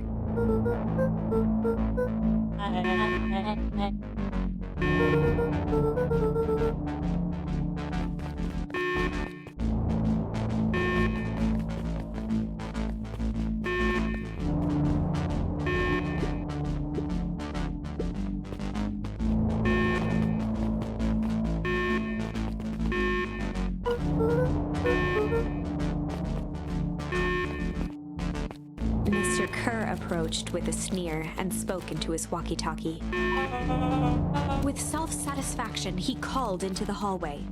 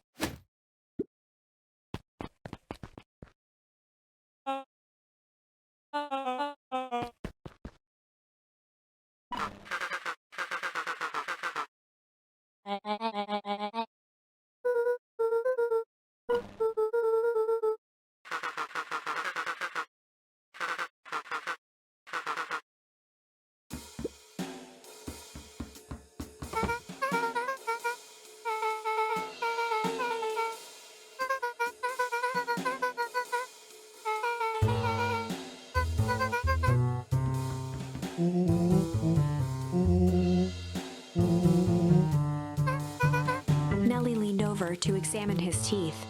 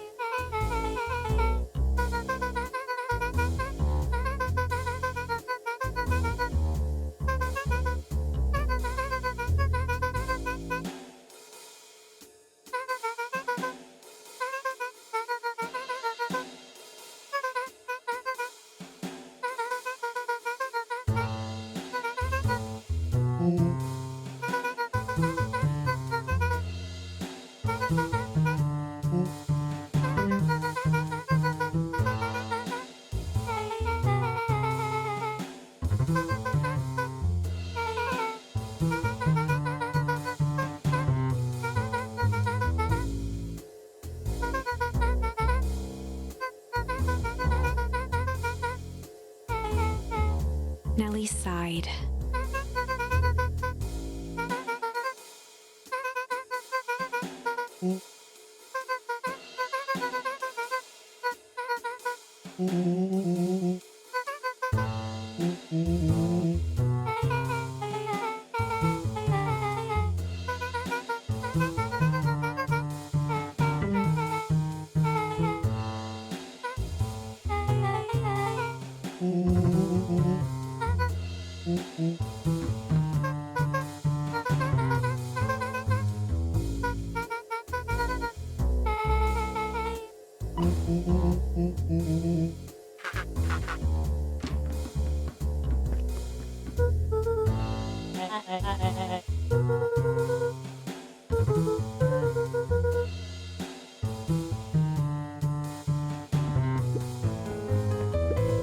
Luka tugged on each of the cabinets.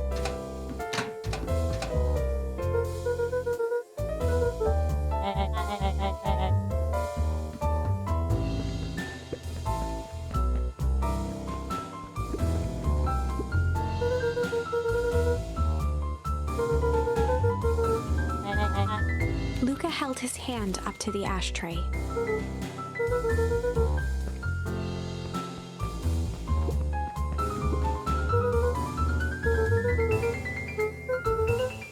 Solomon muttered inaudibly.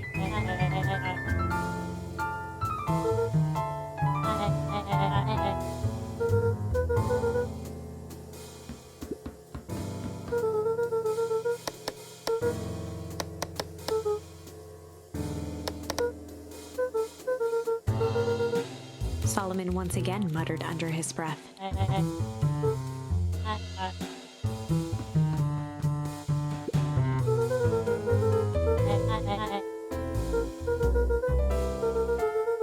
With a subtle, quivering lip, a smile crawled across Solomon's face. They heard the trampling of frantic footsteps from the hallway.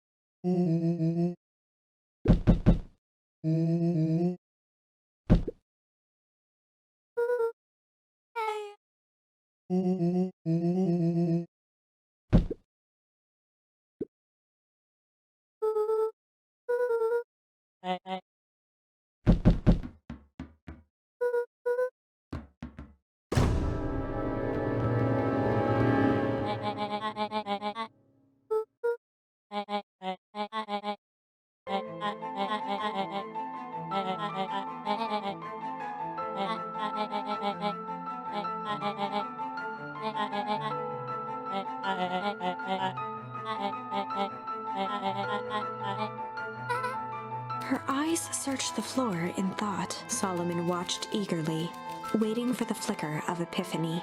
With a sickened look, she peered into his soul. Solomon clapped with genuine delight.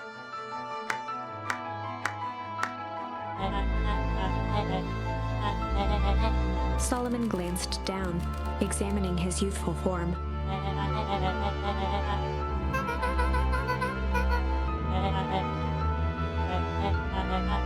Kerr presented it with a theatrical twirl of the hand.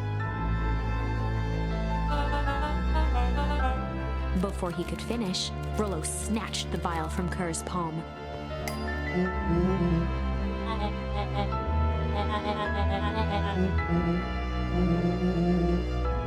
Rollo casually tossed the vial to Luka. Luka jiggled the vial mockingly.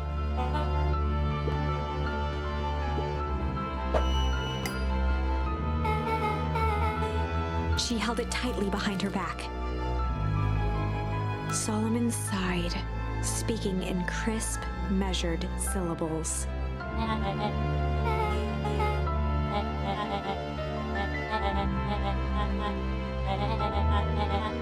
He pursed his lips with feigned sincerity. A deep uncertainty washed over Beck.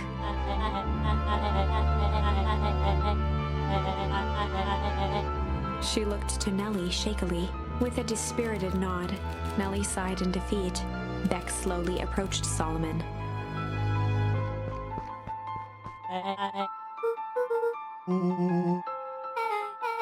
With apprehension, Beck conceded. Solomon pocketed the vial and brushed off his shoulder with a sharp flick.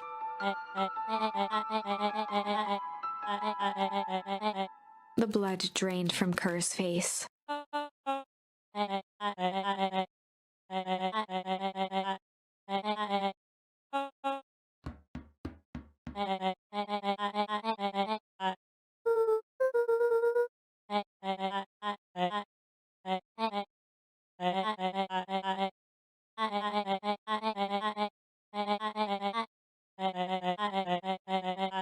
Solomon shook his head with gratification.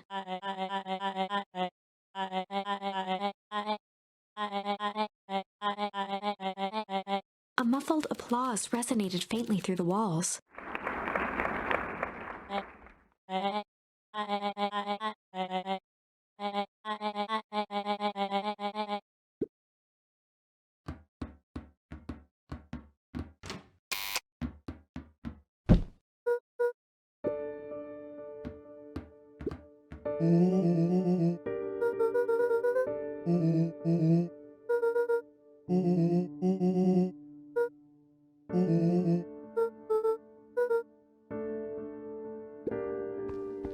Nellie was staring at the floor, deep in thought.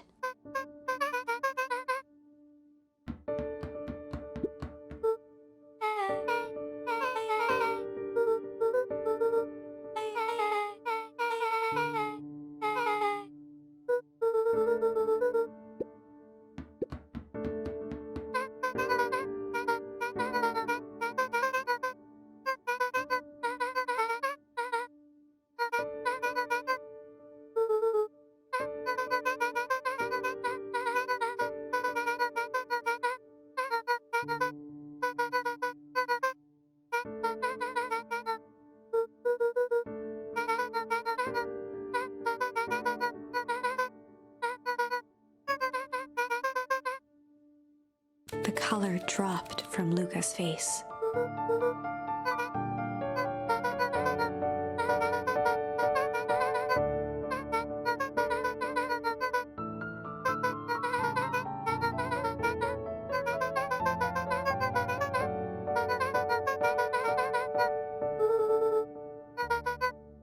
Luka was overwhelmed with emotion. A sudden explosion sounded from the hull. Chapter 8, Comeuppance. Ears still ringing, Gran picked herself up off the ground. Through the dust and smoke, she looked over to see Mrs. Fratelli helping Hiram Tolliver to his feet. She'd had to beg, borrow, and steal to acquire those explosives. How many nights had she spent visualizing how she'd use them to make things right? And now, her one shot at destroying the source, that damned hole that swallowed so much of her life, was gone. Traded for this jagged hole in a wall and a foolhardy shot at rescuing Rollo. With Fratelli and Tolliver at her side, she stepped through. It was a strange feeling. The last time she'd stalked this maze of hallways, it was in a different body. They quickly rounded a corner to find a group of clipboards guarding a door. Something worth guarding is probably something worth seeing. She leapt forward, brandishing her cane. If her last chance at vengeance for things lost was truly gone, she would just have to fight to keep what she still had.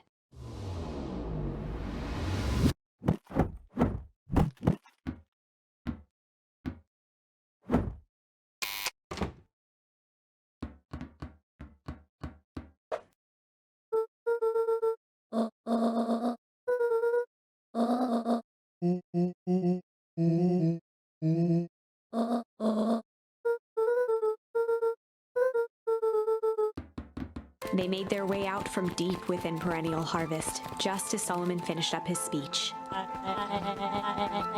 Solomon pulled a glass vial from his pocket. In one smooth motion, he downed its contents. A triumphant smile grew across Solomon's lips.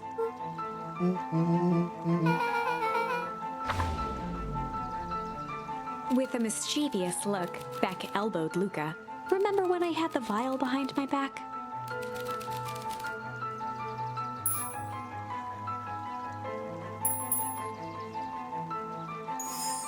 I might have tweaked his wonder potion with a little malice.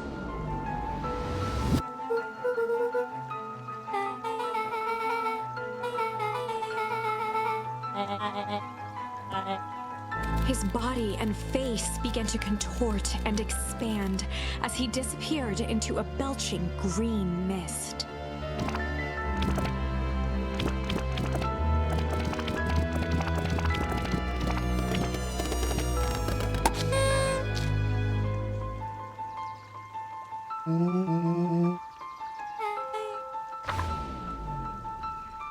The crowd gazed in stunned silence at the now empty stage.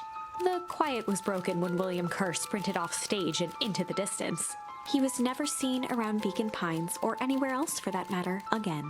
Watching the silhouette of Kerr disappear over the horizon, Luka began to laugh. First, a low chuckle that became uncontrolled, heaving laughter. Through his tears, he was vaguely aware that the crowd had begun to laugh with him. The end. That was unexpected. Perhaps a bit of an absurd ending for my taste, but who am I to say? I'm only writing the damn thing.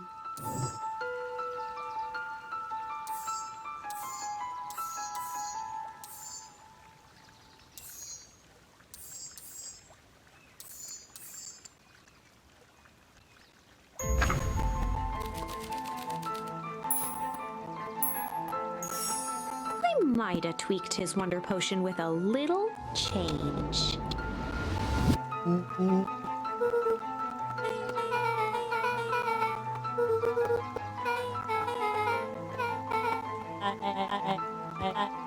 His body and face began to contort and expand as he disappeared into a belching green mist.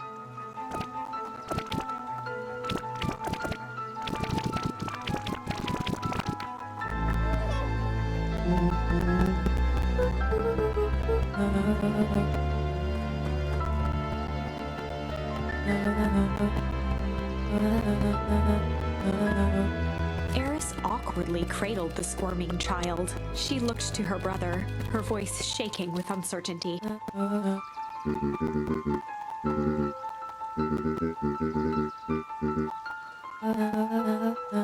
She looked back down at the infant with equal parts kindness and terror in her eyes. With a shake of her head, Eris addressed the crowd with a stern scowl.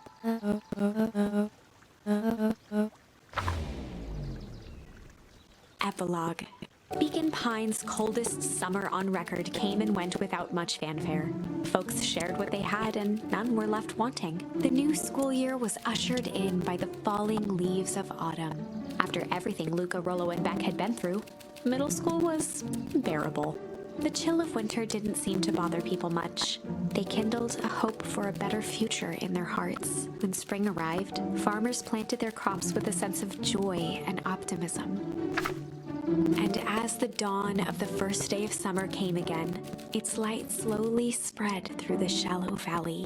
It crept over the town square, across the river, past the neglected welcome sign, and came to rest on a young boy sleeping at dawn, his mind at peace, knowing he is here for a reason.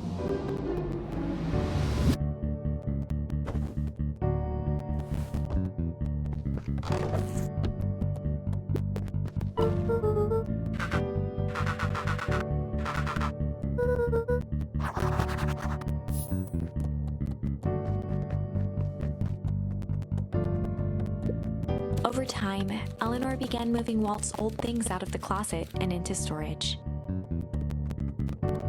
Eleanor had moved back into her bedroom, and now that she wasn't sneaking out late, she even slept there most nights.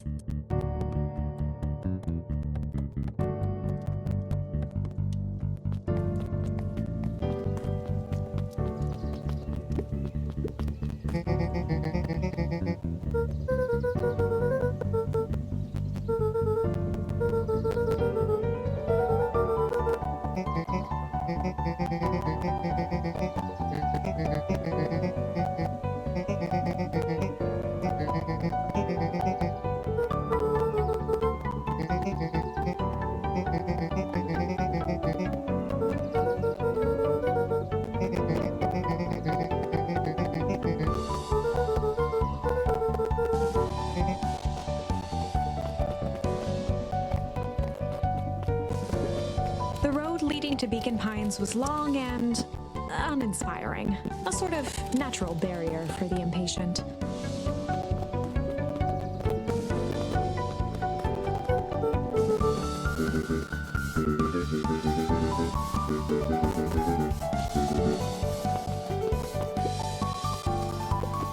When Perennial Harvest collapsed, most of the clipboards skipped town, but some stuck around and dedicated themselves to making things right.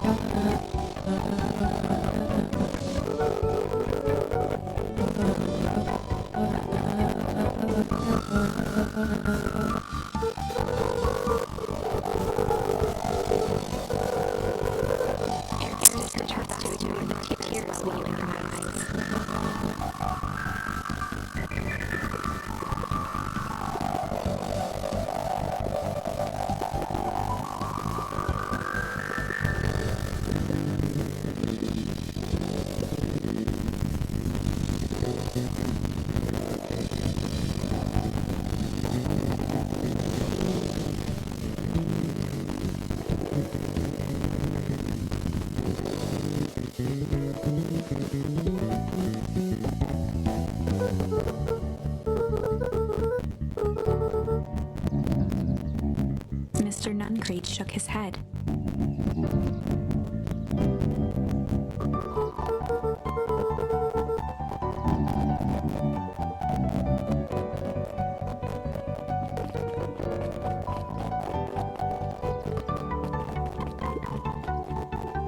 With perennial harvest gone, the transportation tubes were left unused. Well, maybe not completely unused.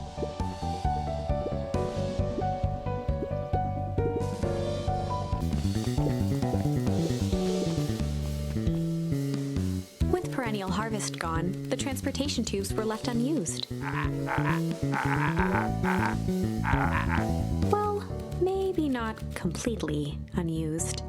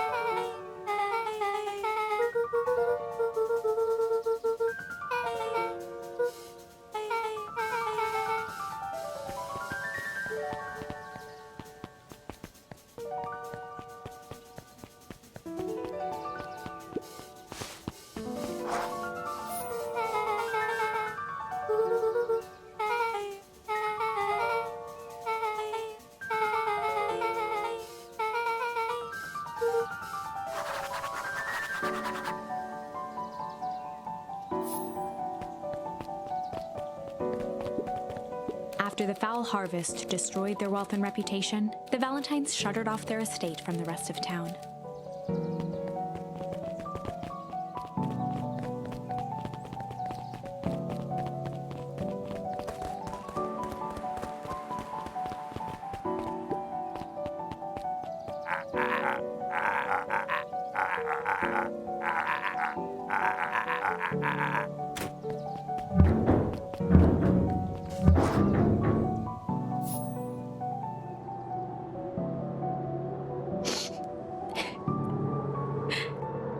I think this is it. The end I've been waiting for. Honestly, I'd begun to lose hope of ever finding it. But then you came along. I don't know exactly how to thank you. It's hard to explain how much this means to me. It's funny, now that our time together is finally ending. I'm at a loss for words. Let's just watch the end together.